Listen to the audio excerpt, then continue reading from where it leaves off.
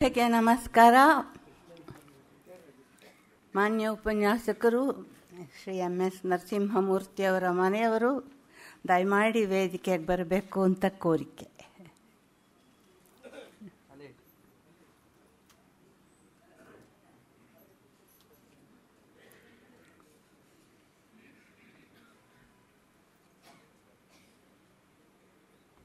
ಆಮೇಲೆ ಕಳಿಸ್ಕೊಟ್ಬಿಡ್ತೀನಿ. ಕೂತ್ಕೊಳ್ಳಿ.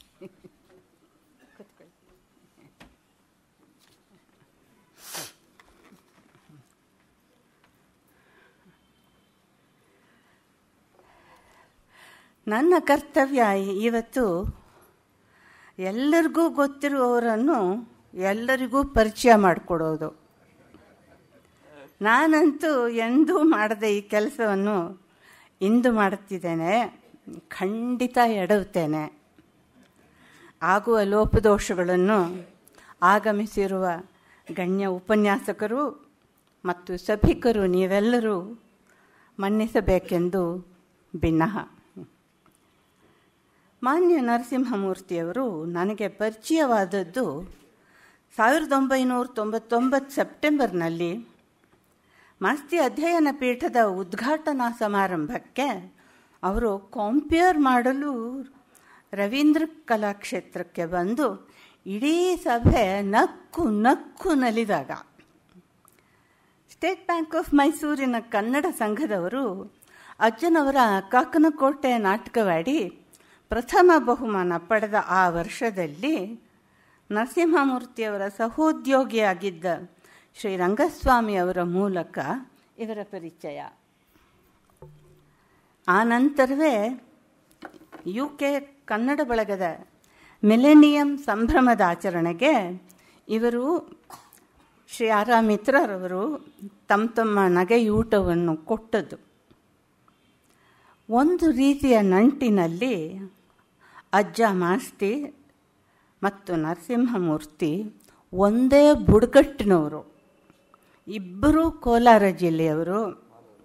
ಇವರ ಹುಟ್ಟಿದೂರು ಮಾಲೂರಾದರೆ ಅಜ್ಜನದು ಮಾಲೂರು ತಾಲೂಕಿನ ಹೊಂಗೇನಹಳ್ಳಿ. ಹಾಸ್ಯದಲ್ಲಿ ಯಾರನ್ನೋ ಕುರಿತು ನಾವು ಅಪರೋಕ್ಷವಾಗಿ ಹೀಯಾಳಿಸಿ ನಗುವುದು ಅಲ್ಪದರ್ಜೆಯದ್ದು. ಎಲ್ಲರೂ ಸೇರಿ ಯಾರಿಗೂ ನೋಯದೆ ಸಂಭ್ರಮದ ಹಾಸ್ಯವನ್ನು ಹಂಚಿಕೊಳ್ಳುವುದಿದೆಯಲ್ಲ, ಅದು ಉತ್ತಮ ವರ್ಗದ ಹಾಸ್ಯ. ಈ ಪ್ರಾಕಾರದಲ್ಲಿ ಎಲ್ಲರನ್ನೂ ನಗಿಸುವ ಕಲೆ ಇದೆಯಲ್ಲ, ಅದು ಎಲ್ಲರಿಗೂ ಒಲಿಯದು. ಎಲ್ಲರೂ ನೋಡಿದ್ದನ್ನೇ ನೋಡಿ ಯಾರಿಗೂ ಕಾಣದ ತೋರದ ಅದರ ವಿನೋದದ ಅಂಶವನ್ನು ಗ್ರಹಿಸಿ ಎಲ್ಲರೊಡನೆ ಹಂಚಿಕೊಂಡು ತಾನೂ ನಕ್ಕಾಗ ಮತ್ತು ತನ್ನನ್ನೇ ಕುರಿತು ನಗಲಾದಾಗ ಮಾತ್ರ ಹಾಸ್ಯದ ಹಿರಿಮೆ ಅರಿವಾಗುತ್ತದೆ. ಆದರೆ ನೋಡಿ, ಇದಂತೂ ಸತ್ಯ. ನಗಿಸುವವರ ಪ್ರತಿಭೆ ಬೆಳೆಯುವ ಕ್ರಮ ಮಾತ್ರ ಚಿಂತಿಸಿ ಶ್ರಮವಹಿಸಿ ಬರವಣಿಗೆಯ ಕೃಷಿ ಮಾಡಿದಾಗ ಮಾತ್ರ. ಹಾಗಿಲ್ಲದೆ ನರಸಿಂಹಮೂರ್ತಿಯವರು 8,000ಕ್ಕೂ ಮಿಂಚಿ ಕಿರುತೆರೆಯ ನಗೆ ದೃಶ್ಯಗಳನ್ನು ಓತಪ್ರೋತವಾಗಿ ಹರಿಸಲು ಸಾಧ್ಯವಾಗುತ್ತಿರಲಿಲ್ಲ. ಅದೆಷ್ಟು ದೃಶ್ಯಾವಳಿಗಳು ಸೃಷ್ಟಿಯಾಗಿವೆ ಇವರ ಲೇಖನಿಯಲ್ಲಿ, ಬೆರಗುಗೊಳಿಸುತ್ತದೆ ನಿಜವಾಗಿ. ಉದಯ ಟಿವಿಯಲ್ಲಿ ಫ್ಯಾಮಿಲಿ ನಂಬರ್ 1 ಬರುತ್ತಂತೆ ಶೀಘ್ರದಲ್ಲಿ. ಈಗ ಕಿರುತೆರೆಯಲ್ಲಿ ನಡೆಯುತ್ತಿರುವ ಕಾಮಿಡಿ ಕಟ್ಟೆಗೆ ಹಿಂದೆ ಇನ್ನೂ 11 ದೃಶ್ಯಾವಳಿಗಳನ್ನು 1600 ಕಂತುಗಳು, 1300, 1162, 1014 ಕಂತುಗಳ ಲೆಕ್ಕದಲ್ಲಿ 3-4 ಕಿರುತೆರೆಗಳ ಮೇಲೆ ತೆರೆದಿದ್ದಾರೆ ನರಸಿಂಹಮೂರ್ತಿ.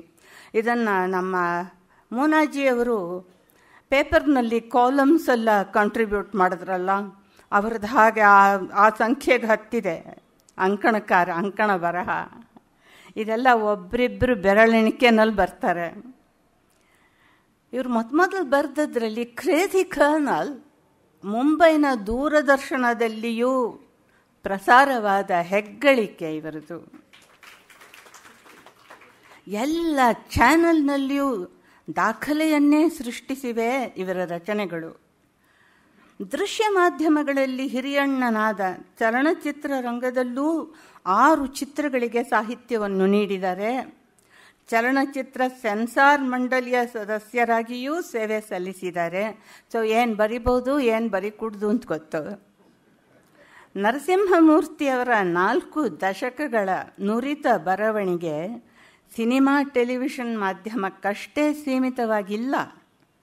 ಟಿವಿ ಸಿನಿಮಾ ಅಲ್ಲದೆ ಇವರು ನಿಜಕ್ಕೂ ಎ ಡೆಡಿಕೇಟೆಡ್ ರೈಟರ್ ಫಸ್ಟ್. 50ಕ್ಕೂ ಹೆಚ್ಚು ಕೃತಿಗಳನ್ನು ಪ್ರಕಟಿಸಿದ್ದಾರೆ. 1974 ಮತ್ತು 1992ರಲ್ಲಿ 2 ಬಾರಿ 2 ಕೃತಿಗಳಿಗೆ ಕರ್ನಾಟಕ ಸಾಹಿತ್ಯ ಅಕಾಡೆಮಿಯ ಪುರಸ್ಕಾರ ದೊರೆತಿದೆ. 1978ರ ವೇಳೆಗೆ ಹೊರಬಂದದ್ದು 1000 ಪುಟಗಳ ಸಮಗ್ರ ಹಾಸ್ಯದ ಪುಸ್ತಕ. ಇದರದ ಪರಿಷ್ಕೃತ ಆವೃತ್ತಿಯನ್ನು 2011ರಲ್ಲಿ ಸಪ್ನಾ ಬುಕ್ ಹೌಸ್ ಮತ್ತೆ ಪ್ರಕಟಿಸಿದೆ. ಜೀವಿತಾವಧಿ ಟೆಲಿ ಪ್ರಶಸ್ತಿಯನ್ನು ಸೇರಿದಂತೆ ಸಂಭಾಷಣೆಗೆ, ಭಾಷಣಗಳಿಗೆ ನರಸಿಂಹಮೂರ್ತಿಯವರನ್ನು ಹುಡುಕಿಕೊಂಡು ಬಂದಿರುವ ಪ್ರಶಸ್ತಿ ಮರ್ಯಾದೆಗಳು ಅನೇಕ. ಪ್ರತಿಷ್ಠಿತ ಬೀಚಿ ಪ್ರಶಸ್ತಿ, ಅದಲ್ಲದೆ ಆರ್ಯಭಟ, ರಮಣಶ್ರೀ ನಗರಾಜ, ಪರಮಾನಂದ, ಇಂದಿರಾ ಪ್ರಿಯದರ್ಶಿನಿ, ನವರತ್ನರಾಮ್ ನೆನಪಿನ ಪ್ರಶಸ್ತಿಗಳು, ಕಾಸರಗೋಡಿನ ಕರಾವಳಿ ಸಾಂಸ್ಕೃತಿಕ ಪ್ರತಿಷ್ಠಾನ ನೀಡಿರುವ ರಾಷ್ಟ್ರೀಯ ಪ್ರಶಸ್ತಿ, ಇವೇ ಮುಂತಾದವುಗಳನ್ನು ಇಲ್ಲಿ ಉದ್ಧರಿಸಬಹುದು. 2000ರಲ್ಲಿ UK ಕನ್ನಡ ಬಳಗಕ್ಕೆ ಹಾಸ್ಯದ ಸೊಗಸನ್ನು ಪರಿಚಯಿಸಿದ ತರುವಾಯ ನರಸಿಂಹಮೂರ್ತಿಯವರು ಮಸ್ಕತ್, ಅಬುಧಾಬಿ, ಕತಾರ್ಗಳಲ್ಲಿ ಹಾಸ್ಯೋತ್ಸವ ನಡೆಸಿಕೊಟ್ಟು ಮುಖ್ಯ ಅತಿಥಿಯಾಗಿ ಭಾಗವಹಿಸಿ 2012 ಮತ್ತು 2014ರಲ್ಲಿ ಅಮೆರಿಕದ ಪ್ರಮುಖ ನಗರಗಳಲ್ಲಿ ನಗೆ ಸಾಹಿತ್ಯದ ಬೆರಗಾಗಿಸುವ ಶ್ರೀಮಂತಿಕೆಯನ್ನು ಕಾಣಿಸಿದ್ದಾರೆ. ನರಸಿಂಹಮೂರ್ತಿಯವರ ನಗೆ ಸಾಹಿತ್ಯದ ಬುಗ್ಗೆ ನಿರಂತರವಾಗಿ ಹೀಗೆಯೇ ಉಕ್ಕಲಿ ಹರಿಯಲಿ, ಎಲ್ಲರೂ ಮುದಗೊಂಡು ಸಂಭ್ರಮಿಸುವಂತಾಗಲೆಂದು ನಾವೆಲ್ಲರೂ ಹಾರೈಸೋಣ. MVJK ಟ್ರಸ್ಟ್, ಮಾಸ್ತಿ ಅಧ್ಯಯನ ಪೀಠ, ಗೋಖಲೆ ಸಾರ್ವಜನಿಕ ವಿಚಾರ ಸಂಸ್ಥೆ ಮತ್ತು ಸಭೆಯಲ್ಲಿ ಉಪಸ್ಥಿತರಿರುವ ನಿಮ್ಮೆಲ್ಲರ ಪರವಾಗಿ ಈ ಮರ್ಯಾದೆಯ ಸಂಕೇತಗಳನ್ನು ಸ್ವೀಕರಿಸಿರೆಂದು ಆತ್ಮೀಯ ಸ್ನೇಹಿತರು ನರಸಿಂಹಮೂರ್ತಿಯವರಿಗೆ, ಅವರ ಶ್ರೀಮತಿ ನಿರ್ಮಲಾ ಅವರಿಗೆ ನಮ್ರ ಕೋರಿಕೆ. ಮುನಾಜಿ ಬರ್ತೀರಾ?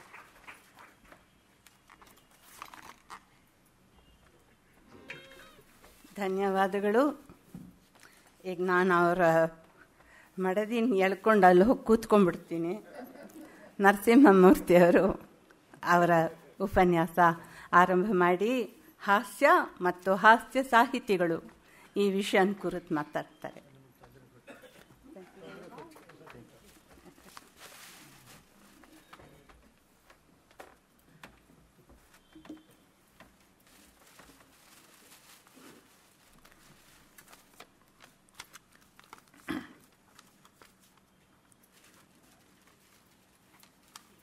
ನಮಸ್ಕಾರ. ಬಹಳ ಖುಷಿ ಆಗ್ತಾ ಇದೆ. ಒಂಥರ ಹೃದಯ ಸ್ಪರ್ಶಿ ಕಾರ್ಯಕ್ರಮ ಅಂತ ನನಗನ್ಸುತ್ತೆ. ಯಾಕಂದರೆ ವಸಂತಶ್ರೀ ಅವರು ಶಾಲು ಓದಿಸಿ ಭಾಳ ವರ್ಷ ಆಗಿತ್ತು. ಲಂಡನ್ನಲ್ಲಿ ಶಾಲು ಓದಿಸಿದ್ರು, ನೆಕ್ಸ್ಟ್ ಓದಿಸ್ತಾ ಇರೋದೇ ಇವತ್ತು. ಹಾಸ್ಯ ಮತ್ತು ಹಾಸ್ಯ ಸಾಹಿತ್ಯಗಳ ಬಗ್ಗೆ ನಾನು ಮಾತಾಡೋದ್ರಿಂದ ನಿಮ್ಮ ನಗೆ ಮತ್ತು ನಿಮ್ಮ ಚಪ್ಪಾಳಿ ನಿರಂತರವಾಗಿದ್ದರೆ ಇದೊಂಥರ ಒಂದು ಥೆರಪಿ ಆಗುತ್ತೆ, ಲಾಫ್ಟರ್ ಥೆರಪಿ ಆಗುತ್ತೆ ಅಂತ ನನ್ನ ಭಾವನೆ. ನಿಮ್ಮ ನಗೆ ಆ ಸಂಬಂಧಪಟ್ಟ ಲೇಖಕರಿಗೆ ಹೋಗಿ ಸಲ್ಲುತ್ತೆ, ಅಲ್ಲಿ ಅವರು ಖುಷಿ ಆಗ್ತಾರೆ, ಎಲ್ಲಿದ್ದಾರೋ ಅಲ್ಲಿ ಅಂತ ಹೇಳ್ತಾ ನಿಮ್ಮ ಪ್ರೀತಿಯ ಚಪ್ಪಾಳೆಯ ನಡುವೆ ನನ್ನ ಕಾರ್ಯಕ್ರಮವನ್ನು ಇದೀಗ ಶುರು ಮಾಡ್ತಾ ಇದ್ದೀನಿ. ಪರಿಚಯಗಳು ನನ್ನ ಎಲ್ಲೆಲ್ಲೋ ಎಷ್ಟೆಷ್ಟೋ ಮಾಡಿಕೊಟ್ರು. ಅಚ್ಚ ಕನ್ನಡದಲ್ಲಿ ಅತ್ಯಂತ ಅದ್ಭುತ ರೀತಿಯಲ್ಲಿ ಅಕ್ಕ ಅವರು ಪರಿಚಯ ಮಾಡಿಕೊಟ್ಟಿದ್ದಾರೆ. ನಾನು ಬಹುಶಃ ಒಂದು 4-5 ವರ್ಷಗಳ ಹಿಂದೆ ಆಸ್ಟಿನ್, ಹ್ಯೂಸ್ಟನ್ ಅಲ್ಲೆಲ್ಲ ಹೋಗಿದ್ದಾಗ ಯಾರೋ ಒಬ್ಬರು ಇಂಗ್ಲೀಷ್ ಪ್ರೊಫೆಸರ್ ಅವರು ಒಂದು 200 ಜನಗಳಿದ್ದ ಒಂದು ಸಭೆಯಲ್ಲಿ ನನ್ನ ಪರಿಚಯವನ್ನು ಇಂಗ್ಲೀಷ್ ಟೈಪಲ್ಲಿ ಮಾಡಿಕೊಟ್ರು. ಶೇಕ್ಸ್ಪಿಯರ್ ಲ್ಯಾಂಗ್ವೇಜ್ ಅವರು ಬಳಸಿದ್ರು. ಎಷ್ಟು ಚೆನ್ನಾಗಿ ಬಳಸಿದ್ರು ಅಂದರೆ ನನ್ನ ಪರಿಚಯ ಅದು. ಆ ಪರಿಚಯಕ್ಕೆ ಇಂಗ್ಲೀಷ್ ಅವರು ಶೇಕ್ಸ್ಪಿಯರ್ ಸ್ಟೈಲಲ್ಲಿ summer will come again and again, ಅವ್ರು ಗಾಬರಿ ಆಗಿಬಿಡ್ತಾರೆ ಜನಗಳು, ಏನು ಇವ್ರು ಹೇಳ್ತಾರೆ ಅಂತ. Summer will come again and again, winter will come again and again, but a man like Narasimhamurthy will not be born again ಅಂದರು. ಅಯ್ಯೊಬ್ಬ, ಇವನು ಈ ಲೆವೆಲ್ಗೆ ತೊಗೊಂಡೋಗೋದಾ? ಆನಂದ ಆಗೋಯ್ತು ನನಗೆ. ಅಲ್ಲಿಗೆ ಅವ್ರು ಬಿಡಬೇಕಾಗಿತ್ತು, ಬಿಡಲಿಲ್ಲ, ಮುಂದುವರ್ಸಿದ್ರು. ಅದೇ ಪ್ರಾಬ್ಲಮ್ ಆಗಿದ್ದು. A man like Narasimhamurthy will not be born again because again and again God will not commit the same mistake ಅಂದರು. ಎಲ್ಲಿಂದ ಎಲ್ಲಿಗೆ ಆಂಟಿ ಕ್ಲೈಮ್ಯಾಕ್ಸ್ ಕರ್ಕೊಂಬಂದು ಬಿಟ್ರಲ್ಲ ಅಂತ ನನಗನ್ನಿಸ್ತು. ಸೊ ಹೀಗೆ ಹಾಸ್ಯದ ಬಗ್ಗೆ ಆಗಲಿ, ಹಾಸ್ಯ ಸಾಹಿತ್ಯಗಳ ಬಗ್ಗೆ ಆಗಲಿ, ಡಾಕ್ಟರ್ ಮಾಸ್ತಿಯವರು ನಮ್ಮೂರವರು, ಮಾಲೂರು ತಾಲೂಕವರು. ನಾನು ಡಾಕ್ಟರ್ ಮಾಸ್ತಿ ವೆಂಕಟೇಶ್ ಆಗರ್ ಹುಟ್ಟಿದ್ದು ಒಂದೇ ತಾಲೂಕಲ್ಲಿ ಅಂತಕ್ಕಂಥ ಅಭಿಮಾನ ನನಗೆ ಮೊದಲಿಂದಾನೂ ಇದೆ. ಅವರೊಂದ್ಸಲ ಹೊಂಗೇನಹಳ್ಳಿ ಕರ್ಕೊಂಡು ಹೋಗೋವಂಥ ಪರಿಸ್ಥಿತಿ ಹೆಚ್ಚು. ಅವರಿಗೆ ನಾನು ಪರಿಚಯ ಇರಲಿಲ್ಲ. ನನ್ನದೊಂದು 10 ಪುಸ್ತಕಗಳಾಗಲೇ ಪ್ರಕಟ ಆಗಿತ್ತು. ಕಾರಲ್ಲಿ ಹೋಗ್ತಾ ನನ್ನ ಪರಿಚಯ ಮಾಡಿಕೊಂಡೆ ನಾನು. ಅವರಲ್ಲಂತೂ ಹಾಸ್ಯ ಪ್ರಜ್ಞೆ ಡಾಕ್ಟರ್ ಮಾಸ್ತಿಯವರಲ್ಲಿ ಅಂದರೆ, ಸರ್ ನಾನು ನರಸಿಂಹಮೂರ್ತಿ ಅಂತ ಈ ಥರ ಲೇಖನಗಳು ಪುಸ್ತಕ ಎಲ್ಲ ಬರಿತೀನಿ, ನಾನು ಇದೇ Malur taluk sir, Malur native place, ನೀವು ಹುಟ್ಟಿರೋ ಇದೇ ಜಾಗದಲ್ಲಿ ನಾನು ಹುಟ್ಟಿದ್ದು ಸರ್ ಅಂದಾಗ ಖುಷಿಯಾಗೋಯ್ತು. ಹೌದಾ ನರಸಿಂಹಮೂರ್ತಿ? ಮಾಸ್ತಿಯವರು ಅಂದರು. ತುಂಬ ಸಂತೋಷ ಅಪ್ಪ ಅಂತಂದವರು. ಆಮೇಲೆ ಏನು ಹೇಳಬೇಕು, ನೋಡು ನರಸಿಂಹಮೂರ್ತಿ, ಮುಂದೊಮ್ಮೆ ನೀನು ಮಾಲೂರು ತಾಲೂಕಲ್ಲಿ ಹುಡ್ತೀಯ ಅಂತ ನಂಗೆ ಮುಂಚೆನೇ ಗೊತ್ತಿದ್ದಿದ್ರೆ ನಾನು ಬೇರೆ ತಾಲೂಕಲ್ಲಿ ಹುಡ್ತಾ ಇದ್ದೆ ಅಂದ್ಬಿಟ್ಟವರು. ಅದು ಯಾಕೆ ಹಂಗಂದ್ರೂ ಗೊತ್ತಿಲ್ಲ. ಆಮೇಲೆ ಭುಜದ ಮೇಲೆ ಕೈ ಹಾಕಿ ತಮಾಷೆಗೆ ಏನು ಅನ್ಕೋಬೇಡ. ಹೀಗೆ ಡಾಕ್ಟರ್ ಮಾಸ್ತಿಯವರದು ಹಾಸ್ಯ ಇದೆಯಲ್ಲ ಅತ್ಯದ್ಭುತವಾದದ್ದು. ಅವ್ರಿಗೇನಿಲ್ಲ, ನವರಾತ್ರಿಯ ಕಥನ ಕವನಗಳೇ ನೀವು ಓದಬೇಕು, ಅಯ್ಯಯ್ಯೋ ಅದರಲ್ಲಿ ಅದೆಷ್ಟು ಹಾಸ್ಯ ತನಗೆ ತಾನೇ ಇನ್ಬಿಲ್ಟ್ ಆಗಿ ಬರ್ತಾ ಹೋಗುತ್ತೆ. ಅದು ಯಾವತ್ತೂ ಓದಿದ್ದದು. ಅದರಲ್ಲಿ ಒಂದು ಅರಬ್ ದೊರೆ, ಒಬ್ಬ ನವಾಬ ಅಂತಃಪುರ, ಅಲ್ಲೊಬ್ಬ ಹಕೀಮ, ಗೋಶಾಸ್ತ್ರೀಯರು. ಸೊ ಈ ಹಕೀಮ ಅಂತಃಪುರದಲ್ಲಿರ್ತಕ್ಕಂಥ ಆ ಗೋಶಾ ರಾಣಿಯನ್ನು, ಆಕೆ ನಾಡಿ ಮಿಡಿತವನ್ನು ಚೆಕ್ ಮಾಡೋದು ಹೇಗೆ ಅಂತಂದರೆ, ಗಂಡಸರಿಗಾದರೆ ಕೈ ಹಿಡಿದು ನೋಡ್ಬೋದು, ಬಟ್ ಅಲ್ಲಿ ನವಾಬರ ಕಾಲದಲ್ಲಿ ಅದಿರಲಿಲ್ಲ ಪದ್ಧತಿ. ಈ ಆಸ್ಥಾನದ ಹಕೀಮ ಇವನಾಗಿದ್ದರೂ ಕೂಡ ಅವ್ರು ಏನು ಮಾಡ್ತಾ ಇದ್ರು ಅಂದರೆ, ಆ ಒಂದು ದಾರವನ್ನು ಯಾರು ಪೇಷಂಟು ಆ ರಾಣಿ ಅಥವಾ ಆ ಅಂತಃಪುರದಲ್ಲಿರ್ತಕ್ಕಂಥ ಮಹಿಳೆ ಕೈ ಕಟ್ತಾ ಇದ್ರು, ಮೇಲ್ಗಡೆಯಿಂದ ಇಳಿ ಬಿಡ್ತಾ ಇದ್ರು. ಆ ದಾರವನ್ನು ಹಿಡ್ಕೊಂಡು ಇವನು ನಾಡಿ ಮಿಡಿತವನ್ನು ಹೇಳಿ ಕರೆಕ್ಟಾಗಿ ಡಯಾಗ್ನೋಸ್ ಮಾಡ್ತಾ ಇದ್ದಂತೆ. ಇದು ಮಾಸ್ತಿಯವರ ಪುಸ್ತಕದಲ್ಲಿದೆ. ಇದು ಅದು ಹೇಗೆ ಸಾಧ್ಯ? ಅವ್ರ ಕೈಯಲ್ಲಿ ಒಂದು ದಾರ ಕಟ್ತಾರೆ, ಅದು ಕೆಳಗಡೆ ಬರುತ್ತೆ, ಅದನ್ನು ಎಳೆದಿಟ್ಕೊಂಡು ನಾಡಿ ನೋಡಿ ಅವ್ರ ಔಷಧಿ ಕೊಡ್ತಾ ಇದ್ರಂತೆ. ಒಂದ್ಸಲ ಈ ಹಕೀಮನ ಇದನ್ನು ಚೆಕ್ ಮಾಡಬೇಕು ಅಂತ ಹೇಳಿಬಿಟ್ಟು ಅವ್ರು ಏನು ಮಾಡ್ತಾರೆ, ಒಂದು ಬೆಕ್ಕಿನ ಕೊರಳಿಗೆ ದಾರ ಕಟ್ಬಿಟ್ಟು ಕೆಳಗಡೆ ಎಳಿ ಬಿಟ್ಬಿಡ್ತಾರೆ, ನೋಡೋಣ ಏನು ಹೇಳ್ತಾರೋ ಅಂತ ಹೇಳಿ. ಇದು ನವರಾತ್ರಿ ಕವನಲ್ಲಿ ಮಾಸ್ತಿಯವರು ಭಾಳ ಚೆನ್ನಾಗಿ ಬರೀತಾರೆ. ಸೊ ಆ ದಾರ ಹಿಡ್ಕೊಂಡು ಈ ಹಕೀಮ ಪ್ರಯತ್ನ ಮಾಡ್ತಾನೆ, 3-4 ಸಲ ಆ ನಾಡಿಯನ್ನು ಪರೀಕ್ಷೆ ಮಾಡ್ತಾನೆ, ಗಾಬರಿ ಆಗ್ತಾನೆ. ಎಲ್ಲರೂ ತಮಾಷೆ ಮಾಡ್ತಾರೆ, ಯಾಕೆ ಗೊತ್ತಾಗ್ಲಿಲ್ವಾ? ಹೇಳಿ ಪರವಾಗಿಲ್ಲ, ಮಹಾರಾಣಿಯವ್ರದ್ದು ಮೇಲಿದ್ದಾರೆ, ಅವರ ನಾಡಿ ಮಿಡ್ತಾ ಹೇಗಿದೆ, ಏನು ಅನಾರೋಗ್ಯ ಅಂದಾಗ, ಕ್ಷಮಿಸಬೇಕು ಮಹಾಪ್ರಭುಗಳೇ, ಈಗ ತಾನೇ ಮಹಾರಾಣಿಯವರು ಒಂದು ಇಲಿಯನ್ನು ತಿಂದು ವಿಶ್ರಮಿಸ್ಕೊಳ್ಳುತ್ತಿದ್ದಾರೆ ಅಂತ ಹೇಳ್ತಾರೆ. ಈ ಥರದ ದೃಶ್ಯಗಳು ಮಾಸ್ತಿಯವರ ಆ ಪುಸ್ತಕ ತುಂಬ ಇದೆ ಅನ್ನೋದು ಪ್ರಾರಂಭಕ್ಕೆ ನಾನು ನೆನಪು ಮಾಡ್ಕೋತಾ ಇದ್ದೀನಿ. ಆಮೇಲೆ ಹಾಸ್ಯ ಅಂತ ನಾನು ಬಂದಾಗ, ಇದೇ ರಸ್ತೆಯ ಕಡೆಗೆ ಇರ್ತಕ್ಕಂತಹ, ಅಂದರೆ ಮಿಂಟೋ ಆಸ್ಪತ್ರೆ ಹತ್ರ ಇರ್ತಕ್ಕಂತಹ ಆ ಮಧುವನ ಹೋಟೆಲ್ ಜಾಗದಲ್ಲಿ ಮುಂಚೆ ಇದ್ದ ಟಿ.ಪಿ. ಕೈಲಾಸಂ ಅವ್ರು ನೆನಪು ಮಾಡಿಕೊಳ್ಳೇಬೇಕು. ಆಗ 1884 ಆ ಕಾಲದಲ್ಲಿ ಸ್ವಾತಂತ್ರ್ಯ ಕಾಣಲಿಲ್ಲ. 1946 ಹೊತ್ತಿಗೆ ಅವ್ರು ನಮ್ಮನ್ನು ಬಿಟ್ಟು ಹೊರಟರು. ಅವರಲ್ಲಿ ಅವರು ಎಷ್ಟು ಭಾಷೆಗಳಲ್ಲಿ ಹಾಸ್ಯವನ್ನು ಕೊಡ್ತಾ ಇದ್ರು ಅಂತೇಳಿ. ಅದು ಬರೀ ಕನ್ನಡ ಮಾತ್ರ ಅಲ್ಲ, ಕನ್ನಡ ಜೊತೆಗೆ ತೆಲುಗು, ತಮಿಳು, ಉರ್ದು, ಇಂಗ್ಲೀಷು ಎಲ್ಲವನ್ನೂ ಸೇರಿಸಿ ಅದ್ಭುತವಾದ ಹಾಸ್ಯ. ಅವರ ಬಂಡವಾಳದ ಬಡಾಯಿ ಅಂತಕ್ಕಂಥ ಒಂದು ನಾಟಕದಲ್ಲಿ, ಆ ಕಾಲದಲ್ಲಿ ಅವರು ಬರದೇ 80 ವರ್ಷ ಆಗಿದೆ, ಅದರಲ್ಲಿ ಎಂಥ ಸೆಟಲ್ಡ್ ಕಾಮಿಡಿ ಆ ಕಾಲದಲ್ಲಿ ಕೊಡ್ತಾ ಇದ್ರು ಅಂದರೆ, ಈ ಲಾಯರ್ ಅಹೋಬ್ಲು ಪಾತ್ರದಲ್ಲಿ ಇಲ್ಲಿ ನಿಂತಿದ್ದಾರೆ ಕೈಲಾಸಂ ಅವರು, ಇಬ್ಬರು ಗೆಳೆಯರು ಆ ಕಡೆ ಇದ್ದಾರೆ. ಈ lawyer he was just boasting himself. ಆ ಫ್ರೆಂಡ್ಸ್ ಎದುರುಗಡೆ ಲಾಯರ್ ಹೇಳ್ತಾರೆ ಅಹೋಬ್ಲು ಪಾತ್ರದಲ್ಲಿ, see when I was in matriculation I got 2 prizes. ಇವರು ಜಂಬದಿಂದ ಹೇಳ್ಕೊಳ್ತಾರೆ. ಆ ಫ್ರೆಂಡ್ಸ್ಗೆ ಆಶ್ಚರ್ಯ, ಹೌದಾ, 2 ಬಹುಮಾನ, both for first prizes only ಅಂತಾರೆ ಕೈಲಾಸಂ. ಅವ್ರಿಗೆ ಇನ್ನೂ ಆಶ್ಚರ್ಯ, ಯಾವುದಕ್ಕಪ್ಪ ಅಂತ ಕೇಳ್ತಾರೆ. ತಕ್ಷಣ Kailasam, 1 prize I got for memory, ನೆನಪಿನ ಶಕ್ತಿಗೆ 1 prize I got for memory, 1 for memory, the other one I don't remember it exactly. ಎಲ್ಲಿಂದ ಇಲ್ಲಿಗೆ ತಗೊಂಬಂದು ಅದನ್ನ ಇದು ಮಾಡ್ತಾರೆ ನೋಡಿ ಅವರು. ಇದು ಬಂಡವಾಳದ ಬಡ ಇಲ್ಲಿ ಇವತ್ತಿಗೂ ಇದೇ ನಾಟಕದಲ್ಲಿದೆ, ಈ ಸಾಲುಗಳಿವೆ. ಹಾಗೆ ಹಾಸ್ಯ ಅಂತಕ್ಕಂಥದ್ದು ಅದು ಸೆಟಲ್ಡ್ ಆಗಿರಲಿ ಅಥವಾ ವಾಚ್ಯವಾಗಿರಲಿ, ಅದು ಜನಗಳನ್ನ ತಲುಪಿ ಮುದಗೊಳಿಸುತ್ತೆ. ಅದ್ರಲ್ಲಿ ಬರ್ತಕ್ಕಂಥ ಒಬ್ಬ ಇವನು ಪೋಲಿ ಕಿಟ್ಟಿ ಅಂತಕ್ಕಂತಹ ಕ್ಯಾರೆಕ್ಟ್ರು, ಅವನು ಆ ಶಾಸ್ತ್ರಿಗಳು ಅನ್ನೋ ಒಂದು ಕ್ಯಾರೆಕ್ಟ್ರು, ಅವ್ರ ಜೊತೆಯಲ್ಲಿ ಸಂಸ್ಕೃತದಲ್ಲೇ ಮಾತಾಡೋದು. ಅವನು ಕ್ರಿಕೆಟ್ ಪ್ರಿಯ ಆ ಹುಡುಗ, ಅವನು ಕ್ರಿಕೆಟ್ಗೆ ಹೋಗಬೇಕಾದ್ರೂ ಶಾಸ್ತ್ರಿಗಳ ಜೊತೆಯಲ್ಲಿ ಆ ಸಂಸ್ಕೃತದಲ್ಲಿ ಹೇಗೆ ಮಾತಾಡ್ತಾನೆ ಅಂತ ಆ ಪೋಲಿ ಕಿಟ್ಟಿ ನಾಟಕ ನೀವು ನೋಡಬೇಕು. ಅದರಲ್ಲಿ ಅವನು ಹೇಳ್ತಾನೆ, ಬ್ಯಾಟನ್ನು ಹಿಡ್ಕೊಂಡು ಹೆಂಗೆ ನಾನು ಬೌಂಡ್ರಿ ಹೊಡಿತೀನಿ ಅಂತ ಆ ಶಾಸ್ತ್ರಿಗಳಿಗೆ ಸಂಸ್ಕೃತ ಹೇಳ್ತಾನೆ. ಬ್ಯಾಟಂ ಧೃತ್ವಾ, ಬ್ಯಾಟನ್ನು ಧರಿಸಿ, ಬೌಲರಂ ಅವಲೋಕ್ಯ, ಬೌಲರನ್ನು ನೋಡಿ, ಕ್ರಿಕೆಟ್ ಕಂದುಕಂ ಬೌಂಡರಿ ಪ್ರಾಂತ್ಯಂ ಪ್ರತಿ ಪ್ರಚೋದಯಾಮೇ, ಹಾಕಿ ಹೊಡಿತೀನಿ ಅಂತ ಸಂಸ್ಕೃತಲ್ಲಿ ಆ ಕಾಲಕ್ಕೆ ಹೇಳ್ತಾನೆ. ಆಗ ಕ್ರಿಕೆಟ್ ಇಷ್ಟು ಜನಪ್ರಿಯವಾಗಿರಲಿಲ್ಲ. ಹೀಗೆ ಹಾಸ್ಯನ್ನ ಸಾಕಷ್ಟು ಬಳಸಿರ್ತಕ್ಕಂತಹ ಇವರು ಒಂದನ್ನು ಇಲ್ಲೇ ನಾನು ನೆನಪು ಮಾಡ್ಕೋಬೋದು ಅಂತ ಅನ್ಸುತ್ತೆ. ಅವರು ಕೆಲವು ಸಮಾಜದಲ್ಲಿರ್ತಕ್ಕಂತಹ ನ್ಯೂನತೆಗಳ ಬಗ್ಗೆ ಕೂಡ ತಮ್ಮದೇ ಆದ ಒಂದು ದೃಷ್ಟಿಕೋನದ ಮುಖಾಂತರ ಹೇಳ್ತಾ ಇದ್ರು. ಟಿ ಪಿ ಕೈಲಾಸಂ ಅವರು ರಾಶಿಯವರ ಮನೆಗೆ ಆಗಿಂದಾಗೆ ಹೋಗ್ತಾ ಇದ್ರು.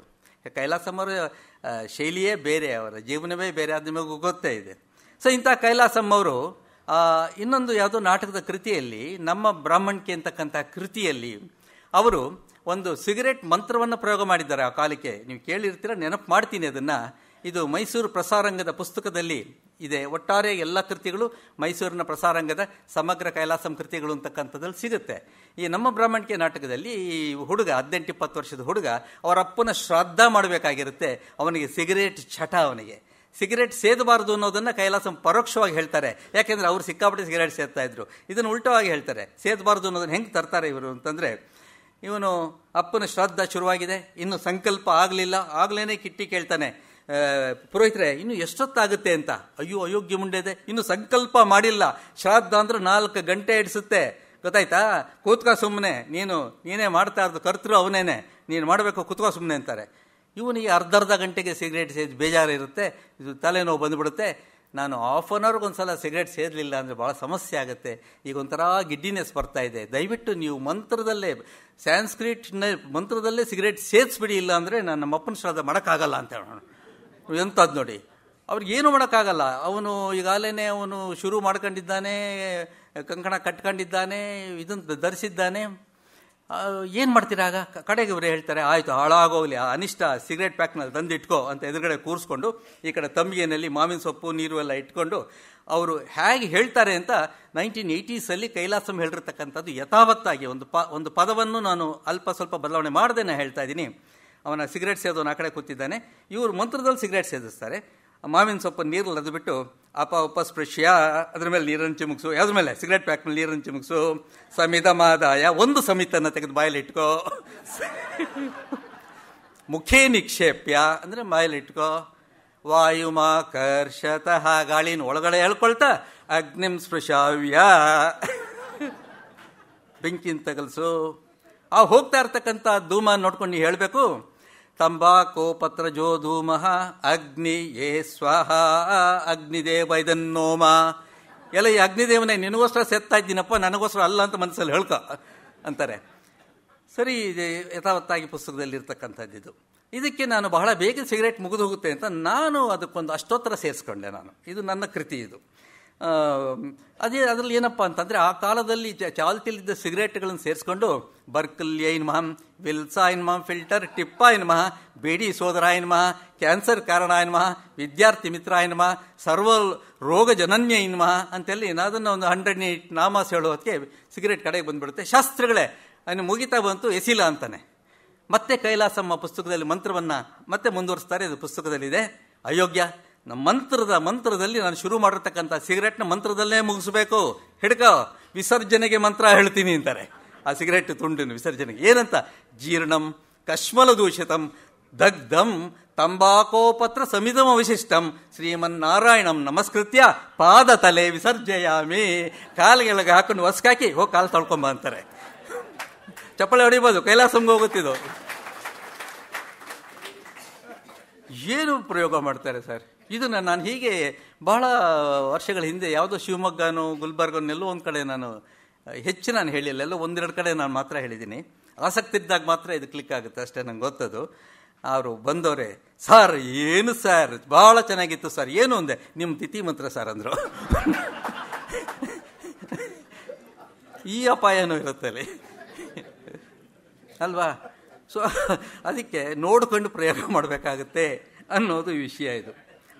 ಇವತ್ತು ಕನ್ನಡ ಸಾಹಿತ್ಯ ಅದೆಷ್ಟು ಸಮೃದ್ಧವಾಗಿ ಬೆಳೆದಿದೆ ಅಂದರೆ ಆವತ್ತಿಂದ ಇವತ್ತಿನವರೆಗೆ ಒಂದು ಸಿಮಿಲಾರಿಟೀಸ್ ಕೊಡೋದಾದರೆ ಪಂಪ ಕಾಲದಿಂದ ಹಿಡಿದು ಚಂಪಾ ಕಾಲದವರೆಗಿನ ಕಾಲದಲ್ಲಿ ರೂಪುಗೊಂಡ ಸಾಹಿತ್ಯನ ರಸೈಕ ದೃಷ್ಟಿಯಿಂದ ನಾವು ಹುಡುಕಿದಾಗ ಹಾಸ್ಯಕ್ಕೆ ಸಾಕಷ್ಟು ಅವಕಾಶಗಳು ಸಿಕ್ಕಿರ್ತಕ್ಕಂಥದ್ದು ನಮ್ಮ ಗಮನಕ್ಕೆ ಬರುತ್ತೆ. ಯಾವುದೇ ಒಂದು ಮಹಾಕಾವ್ಯ ಎಲ್ಲ ಅಲ್ಲಿ 7-9 ರಸಗಳು ಇಲ್ಲ ಅಂತಂದರೆ ಅದು ಇದಾಗೋದಿಲ್ಲ. ಅದನ್ನು ಮಹಾಕಾವ್ಯ ಅಂತ ಕರೆಯೋದೇ ಇಲ್ಲ. ಅದು ಶಾಂತರಸ ಬೇರೆ ಎಲ್ಲೋ ಇರುತ್ತೆ. ಅದು ಹಾಸ್ಯ 2ನೇ ಸ್ಥಾನದಲ್ಲಿ ಕೂತಿದೆ. ಶೃಂಗಾರ ಪಕ್ಕದಲ್ಲಿ ಹಾಸ್ಯ ಬರುತ್ತೆ. ಆದ್ದರಿಂದ ಹಾಸ್ಯರಸ ಅನಿವಾರ್ಯವಾಗಿ ಎಲ್ಲರೂ ಬಳಸಿದ್ದಾರೆ. ಎಂಥ ಮಹಾಕಾವ್ಯ ತಗೊಂಡ್ರೂ ಅದು ಬಳಸೇ ಇರ್ತಾರೆ. ಪಂಪನಿರಲಿ ಸಾಕಷ್ಟು ಅವನು ಯುದ್ಧದ ಬಗ್ಗೆ ಬರೆದಿದ್ದಾನೆ ಅಥವಾ ಒಂದು ರಾಜರ ಬಗ್ಗೆ ಬರೆದಿರ್ಬೋದು. ಅಲ್ಲಿ ಕೂಡ ಸಾಕಷ್ಟು ಪರಿಹಾಸ್ಯ, ವಿಕಟಹಾಸ್ಯ ಇಂಥದನ್ನೆಲ್ಲ ಪ್ರಯೋಗ ಮಾಡೋದನ್ನು ನಾವು ನೋಡ್ಬೋದು. ಪಂಪ ಆಂಧ್ರದಲ್ಲಿ ಇದ್ದರೂ ಕೂಡ ಅವನು ಈ ಕಡೆ ಬಂದಾಗ ಆ ಮಾವಿನ ತಳಿರು ನೋಡಿದಾಗ, ಕೋಗಿಲೆಯ ದನಿ ಕೇಳಿದಾಗ ಅವನಿಗೆ ನೆನಪಾಗ್ತಿತ್ತಂತೆ ಕರ್ನಾಟಕ ಅಥವಾ ಕನ್ನಡ ಅಥವಾ ನಮ್ಮ ಮೈಸೂರು ನಮ್ಮ ರಾಜ್ಯ ಇದು ನೆನಪಾಗ್ತಿತ್ತು ಅಂತ ಅನೇಕ ಕಡೆ ಉಲ್ಲೇಖಗಳು ಮಾಡ್ತಾರೆ. ಯಾರ ಅಂಕುಶವಿಟ್ಟವಡಂ ನೆನವುದೆನ್ನ ಮನಂ ಬರವಾಸಿ ದೇಶಮಂ ಅಂತ ಬಹಳ ಪಾಪ್ಯುಲರ್ ಆದ ಸೇಯಿಂಗ್ ಅವ್ರದ್ದು. ಇದನ್ನು ಒಬ್ಬ ಹಾಸ್ಯ ಕವಿ ಏನು ಮಾಡ್ಕೊತಾನೆ ಅಂದರೆ, ಈ ಕೊಂಕಣದಲ್ಲಿ ರೈಲ್ವೆ ಲೈನ್ಸ್ ಹಾಕ್ತಾಯಿದ್ರು ಈ ಒಂದು 15 ವರ್ಷಗಳ ಹಿಂದೆ. ಆ ಕೊಂಕಣ ರೈಲ್ವೇಸ್ ಹಾಕೋವಾಗ ಆ ಗುಡ್ಡುಗಳನ್ನು ಸೀಳಕ್ಕೆ ಡೈನಾಮೈಟ್ಸ್ ಇಡ್ತಾಯಿದ್ರು. ಆ ಡೈನಾಮೈಟ್ಸ್ ಇಟ್ಟಾಗ ಅವರಿಗೆ ಪರಿಹಾರ ಸಿಗ್ತಾ ಇತ್ತು. ಅಂದರೆ ಅದು ಜಮೀನೆಲ್ಲ ಹಾಳಾಗೋಗುತ್ತಾದ್ದರಿಂದ ಡೈನಾಮೈಟ್ ಇಟ್ಟರೆ ಒಂದಿಷ್ಟು ಪರಿಹಾರ ಅಂತ ಒಂದಷ್ಟು ಲಕ್ಷಗಳನ್ನು ಸರ್ಕಾರ ಕೊಡ್ತಾ ಇತ್ತು. ಈ ಪಂಪನ ಯಾರ ಅಂಕುಶ ಬಿಟ್ಟೊಡಂ ನೆನವುದೆನ್ನ ಮನಂ ಅಂತ ಹೇಳಿದ್ರಲ್ಲ, ಅದನ್ನು ಈ ಡುಂಡಿರಾಜ ಅಂತಕ್ಕಂಥವರು ಕೊಂಕಣ ರೈಲ್ವೆ ಕಂಡೊಡಂ ಆಯಿತಾ, ಡೈನಾಮೈಟ್ ಡಮ್ ಡಮ್ ಕೇಳಿದೊಡಂ ಆಯಿತಾ, ನೆನವುದೆನ್ನ ಮನಂ ಪರಿಹಾರಧನಂ ಅಂತ ಅಲ್ಲಿಂದ ತಗೊಂಬಂದು ಇನ್ನೆಲ್ಲೋ ಒಂದು ಕಡೆಗೆ ಲಿಂಕ್ ಮಾಡ್ತಾರೆ. ಹೀಗೆ ಪಂಪಾ ಕಾಲ ಆಗ್ಬೋದು, ಚಂಪಾ ಕಾಲ ಆಗ್ಬೋದು. ಚಂಪಾದಿಗೂ ಒಂದು ಸಲ ಅವರು ಕೂಡ ಹಾಸ್ಯದಲ್ಲಿ ಬರೋದ್ರಿಂದ ಅವ್ರ ಬಗ್ಗೆನೂ ಒಂದು ಉದಾಹರಣೆ ಹೇಳಿ ನಾನು ಮುಂದೆ ಹೋಗ್ತೀನಿ. ಚಂಪಾ ಅವರು ನಿಮ್ಗೆ ಗೊತ್ತಿರೋ ಚಂದ್ರಶೇಖರ್ ಪಾಟೀಲರು ಬಹಳ ಉತ್ತಮ ವಾಗ್ಮಿಗಳು, ನಾಟಕರು. ಬಟ್ ಅವ್ರದ್ದೇ ಆದ ದೃಷ್ಟಿಕೋನ ಇದೆ. ಅವರವ್ರ ದೃಷ್ಟಿಕೋನಕ್ಕೆ ನಾವು ಅದನ್ನು ಯಾವತ್ತೂ ಎದುರಾಡಲ್ಲ. ಅವರ ದಾರಿ ಅವರಿಗೆ, ನಮ್ಮ ದಾರಿ ನನಗೆ. ಒಳ್ಳೆ ಲೇಖಕ ಅನ್ನೋದಂತೂ ಪ್ರಪಂಚ ಒಪ್ಪಿದೆ. ಅವರು ಧಾರವಾಡದಲ್ಲಿದ್ದಾಗ ಬೆಂಗಳೂರಿಗೆ ಆಗಿಂದಾಗೆ ಬಂದು ಹೋಗ್ತಾ ಇದ್ರು ಇಂಗ್ಲೀಷ್ ಪ್ರೊಫೆಸರು. ಒಂದು ಸಲ ಹೀಗೆ ರಾತ್ರಿ 9 ಗಂಟೆ ಬಸ್ಸಲ್ಲಿ ಧಾರವಾಡಕ್ಕೆ ಹೋಗಬೇಕು ಅಂತ ಹೇಳಿ ಹೊರಟಿದ್ದಾರೆ. Bengaluru railway station. ನಾನು ಹೇಳ್ತಾರೆ ಸುಮಾರು 25 ವರ್ಷಗಳ ಹಿಂದಿನ ಕತೆ. ಹೋಗಿ ಅಲ್ಲಿ ಇಳಿತಾರೆ, ಆಟೋಯಿಂದ ಇಳಿತಾರೆ. ಒಬ್ಬ ಹಮಾಲಿ ಕೆಂಪು ಟೋಲ್ ಸುತ್ತಕೊಂಡು ಓಡು ಬರ್ತಾನೆ. ಅವ್ರದ್ದು 2 ಬ್ಯಾಗ್ಸ್ ಇರುತ್ತೆ, ತಗೊಳ್ತಾನೆ. ಸರ್ ಧಾರವಾಡ ರೈಲ್ ಅಲ್ಲ ಸರ್, ಬನ್ನಿ ಸರ್ ಕರ್ಕೊಂಡು ಹೋಗ್ತೀನಿ ಅಂತ ಮೆಟ್ಲತ್ತಿ ಹಾಗೆ ಬಂದು ಹೀಗೆ ಬಂದು ಸ್ಪೆಷಲ್ ಸರ್ವಿಸ್ ಕೊಡ್ತಾನೆ. ಸಾಮಾನ್ಯವಾಗಿ 40 ರೂಪಾಯಿ ತೊಗೋತಾ ಇದ್ರಾಗ ಈ ಹಮಾಲಿ ಚಾರ್ಜಸ್ ಅಂತ ಬೋರ್ಡೇ ಹಾಕಿತ್ತು. ಇವನು ಇಷ್ಟೆಲ್ಲ ಪರ್ಸನಲೈಸ್ ಸರ್ವಿಸ್ ಕೊಟ್ಟಿದ್ದಾನೆ ಅಂದರೆ 80-100 ಕೇಳ್ತಾನೆ ಅಂತ ಚಂಪಾವ್ರಿಗೆ ಅನ್ನಿಸ್ತಾ ಇತ್ತು. ಆಮೇಲೆ ಸರ್ ಬೋಗಿ ನಂಬರ್ ಯಾವ ಸರ್, ಸೀಟ್ ನಂಬರ್ ಯಾವ ಸರ್, ಕರೆಕ್ಟಾಗಿ ಅಲ್ಲಿಟ್ಟು ಆ ಸೀಟ್ನ ಟವಲಿಂದ, ಆ ಕೆಂಪು ಟವಲಿಂದ ಒರೆಸಿ ಆಮೇಲೆ ಹಿಂಗೆ ಕೈ ಕಟ್ಕೊಂಡು ನಿಂತ್ಕೊಳ್ತಾನೆ. ಆಯಿತು ಸರ್ ಅಂತಾನೆ. ಏನು ತಮ್ಮ ಎಷ್ಟು ಕೊಡಬೇಕೋ, ಏನು 40, ನಿಂಗೇನು 60, 80? ಬೇಡ ಸರ್ ನಿಮ್ಮ ಹತ್ರ ತೊಗೊಳ್ಳೋದು ಬೇಡ ಸರ್ ಅಂತ. ನೀನು ಕೆಲಸ ಮಾಡಿದ್ದೀಯಾ, ಪ್ಲಾಟ್ಫಾರ್ಮ್ಸ್ ದಾಟ್ಸ್ಕೊಂಬಂದು ನಾನು ಇಲ್ಲಿ ತಲುಪಿಸಿದ್ದೀಯಾ, ನಿನಗೆ ನಾನು ಕೂಲಿ ಚಾರ್ಜಸ್ ಕೊಡಲೇಬೇಕು, ಎಷ್ಟು ಹೇಳೋ ಪರವಾಗಿಲ್ಲ, 100? ಬೇಡ ಸರ್ ಅಂತಾನೆ. ಯಾಕೆ ಬೇಡ ಅದನ್ನಾದರೂ ಹೇಳು ಅಂದಾಗ, ಸರ್ ಬೇಡ ಬಿಡಿ ಸರ್ ಅಂತಾನೆ. ಯಾಕೆ ಹೇಳು ಪರವಾಗಿಲ್ಲ ಹೇಳು, ಕೂಲಿನೂ ಬೇಡ ಅಂತೀಯ, ಕಾರಣನೂ ಕೊಡ್ತಾ ಇಲ್ಲ, ಯಾಕೆ ಅಂತ ಚಂದ್ರಶೇಖರ್ ಪಾಟೀಲರು ಕೇಳ್ತಾರೆ. ಆಗ ಅವನು ಹೇಳ್ತಾನೆ, ಸರ್ ಧಾರವಾಡದಲ್ಲಿ ನಾನು ನಿಮ್ಮ ಸ್ಟೂಡೆಂಟು ಸಾರ್ ಅಂತಾನೆ. ಖುಷಿಯಾಗ್ಬಿಡ್ತವ್ರಿಗೆ. ಹೌದೇನೋ, ಕೊಡು ಕೈ, ವೆರಿ ಗುಡ್ ಅಂತಾನೆ. ಅವನು ಕೈ ಕೊಡ್ತಾನೆ, ಕುಲುಕ್ತಾರೆ. ಆಮೇಲೆ ಮತ್ತೆ ಕೈ ಕಟ್ಕೊಂಡು, ನಿಮ್ಮ ಸ್ಟೂಡೆಂಟ್ಸ್ ಆದರೆ ಯಾವ ಗತಿ ಬರುತ್ತೆ ಅಂತ ಗೊತ್ತಾಯ್ತಾ ಸರ್?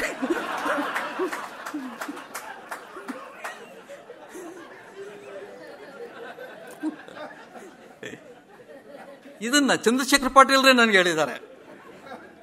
ಅವ್ರ ಸಮ್ಮುಖದಲ್ಲಿ ಒಂದು ಸಭೆಯಲ್ಲಿ ನಾನು ಹೇಳಿದ್ದೆ ಅದನ್ನು. ಹೀಗೆ ಅದು ಚಂಪಾಯಿಂದ ಪಂಪಾವರೆಗಿನ ಕಾಲದಲ್ಲಿ ರೂಪುಗೊಂಡ ಸಾಹಿತ್ಯದಲ್ಲಿ ಹಾಸ್ಯ ಇದೆ ಅಂತ ನಾನು ಹೇಳ್ತಾ ಇದ್ದೆ.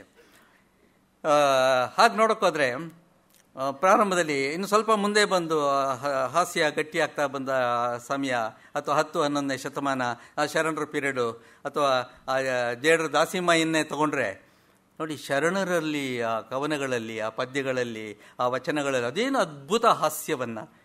ದೊರೆ ಇದ್ದಿದ್ದು ಗೊತ್ತಿದೆ, ಬಸವಣ್ಣವ್ರ ಕಾಲದಲ್ಲೂ ಕೂಡ ಬೆಜ್ಜಳದವರ ಇದ್ದಿದ್ದು ಗೊತ್ತು. ದೊರೆ ಇದ್ದ, ಸಚಿವ ಇದ್ದ. ಅಂಥ ಸಮಯದಲ್ಲಿ ಇವರವ್ರನ್ನ ಎದುರಿಸಿ ಮಾತಾಡ್ತಕ್ಕಂಥ ಶಕ್ತಿ ಶರಣರಿಗಿತ್ತು. ಈ ಜೇಡರ ದಾಸಿಮಾಯ ಅಂತ ಮೊದಲ ಕವಿ ಅಂತವ್ರು ಏನು ಹೇಳ್ತಾರೆ, 1000 years ಆಯ್ತು ಅವ್ರು ಈಗಾಗಲೇ. ಸೊ ಅವರು ಒಂದು ಕಡೆ ದೊರೆ ಕೊಡೋದು ಮುಖ್ಯ ಅಲ್ಲ, ದೇವ್ರು ಕೊಡೋದು ಮುಖ್ಯ ಅಂತ ನೇರವಾಗಿ ಕವನನ ಶುರು ಮಾಡೋದೇ ಹೇಗೆ. ಅವ್ರು ಬರೆದಿರೋದೊಂದು 70-80 ಕವನ. ಹೇಗೆ ಬೈತಾರೆ ಅಂದರೆ, ಇಳೆ ನಿಮ್ಮ ದಾನ ಬೆಳೆ ನಿಮ್ಮ ದಾನ. ಯಾರ್ದು? ಶಿವಂದು, ದೊರೆದಲ್ಲ. ಎಳೆ ನಿಮ್ಮ ದಾನ, ಬೆಳೆ ನಿಮ್ಮ ದಾನ, ಸುಳಿದು ಬೀಸುವ ವಾಯು ನಿಮ್ಮ ದಾನ, ಸುಳಿದು ಬೀಸುವ ವಾಯು ನಿಮ್ಮ ದಾನ, ನಿಮ್ಮ ದಾನವನ್ನುಂಡು ಅನ್ಯರನ್ನು ಹೊಗಳುವ ಕುನ್ನಿಗಳಿಗೆ ಏನೆಂಬೆ ರಾಮನಾಥ ಅಂತಾರೆ. ಕುನ್ನಿಗಳಿಗೆ ಯಾವ ಲೆವೆಲ್ಗೆ ತರ್ತಾರೆ ನೋಡಿ ಆ ಸರ್ಕಾರನ. ಏನೆಂಬೆ ರಾಮನಾಥ. ಎತ್ತು ನಿಮ್ಮ ದಾನ, ಬಿತ್ತು ನಿಮ್ಮ ದಾನ. ಬಿತ್ತು ಅಂದರೆ ಸೋಯಿಂಗ್ ಸೀಡ್ಸ್, ಬೀಜ. ಎತ್ತು ನಿಮ್ಮ ದಾನ, ಬಿತ್ತು ನಿಮ್ಮ ದಾನ, ಸುತ್ತಿ ಹರಿಯುವ ಸಾಗರವೆಲ್ಲ ನಿಮ್ಮ ದಾನ. ಸುತ್ತಿ ಹರಿಯುವ ಸಾಗರ ಅಂದರೆ ಈ ಸಾಗರ ಮೇಲಕ್ಕೆ ಹೋಗುತ್ತೆ ಮೋಡದ ರೂಪದಲ್ಲಿ, ಮತ್ತೆ ಸಾಗರಕ್ಕೆ ವಾಪಸ್ ಬರುತ್ತೆ. It's A water cycle. ಸುತ್ತಿ ಹರಿಯುವ ಸಾಗರವೆಲ್ಲ ನಿಮ್ಮ ದಾನ, ನಿಮ್ಮ ದಾನವನ್ನುಂಡು ಅನ್ಯರನ್ನು ಹೊಗಳುವ ಕುನ್ನಿಗಳಿಗೆ ಏನೆಂಬೆ ಹೇಳ ರಾಮನಾಥ. ಹೀಗೇ ಬರುತ್ತೆ ಅವ್ರದ್ದು.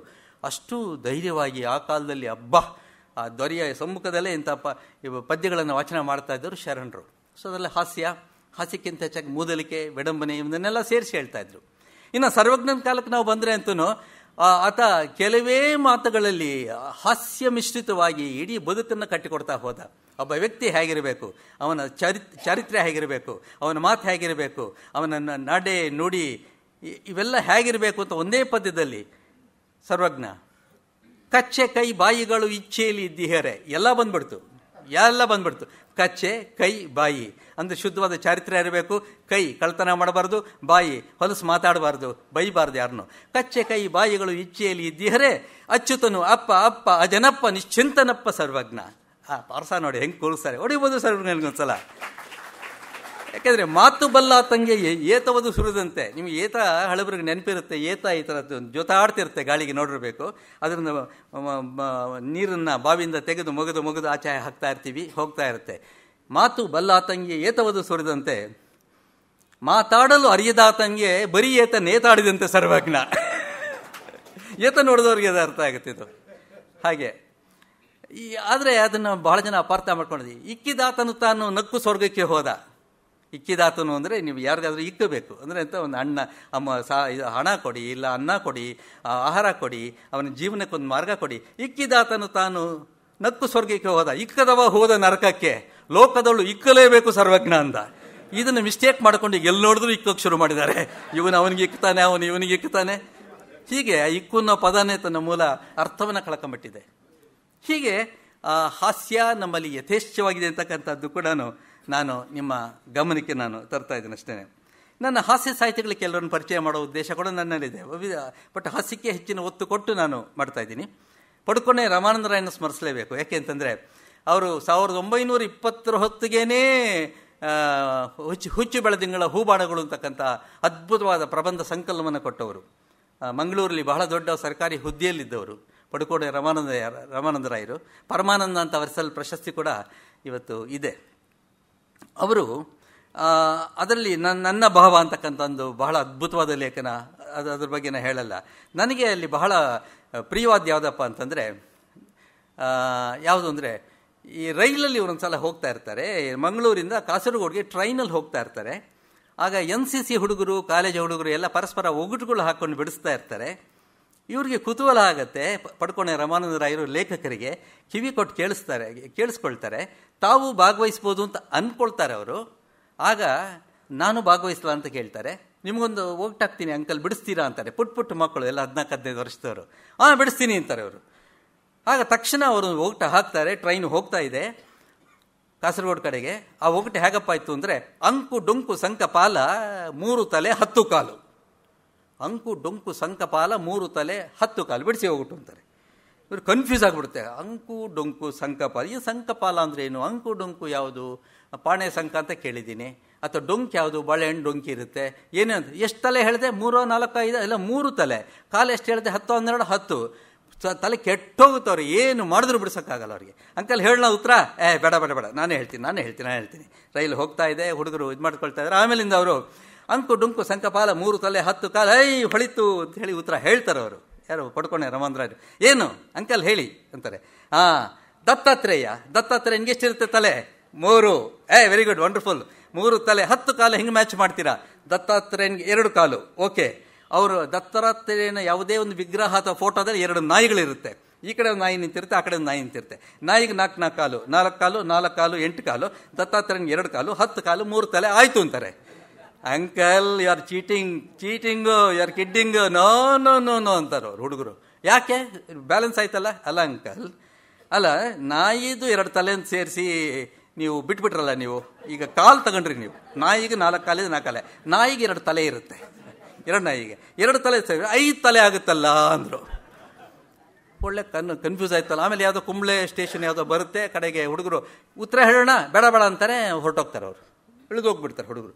ಇವರು ಪ್ರಯಾಣ ಮುಗಿಸಿ ವಾಪಸ್ ಬರ್ತಾರೆ. ಅದೊಂದು ದೆವ್ವ ಹಿಡಿಯುತ್ತೆ ಅಂತ ಲೇಖಕರು ಹೇಳ್ತಾರೆ. ದೆವ್ವ ಥರ ಆವರಿಸ್ಕೊಂಡ್ಬಿಡುತ್ತೆ ಅದು. ಆ ಟ್ರೈನ್ ಹೋಗ್ತಾ ಇದ್ರೆ ಟ್ರೈನ್ ಸೌಂಡು ಅಂಕು ಡಂಕು ಸಂಕಪಾಲ, ಅಂಕು ಡಂಕು ಸಂಕಪಾಲ, 3 ತಲೆ 10 ಕಾಲು, 3 ತಲೆ 10 ಕಾಲು, ಅದೇ ಸೌಂಡಲ್ಲಿ ಅದೇ ರಿದಮ್ಮಲ್ಲಿ ರೈಲು ಓಡ್ತಾ ಇರುತ್ತೆ. ಪ್ರವಾಸ ಮುಗಿಸ್ಕೊಂಡ್ಬರ್ತಾರೆ, ಬಾಗಿಲಲ್ಲಿ ನಿಲ್ತಾರೆ. ಹೆಂಡತಿ, ಆಯ್ತಾ ಪ್ರವಾಸ? ಅಂಕು ಡಂಕು ಸಂಕಪಾಲ, ಕಾಫಿ ಮಾಡಲಾ? 3 ತಲೆ 10 ಕಾಲು. ರೇ ಏನ್ರಿ ಆಗಿದೆ ನಿಮಗೆ? ಏನು ಮಾತಾಡಲ್ಲ. ಅಂಕು ಡಂಕು ಒಳ್ಳೆ ಗರ ಬಡ್ದವ್ರಂಗೆ ಹೋಗಿ ಕೂತು ಬಿಡ್ತಾರೆ. ಅವ್ರಿಗೆ ವ್ಯಾಧಿ ಶುರು ಆಗಿಬಿಡುತ್ತೆ.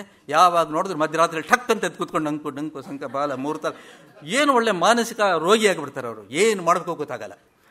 ಅಂತಹ ಒಂದು ಕ್ಲೈಮ್ಯಾಕ್ಸಲ್ಲಿ ಇವರು ಒಂದು ಕ್ಯಾರೆಕ್ಟರ್ ತರ್ತಾರೆ. ಬೀಚಿಯವರ ತಿಮ್ಮನ ಹಾಗೆ ಒಂದು ಕ್ಯಾರೆಕ್ಟರ್ ತರ್ತಾರೆ.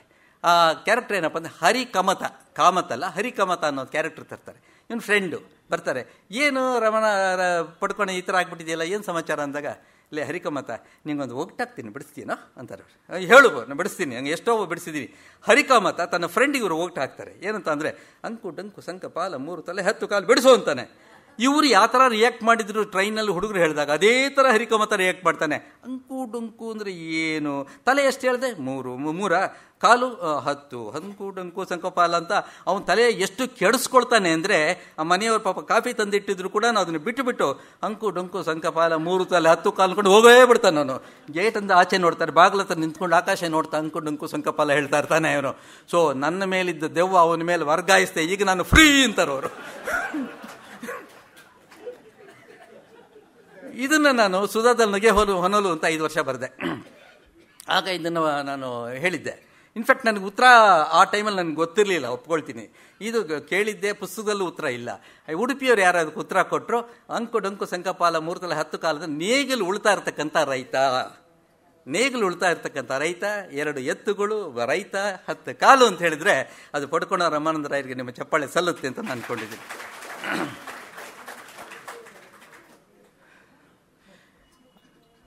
ಸೊ ಹಾಗೆ ಹಾಸ್ಯಕ್ಕೆ ಇತಿಮಿತಿಗಳಿಲ್ಲ. ನೀವು ಸಾಹಿತ್ಯದಲ್ಲಿ ಹುಡುಕ್ತಾ ಆದರೆ ಆಗುತ್ತೆ. ವಸಂತಶ್ರೀ ಅಕ್ಕ ಅವರು ಪರಿಚಯ ಮಾಡಿಕೊಡ್ತಾ ಸಹಸ್ರಾಬ್ದಿ ಸಮ್ಮೇಳನಕ್ಕೆ ಲಂಡನ್ಗೆ ನಾನು ಮತ್ತು ಮಿತ್ರ ಅವ್ರನ್ನ ಮಾಸ್ತಿ ಅಧ್ಯಯನ ಪೀಠದಿಂದ ಕರೆಸ್ಕೊಂಡಿದ್ರು ಅಂತಕ್ಕಂಥದ್ದು ಮಧುರವಾದ ನೆನಪು ತಲೆಯಲ್ಲಿ ಹಾಗೆ ಇದೆ. ಈ ಸಂದರ್ಭದಲ್ಲಿ ಒಂದು ಹೇಳಬೇಕು, ಹಾಸ್ಯೋತ್ಸವಗಳು ಇಂಟರ್ನ್ಯಾಷನಲ್ ಲೆವೆಲಲ್ಲಿ ಬಹಳ ಮೆಚ್ಚುಗೆ ಕಳಿಸಿದೆ. ಆದರೆ ಮೊಟ್ಟ ಮೊದಲ ಹಾಸ್ಯೋತ್ಸವವನ್ನು ಬ್ಯಾನರ್ ಹಾಕಿ ಇದೆ ಹಾಸ್ಯೋತ್ಸವ ಅಂತ ಒಂದು ವಿದೇಶದಲ್ಲಿ ಮೊದಲು ಬಾರಿಗೆ ಪ್ರಯೋಗ ಮಾಡಿದ್ದು ಬೇರೆ ಯಾರೂ ಅಲ್ಲ, ವಸಂತ ಶ್ರೀಯವರು, ಮಾಸ್ತಿ ಅಧ್ಯಯನ ಪೀಠದವರು.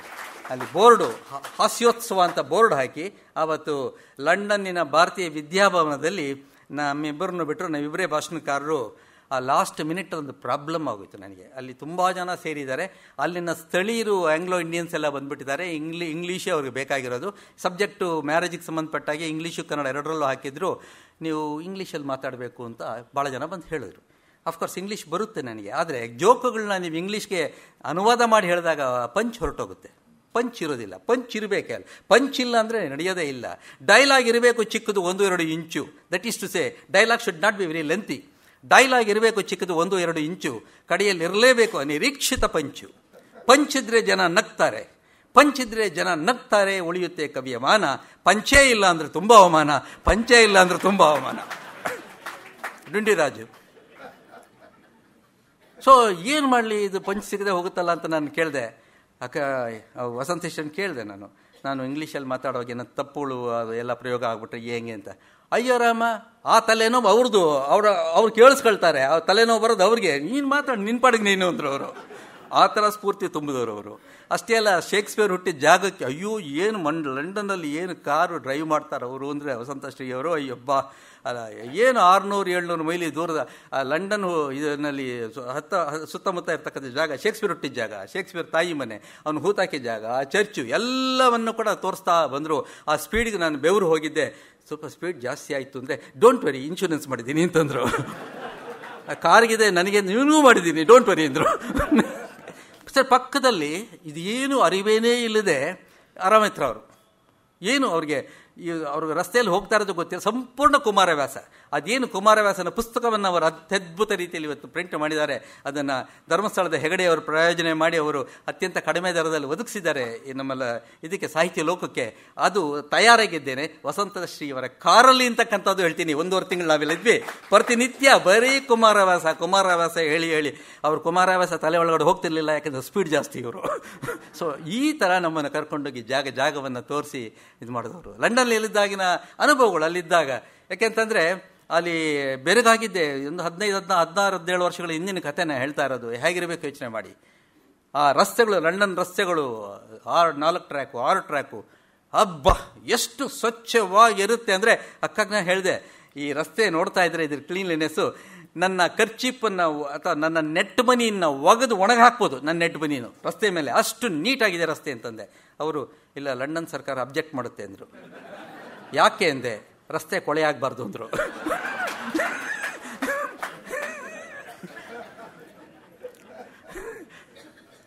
ಇದರ ಮಧ್ಯೆ ನಮಗೆ ಯುರೋಪ್ ದರ್ಶನ ಮಾಡಿಸಿದ್ರು. ಅದು ಇನ್ನೂ ಅದ್ಭುತ. ಅದು ಯುರೋಪಲ್ಲಿ ಮತ್ತು ಲಂಡನ್ನಿಗೆ ಸುಮಾರು 60 ಲಂಡನ್ ಒಳಗಡೆ ಒಂದೂ ಕತ್ತೆಗಳು ಇಲ್ಲ, ಆಯಿತಾ. ಅಲ್ಲಿಗೆ ಒಂದು 60 ಕಿಲೋಮೀಟ್ರ್ 60 ಮೈಲಿ, ಅಲ್ಲೆಲ್ಲ ಮೈಲ್ಸು, ಕಿಲೋಮೀಟ್ರ್ ಇಲ್ಲ. ಒಂದು ನಾನು ಕಿಲೋಮೀಟ್ರ್ ಅಂತ ಹೇಳಿದಾಗ ನೀವು ಮೈಲಿ ಅಂತ ಇಟ್ಕೊಳ್ಳಿ.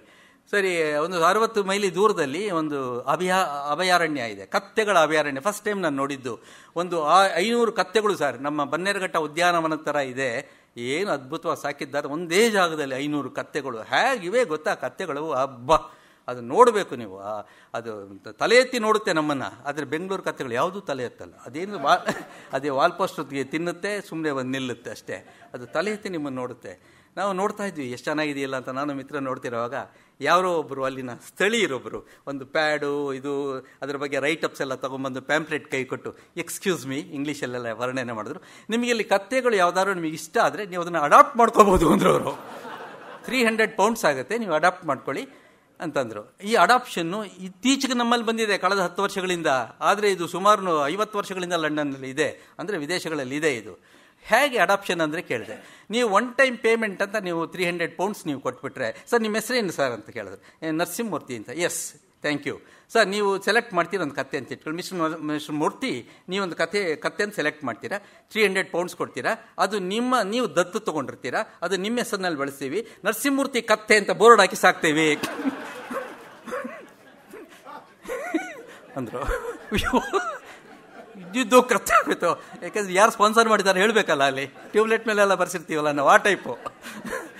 ಆಮೇಲೆ ಇಲ್ಲ, ಅಷ್ಟರಲ್ಲಿ ಮಿತ್ರ ಅವ್ರು ಇಂಟರ್ಫಿಯರ್ ಆಗಿ, no we are just visitors, we are community see London, go back to India ಅನ್ನೋ ಥರ ಹೇಳಿ ನಾನು ವಾಪಸ್ ಕರ್ಕೊಂಬಂದರು. ಸೊ ಅಲ್ಲಿ ಏನೋ ನಾವು ಮಾಡಲಿಲ್ಲ. ಆಮೇಲೆ ಸಾಕು ಸುಮ್ಮನೆ ಬಂದು ಗೊತ್ತಾಗಲ್ಲ ಹಾಗೆ ಹೀಗೆ ಅಂತ. 1.5 ತಿಂಗಳಿಗಿಂತ ಹೆಚ್ಚು ಕಾಲ ವಸಂತ ಶ್ರೀಯವರು ನಮ್ಮನ್ನು ಉಳಿಸ್ಕೊಂಡಿದ್ರು. ಅನೇಕ ಕಡೆಗಳನ್ನು ತೋರಿಸಿದ್ದಷ್ಟೇ ಅಲ್ಲ, ಅನೇಕ ಕಡೆ ಭಾಷಣಗಳ ವ್ಯವಸ್ಥೆ ಎಲ್ಲ ಆಗಿತ್ತು ಅಲ್ಲಿ ನನಗೆ ಹೇರ್ ಕಟಿಂಗ್ ತುಂಬ ಬೆಳೆದು ಬಿಟ್ಟಿದ್ದು. ಅಂದರೆ 1.5 ತಿಂಗಳು ಸಹಜವಾಗಿ ಬೆಳೆಯುತ್ತೆ. ಸರಿ, ಮಣ್ಣೆ ಜಾಸ್ತಿ ಇದ್ದ ಕಡೆ ಜಾಸ್ತಿ ಬೆಳೆಯುತ್ತೆ ಅಂತ ಮಿತ್ರ ಬೇರೆ ರೇಗಿಸೋದು ನನ್ನ. ಸೊ ಜಾಸ್ತಿ ಬೆಳೆದಿತ್ತು. ಒಂದು ಸಲ ಹೇರ್ ಕಟಿಂಗ್ ಮಾಡಿಸ್ಬೋಣ, ತುಂಬ ಚೆನ್ನಾಗಿವೆ ಸಲೂನುಗಳು. ಒಂದು ಸಲ ಆಸೆ ಪಟ್ಟು ಮಿತ್ರಗೆ ಹೇಳ್ತಾ ಇದ್ದೆ ನಾನು, ಸರ್ ಒಂದು ಸಲ ನಾನು ನಾಳೆ ಬಯೋಗ್ರಫಿ ಒಯ್ಯುವಾಗ ಸಲೂನುಗಳು ಹೇಗಿದೆ ಅಂತ ತಿಳ್ಕೊಬೇಕಲ್ಲ ಸರ್, ನಾವು ಹೋಗ್ತೀನಿ ಅಂತ ಒಂದು ಸಲ ಹೋಗಿ ವಿಸಿಟ್ ಕೊಟ್ಟು ಬರ್ತೀನಿ ಅಂದಾಗ, ನೆಕ್ಸ್ಟ್ ವೀಕ್ ಹೋಗ್ತಾ ಇದ್ದೀವಿ ಬೆಂಗಳೂರು ವಾಪಸ್, ಸುಮ್ಮನೆ ಅಂದರು. ಅಷ್ಟಲ್ಲಿ ವಸಂತ ಶ್ರೀಯವರು ಬಂದು, ಏನಂತೆ ಹೇರ್ ಕಟಿಂಗ್ ಬೇಕಾಗಿಲ್ಲ, ಇಲ್ಲಿ ಆ ಕಾಲದಲ್ಲಿ ಬಹಳ ವರ್ಷಗಳ ಹಿಂದಿನ ಕಾಲ 20 ಪೌಂಡ್ ತೊಗೋತಾರೆ, ಅಂದರೆ 70 ರೂಪಾಯಿ ತಗೆ 14,400 ರೂಪಾಯಿ ಪ್ಲಸ್ 3 ಪೌಂಡು ನೀವು ಇದಾಗಿ ಕೊಡಬೇಕು. ಸುಮಾರು 2,000 ರೂಪಾಯಿಗೆ ಬರುತ್ತೆ. ಟಿಪ್ಸ್ ಕೊಡಲೇಬೇಕು ಕಂಪಲ್ಸರಿ, ಇಲ್ಲಾಂದರೆ ಎಲ್ಲೆಲ್ಲ ಕಚ್ಚುಗಳಿಟ್ಟು ಕಳಿಸ್ಬಿಡ್ತಾರೆ ಹಾಗೆ. ಸೊ ಹಾಗೆ ಅದು ಅಪಾಯಿಂಟ್ಮೆಂಟ್ ತೊಗೋಬೇಕು. ಸೊ 2,000 ರೂಪಾಯಿ ಕೊಟ್ಟು ಒಂದು ಹೇರ್ ಕಟ್ಟ ಬೇಡ ಅಂತ ನಂಗೆ ಅನ್ಸುತ್ತೆ ಅಂತ ಅಕ್ಕ ಅವ್ರು ಹೇಳಿದ್ರು. ಮಿತ್ರ, ಲೇ ಮೂರ್ತಿ, ನಿನ್ನ ತಲೆನೇ ಅಷ್ಟು ಬೆಲೆ ಬಾಳಲ್ಲ, 2,000 ರೂಪಾಯಿ, ನಡಿ ಹೋಗೋಣ ಅಂದರು ಅವರು.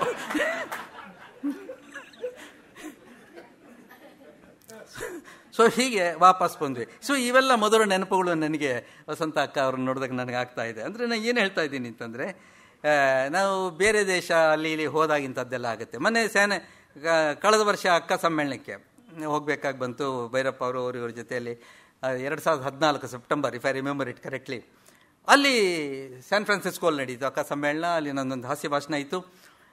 ಆಮೇಲೆ ಅದು ಸ್ಯಾನ್ ಹೌಸೆ ಅಂತ ಜಾಗದ ಹೆಸರು ಅದು. ಅಲ್ಲಿ ಅದ್ಭುತ ರೀತಿಯಲ್ಲಿ 6,000 ಜನ ಕನ್ನಡಿಗರು ಸೇರಿಸಿ ಮಾಡಿದ್ರು. ಆ 6,000 ಪೀಪಲ್ ಅದು 3 days ಅಸೆಂಬಲ್ ಆಗಿ ಕನ್ನಡದ ಚಟುವಟಿಕೆಗಳು ನಡೆಸ್ತಾರೆ ಅಂತಂದರೆ ಅವರ ಕನ್ನಡ ಅಭಿಮಾನ ಹೇಗಿದೆ ಅಂತಕ್ಕಂಥದ್ದನ್ನು ಹೇಳಬೇಕು. ಅಮೇರಿಕಾದಲ್ಲಿ ಎಲ್ಲಿ ನ್ಯೂಯಾರ್ಕ್, ನ್ಯೂ ಜೆರ್ಸಿ, ಡೆಟ್ರಾಯಿಟ್, ಇದು ಪೋರ್ಟ್ಲ್ಯಾಂಡ್, ಎಲ್ಲ ಕಡೆಯಿಂದ ಬ್ಯಾನರ್ಸ್ ತಗೊಂಡು ಬಂದು ಇದರಲ್ಲಿ ಬಂದು ಹೋಟ್ಲಲ್ಲಿ ರೂಮ್ ಮಾಡಿ ಅದೆಷ್ಟು $200 ಏನೋ ಚಾರ್ಜ್ ಮಾಡ್ತಾರೆ. ಹೋಟ್ಲಲ್ಲಿ ರೂಮು ಗೀಮು ಎಲ್ಲ ಮಾಡ್ಕೊಟ್ಬಿಡ್ತಾರೆ. ಸೊಗಸಾದ ಏನು ನೀವು ಮನೆಯಲ್ಲಿ ಮಾಡ್ತಕ್ಕಂಥ ಅಡಿಗೆ, ಗೊಜ್ಜು, ಇದು ಚಟ್ನಿ, ಮಸಾಲೆ ದೋಸೆ, ಚಿತ್ರಾನ್ನ, ಆಮೇಲೆ ಹೋಳಿಗೆ ಎಲ್ಲ ನಮ್ಮದೇ ಸ್ಟಫು, ನಮ್ಮದೇ ಫುಡ್ಡು, ಇದನ್ನೆಲ್ಲ ಒದಗಿಸ್ತಾರೆ.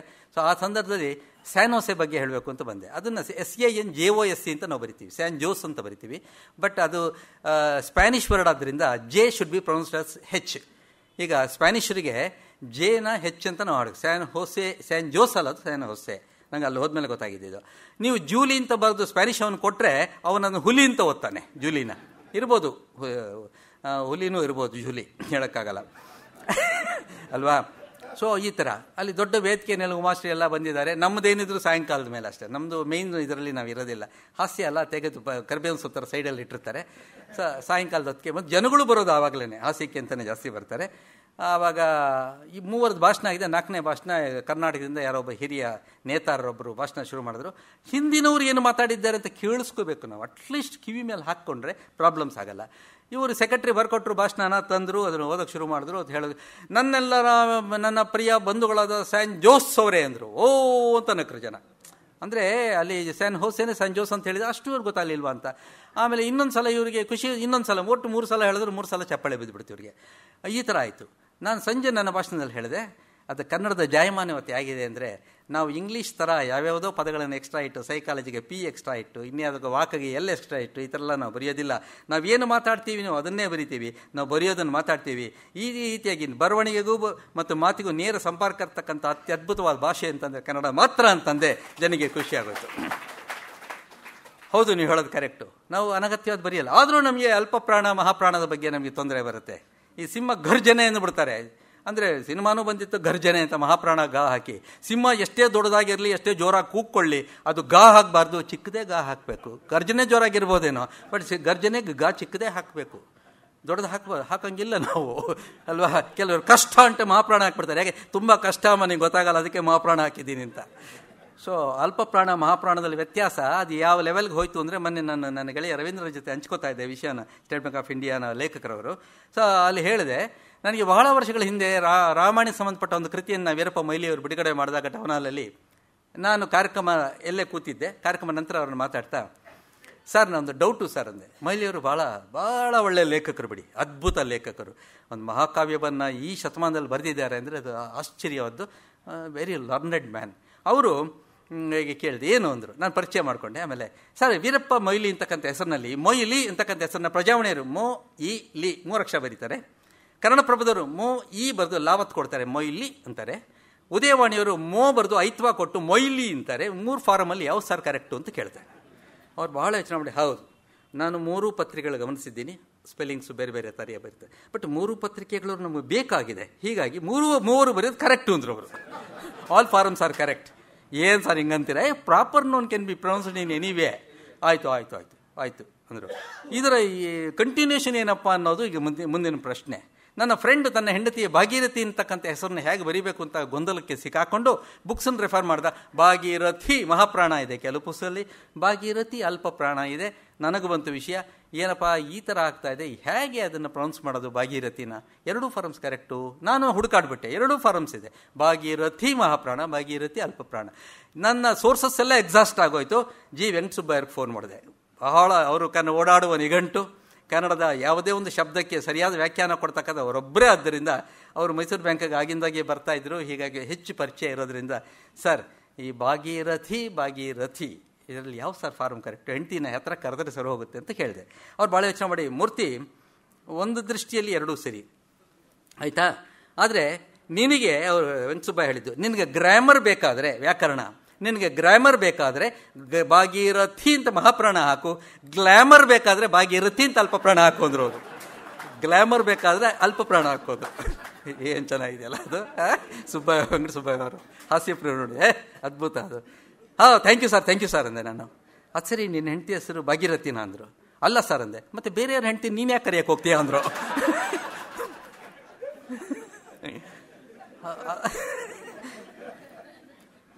ಹೀಗೆ ನಮಗೆ ಅವರು ಹೇಳಿದ್ದ ವಿಷಯಗಳು ನಮಗೆ ಬರ್ತಕ್ಕಂಥ ಅನುಮಾನಗಳು ಇವೆಲ್ಲನೂ ನಮಗೆ ತುಂಬ ಚೆನ್ನಾಗಿದೆ. ಆದರೂ ಕನ್ನಡ ಭಾಷೆ ಅತ್ಯಂತ ಸುಲಭ ಅಂತ ಕಸ್ತೂರಿ ಅಂತಕ್ಕಂಥವ್ರು ಹೇಳಿದ್ದಾರೆ. 1897ರಲ್ಲಿ ಅವರು ಹುಟ್ಟಿದ್ದು. 1987 ಫಿಗರ್ಸ್ನ ಕಡೆ ಎರಡನ್ನು ಟ್ವಿಸ್ಟ್ ಮಾಡಿದ್ರೆ ಅವರ ಡೇಟ್ ಆಫ್ ಬರ್ತ್ ಎರಡು ಸಿಗುತ್ತೆ. 1897 1987 ಅಷ್ಟೇ ವ್ಯತ್ಯಾಸ. ಸೊ ಅವರು ಕಸ್ತೂರಿಯವರಂದ್ರೆ ಹಾಸ್ಯಕ್ಕೆ ಮತ್ತೊಂದು ಹೆಸರು. ಅವರ ಹೆಸರಿನಲ್ಲಿ ಹಾಸ್ಯೋತ್ಸವಗಳನ್ನು ಸಾಕಷ್ಟು ನಡೆಸ್ಬಿಟ್ಟಿದ್ದೀವಿ. ಅವರು ಅವರ ಅನೇಕ ಜನಪ್ರಿಯವಾದ ಅನೆಕ್ಡೋಟ್ಸ್ ನೀವು ಕೇಳಿಬಿಟ್ಟಿದ್ದೀರಿ ಈಗಾಗಲೇ. ಅವನು ಎಬ್ಸೋ ಅಂತಕ್ಕಂಥದ್ದಂತೂ 1000 ವರ್ಷ ಹಳೆಯ ಜೋಕ್, ಅದು ಹಂಗೆ ನೋಡೋಕೆ ಹೋದರೆ ನಿಮ್ಗೆ ಗೊತ್ತಿರ್ತಕ್ಕಂಥ ಜೋಕು. ಆದರೂ ಅದನ್ನು ನೆನಪು ಮಾಡೋ ಅಗತ್ಯ ಇಲ್ಲ. ಆದರೂ ಹೊಸಬ್ರು ಯಾರಾದರೂ ಇರಬಹುದು ಅಂತ ರಿಪೀಟ್ ಮಾಡೋದಾದರೆ, ಇವರು ಕೇರಳದಿಂದ ಕರ್ನಾಟಕಕ್ಕೆ ಬಂದರು ಕಸ್ತೂರಿಯವರು. ಅವರು ಮಲಯಾಳಂ ಅವರ ಜಾಗದ ಭಾಷೆ, ಅಂದರೆ ರಾಜ್ಯ ಭಾಷೆ, ತಮಿಳು ಅವರ ಮಾತೃಭಾಷೆ. ಇಲ್ಲಿ ಬಂದು ಕನ್ನಡವನ್ನು ಕಲಿತರು. ಬನಮಯ್ಯ ಸಲಿ, ಮಹಾರಾಜ ಸಲಿ ಅವರು ಪ್ರಾಧ್ಯಾಪಕರಾಗಿ ದುಡಿದವರು. ಮಕ್ಕಳ ಕೈಯಲ್ಲಿ ಆಶು ನಾಟಕಗಳನ್ನು ಮೊದಲ ಬಾರಿಗೆ ಪ್ರಯೋಗ ಮಾಡಿಸಿದವರು. ಇದೆಲ್ಲನೂ ಪ್ಲಸ್ ಪಾಯಿಂಟ್ಸು ಕಸ್ತೂರಿ ಅವ್ರದ್ದು. ಇವರು ಬನಮಯ್ಯ ಸಲಿ, ಮಹಾರಾಜ ಸಲಿ ಎಲಿವೇಟೆಡ್ ಡೆಸ್ಕ್ಸ್ ಇರುತ್ತೆ, ಅಲ್ಲಿ ಪಾಠ ಮಾಡ್ತಾ ಇರೋವಾಗ ಯಾವನೊಬ್ಬ ಗೊರಕೆ ಹೊಡಿತಿದ್ದಂತೆ ಮಧ್ಯಾಹ್ನ 2:30 ಗಂಟೆ ಹೊತ್ತು. ಭಾಳ ಹಳೆಯ ಪ್ರಸಂಗ, ನೀವು ಕೇಳಿರುವಂಥ ಪ್ರಸಂಗ ಅಂತ ನನಗೆ ಗೊತ್ತಿದೆ. ಸೊ ಅಲ್ಲಿ ಅವರು ಗೊರಕೆ ಹೊಡಿತಾ ಇದ್ದಾನೆ, ಇವರಿಗೆ ಗಮನಿಸ್ತಾರೆ. ಗಮನಿಸಿಬಿಟ್ಟು ನೋಡ್ತಾರೆ, ಅವನ್ನ ಪಾಯಿಂಟ್ ಔಟ್ ಮಾಡ್ತಾರೆ. ನಿದ್ದೆ ಹೊಡಿತಾ ಇದ್ದಾರೆ. ಸೊಗಸಾದ ಮಧ್ಯಾಹ್ನದ ಊಟದ ನಂತರ ನಿದ್ದೆ, ಸೊಂಪಾದ ನಿದ್ದೆ, ಪಾಠ ಮಾಡ್ತಿದ್ದಾರೆ. ಆ ಗೊರಕೆ ಸೌಂಡಿಂದ ಡಿಸ್ಟರ್ಬ್ ಆಗ್ತಾರೆ ಇವರು. ಪಕ್ಕದವನಿಗೆ ಹೇಳ್ತಾರೆ, ಲೇ ಎಪ್ಸೋವನ್ನ ಅಂತಾರೆ. ಪಕ್ಕದವನು ಎಪ್ಸೋಲ್ಲ. ಲೇ ನಿನಗೆ ಹೇಳ್ತಾ ಎಪ್ಸೋವನ್ನ, ನಿದ್ದೆ ಮಾಡ್ತಾ ಇದ್ದಾನೆ. ಅವ್ನು ಎಪ್ಸೋಲ್ಲ. ನಾನು ಹೇಳ್ತಾ ಇದ್ದೀನಿ ಅವನು ಎಪ್ಸೋ ಅಂತ ದಬಾಯಿಸ್ತಾರೆ ಮೇಷ್ಟ್ರು ಪಕ್ಕದವನ್ನ. ಅವನು ನಿಂತ್ಕೊಂಡ್ಬಿಟ್ಟು ಅಷ್ಟೇ ಜೋರಾಗಿ, ನಾನು ಯಾಕೆ ಸರ್ ಎಬ್ಬಿಸ್ಬೇಕು, ಮಲಗ್ಸಕ್ ನೀವು ಎಬ್ಸಕ್ ನಾನಾ ಅಂತ ನಾನು.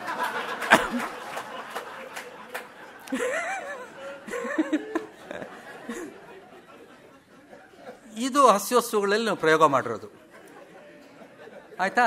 ಎಲ್ಲೂ ನಾನು ಹೇಳದೇ ಇರೋದು ಅಥವಾ ನೀವು ಕಡಿಮೆ ಕೇಳಿರುವಂಥದ್ದು ಇನ್ನೊಂದು ಪ್ರಸಂಗ ಕಸ್ತೂರಿ ಅವರು ಅವ್ರದ್ದೇನೆ.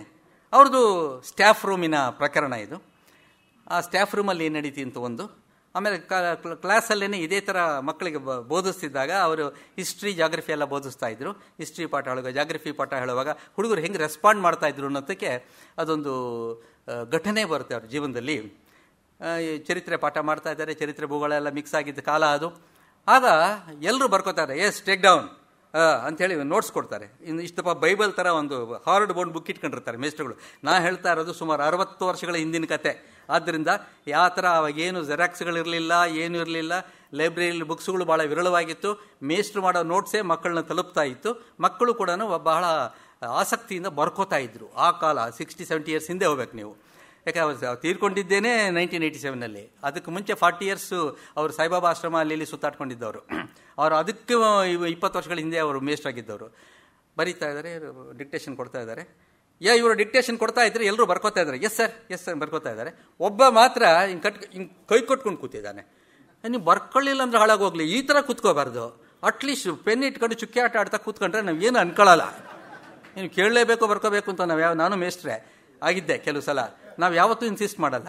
ಆದರೆ ಹೀಗೆಲ್ಲ ಕೂತ್ಕೋಬಾರ್ದು. ಸುಮ್ಮನೆ ಯಾವುದೋ ಒಂದು ಸ್ಕ್ರಿಬಲ್ ಮಾಡ್ತಾನೆ, ಚುಕ್ಕೆ ಆಟ ಆಡಿ ಮನೆ ಕಂಪ್ಲೀಟ್ ಮಾಡ್ತಾ ಇದ್ರೆ ಏನೋ ಬರ್ಕೋತ, ನಮಗೆ ಗೊತ್ತು ಅಲ್ಲ ಅಂತ, ಅವನಿಗೂ ಗೊತ್ತು ಅಲ್ಲ ಅಂತ. ಆದರೆ ವಿ ಆರ್ ಕಂಫರ್ಟಬಲ್. ಭಾಷಣ ಮಾಡೋನಿಗೆ ಪ್ರಾರಂಭ ಆಗಲ್ಲ ಅದು. ಇವನಿಗೆ ನೋಡ್ತಾರೆ, ಬರ್ಕೋತಾ ಇಲ್ಲ. Stand up I say, yes sir.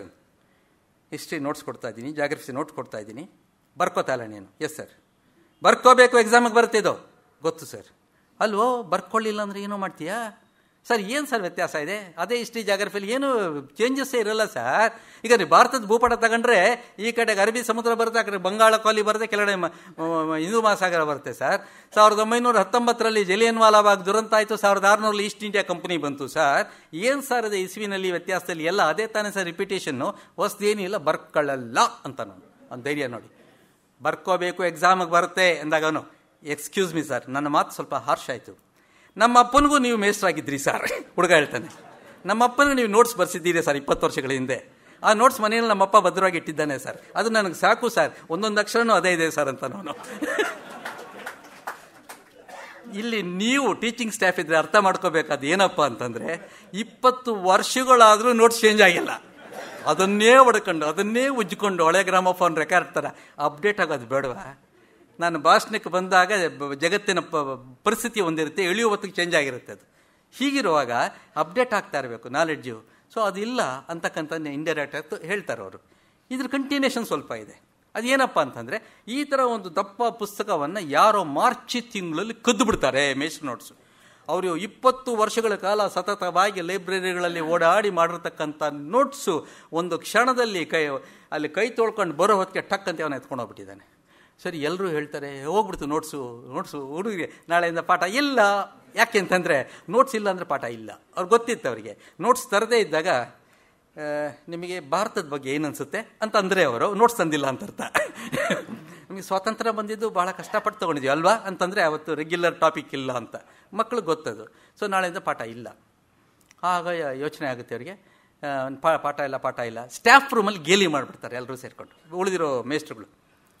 Notes ಹೋಯ್ತು ಇಲ್ಲ, ಹಾಗೇನಿಲ್ಲ, ನಮ್ಮ ಹುಡುಗರು ತಂದು ಕೊಡ್ತಾರೆ, ವರಿ ಅವ್ರು ತಂದು ಕೊಡ್ತಾರೆ. ಏನೋ ನಿಮ್ಮ ಹುಡುಗರ ಬಗ್ಗೆ, ನಿಮ್ಮ ಸ್ಟೂಡೆಂಟ್ಸ್ ಬಗ್ಗೆ ಅಷ್ಟು ಕಾನ್ಫಿಡೆನ್ಸಾ? Yes I have confidence in my, ನಾನು ಹೇಳ್ತೀನಿ ಅದನ್ನು, ಆ ಥರ ಇದೆ. ಆದ್ದರಿಂದ ಅವರು ತಂದು ಕೊಡ್ತಾರೆ ಅಂದರು. ಮಸಾಲೆ ದೋಸೆ ಕಾಫಿ ಬೆಟ್ಟಿಂಗ್ ನಡೀತಾ ಇತ್ತು ಸ್ಟಾಫ್ ರೂಮಲ್ಲಿ. ಬೆಟ್ಟಿಂಗ್ ಕಟ್ಟಿದ್ರು. ಫೈನಲ್ ಆಗಿ ನೆಕ್ಸ್ಟ್ ಡೇ ಲಂಚ್ ಬಾಕ್ಸ್ ಎಲ್ಲ ಓಪನ್ ಮಾಡಿ ಇಟ್ಕೊಂಡಿದ್ರೆ ಕಿಟಕಿಯಿಂದ ಯಾವನ ರಪ್ ಅಂತ ಬುಕ್ಕನ್ನು ದೊಡ್ಡೋದ ಬಂದು ಟೇಬಲ್ ಮೇಲೆ ಬಿತ್ತು, ಓಪನ್ ಆಗಿಬಿತ್ತು. ಅರೇ ವಾಪಸ್ ಹೆಂಗೆ ಬಂತು ಅಂತ ಎಲ್ಲರೂ ಕೇಳ್ತಾರೆ. ನೋಡಿ, ಹಿಸ್ಟ್ರಿ ಪಾಠ ಇಂಗ್ಲೀಷ್ ಮೀಡಿಯಮ್ಮು, ಆದರೆ ನಾನು ಬರ್ಕೊಳ್ತಾ ಇದ್ದದ್ದು ಮಲಯಾಳಂ ಲಿಪಿಯಲ್ಲಿ ಅಂದರು ಅವರು. ನೋಡಿ ಹೇಗಿದೆ ನೋಡಿ ಇದು. ಸೊ ಇದು ಬಹಳ ಕಡಿಮೆ ಸಲ ಪ್ರಯೋಗ ಮಾಡಿರ್ತಕ್ಕಂಥ. ಹೀಗೆ ಇಂತಹದ್ದೆಲ್ಲನೂ ನಮ್ಮ ಜೀವನದಲ್ಲಿ ನಡೆದಿದೆ. ಅವರು ಬರೆದಿರ್ತಕ್ಕಂಥ ಕೃತಿಗಳಲ್ಲಿರೋ ಹಾಸ್ಯವನ್ನು ನಮ್ಮ ಇವರು ಯಾರು ದಾಶರಥಿ ದೀಕ್ಷಿತ್ ಅವರು ಭಾಳ ಅದ್ಭುತ ರೀತಿಯಲ್ಲಿ ಬಳಸ್ಕೊಂಡಿದ್ದಾರೆ. ದೀಕ್ಷಿತ್ ಅವರು ಗಾಂಪರ್ ಗುಂಪು ಬರೆದವರು, ಜಯನಗರದಲ್ಲಿ 11ನೇ ಮೈನಲ್ಲಿದ್ದವರು, ಬಹಳ ಒಳ್ಳೆಯ ಸಂಸ್ಕಾರ ಸಿನಿಮಾದಲ್ಲಿ ಆ್ಯಕ್ಟ್ ಮಾಡಿರ್ತಕ್ಕಂಥವರು, ಬಹಳ ಒಳ್ಳೆಯ ಅದರ ಸ್ವಾಮಿಗಳ ಬಗ್ಗೆ, ಪೂಜೆ ಬಗ್ಗೆ ತುಂಬ ತುಂಬ ಒಳ್ಳೆಯ ನಾಟಕಗಳನ್ನು ಬರೆದ ದಾಶರಥಿ ದೀಕ್ಷಿತ್ ಹೆಂಗೆ ಬಳಸ್ಕೊಳ್ತಾರೆ ನಮ್ಮ ನಾಕಸ್ತೂರಿ ಅವ್ರದ್ದು ಅಂತಂದರೆ, ದಾದಿ ಅಂತ ಕರಿತೀವಿ ಅವ್ರನ್ನ, ದೀಕ್ಷಿತ್ನ. ಆ ದಾದಿ ಅವ್ರನ್ನ ಸಲ ನನಗೆ ಹೇಳಿದ್ದು, ಆಮೇಲೆ ಅವ್ರದ್ದು ಅಂತ ಅವ್ರು ಹೇಳಿದ್ರು. ಇವ್ರಿಗೆ ತಲೆನೋವು ಬಂದಿರುತ್ತೆ. ದೀಕ್ಷಿತ್ ಅವರು ಯಾವುದೋ ಒಂದು ಕ್ಲಿನಿಕ್ ಹೋಗ್ತಾರೆ, 3-4 ಕಡೆ ಎಲ್ಲ ಇದು ಮಾಡಿ, ಇಲ್ಲ ತಲೆನೋವು ಬಂದಿದೆಯಾ, ಆದ್ದರಿಂದ ಇದಕ್ಕೆ 2 ಹಲ್ಲು ಕಿತ್ತರೆ ಸರಿ ಹೋಗುತ್ತೆ ಅಂತ ಹೇಳ್ತಾರಂತೆ. ದೀಕ್ಷಿತ್ ಹೇಳಿದ್ದು. ಇದು ಹೇಳಿ ಅವ್ರಿಗೆ 30-40 ವರ್ಷ ಆಯಿತು. ಸೊ ಈ ತಲೆಗೆ ಹೌದಾ, ಅವ್ರ ಮಾತೇ ಕೇಳಿದ್ರೆ ತೊಗೊಂಡೋಗಿ ಡೆಂಟಿಸ್ಟ್ ಟೇಬಲ್ ಮೇಲೆ ಹಾಕ್ಬಿಡ್ತಾರೆ ಅವ್ರನ್ನ. ಡೆಂಟಿಸ್ಟ್ ಚೇರ್ ಅಂತ ಒಂದು ಇರುತ್ತೆ ನೋಡಿ, ಅದ್ರ ಮೇಲೆ ಕೂತ್ರೆ ಅವ್ರು ಎಬ್ಸೋವ್ರಿಗೂ ನೀವು ಹೇಳೋಕ್ಕಾಗಲ್ಲ. ಅದೊಂದು ಟೆಕ್ನಿಕ್, ಅದು ಫೀಸ್ ಕೊಡೋರು ಎಬ್ಸಲ್ಲ ಅವರು. ಸೊ ಆ ಥರ ಅದು ಭಾಳ ಕಷ್ಟ. ಅದು ಟೇಬಲ್ ಇರೋದು ಒಂದು ಸಲ ಹಿಂಗೆ ತಿರುಗಿಸ್ಬಿಟ್ರೆ ಆಯಿತು, ನೀವು ಫ್ಲ್ಯಾಟ್ ಆಗಿಬಿಡ್ತೀರಾ, ಆಗೋದೇ ಇಲ್ಲ, ಗ್ರಿಪ್ಪೇ ಸಿಗೋಲ್ಲ ಹೇಳೋಕ್ಕೆ. ಸೊ ಇವರು ಮಲಗಿಸ್ಬಿಟ್ಟಿದ್ದಾರೆ. ತಲೆನೋವು ಅಷ್ಟೇ, ನನಗೆ ಏನು ಪ್ರಾಬ್ಲಮ್ ಇಲ್ಲ ಅಂದರೆ 2 ಡಾಕ್ಟರ್ಸ್ ಬರ್ತಾರೆ. 2 ಬೇರೆ ಬೇರೆ ಸ್ಕೂಲ್ ಆಫ್ ಥಾಟ್ಸ್ ಇರ್ತಕ್ಕಂಥವ್ರು, ಬೇರೆ ಬೇರೆ ಕಡೆ ಯೂನಿವರ್ಸಿಟಿ ಓದಿರ್ತಕ್ಕಂಥವ್ರು. ಅವರಿಬ್ಬರ ಅಭಿಪ್ರಾಯಗಳು ಬೇರೆ ಇರುತ್ತೆ. ಒಬ್ಬ ಹೇಳ್ತಾನೆ, ಡೀನ್ ಹೇಳಿದ್ದಾರೆ ಇವ್ರಿಗೆ ತಲೆನೋವಿಗೆ ಕಾರಣ ಮೇಲ್ಗಡೆದು, ಇನ್ನೂ ಪ್ರಾಬ್ಲಮ್ ಏನೋ ಇರೋದ್ರಿಂದ ಮೇಲ್ಗಡೆ 2 ಹಲ್ಲು ಕಿತ್ತರೆ ಇವ್ರು ತಲೆನೋವು ವಾಸಿ ಆಗುತ್ತೆ ಅಂತಾನೆ. ಹಲ್ಲು ಕಿತ್ತರೆ ತಲೆನೋವು ವಾಸಿ, ಬೇಡ ಅಂತಾನೆ. ಇವನು ನೋ ನಮ್ಮ ಯೂನಿವರ್ಸಿಟಿಯಲ್ಲಿ ನಮ್ಮವ್ರು ಏನು ಹೇಳಿದ್ರೆ, ಕೆಳಗಡೆ 2 ಹಲ್ಲು ಕಿತ್ತರೆ ಮಾತ್ರ ತಲೆನೋವು ವಾಸಿ ಆಗೋದು ಅಂತಾರೆ. ಅವರಿಬ್ಬರಿಗೂ ಜಗಳ ಹತ್ಕೊಂಡ್ಬಿಡುತ್ತೆ. ಅವರು ಅದು ಹೆಂಗೆ ಆಗುತ್ತೆ, ಕೀಳು ಮೇಲ್ಗಡೆ ಹಲ್ಲು ನೋಡೇ ಬಿಡ್ತೀವಿ, ನೀನು ಕೀಳು ಕೆಳಗಡೆ 2 ಹಲ್ಲು, ಅದು ಹೆಂಗಾಗುತ್ತೆ ನೋಡೋಣ. ಈ ಕಡೆ ನೋಡ್ತಾರೆ, ಗಾಬರಿ ಆಗ್ಬಿಡುತ್ತೆ. ಯಾವ ಹಲ್ಲುಗಳು ಕಿತ್ತಾಕ್ಬಿಡ್ತಾರೆ ಅಂತ ಹೇಳ್ಬಿಟ್ಟು ಅದು ಕ್ಲೈಮ್ಯಾಕ್ಸ್ಗೆ ಹೋಗ್ಬಿಡುತ್ತೆ. ನಿನಗೇನು ಗೊತ್ತು, ಮೇಲ್ಗಡೆ ಹಲ್ಲೇ ಕೇಳಬೇಕು, ಇಲ್ಲ ಕೆಳಗಡೆ ಹಲ್ಲೇ ಕೇಳಬೇಕು. ಕಡೆಗೆ ದೀಕ್ಷಿತ್ ಅವ್ರ ಅಪ್ಪ ಸೈಲೆಂಟ್, 1 ನಿಮಿಷ ನೋಡಿ, ಮೇಲ್ಗಡೆ 2 ಹಲ್ಲು, ಕೆಳಗಡೆ 2 ಹಲ್ಲು, ಯಾವುದು ಬೇಕೋ ಅದನ್ನು ಕಿತ್ಕೊಂಡು ಉಳಿದಿದ್ದನ್ನು ವಾಪಸ್ ಕೊಡಿ ಅಂತ ಹಲ್ಲಿನ ಸೆಟ್ ತೆಕ್ಕೊಡ್ತಾರೆ ಅವ್ರಿಗೆ. ಯಾವುದು ವಾಪಸ್ ಕೊಟ್ಬಿಡಿ ಉಳಿದಿದ್ದು.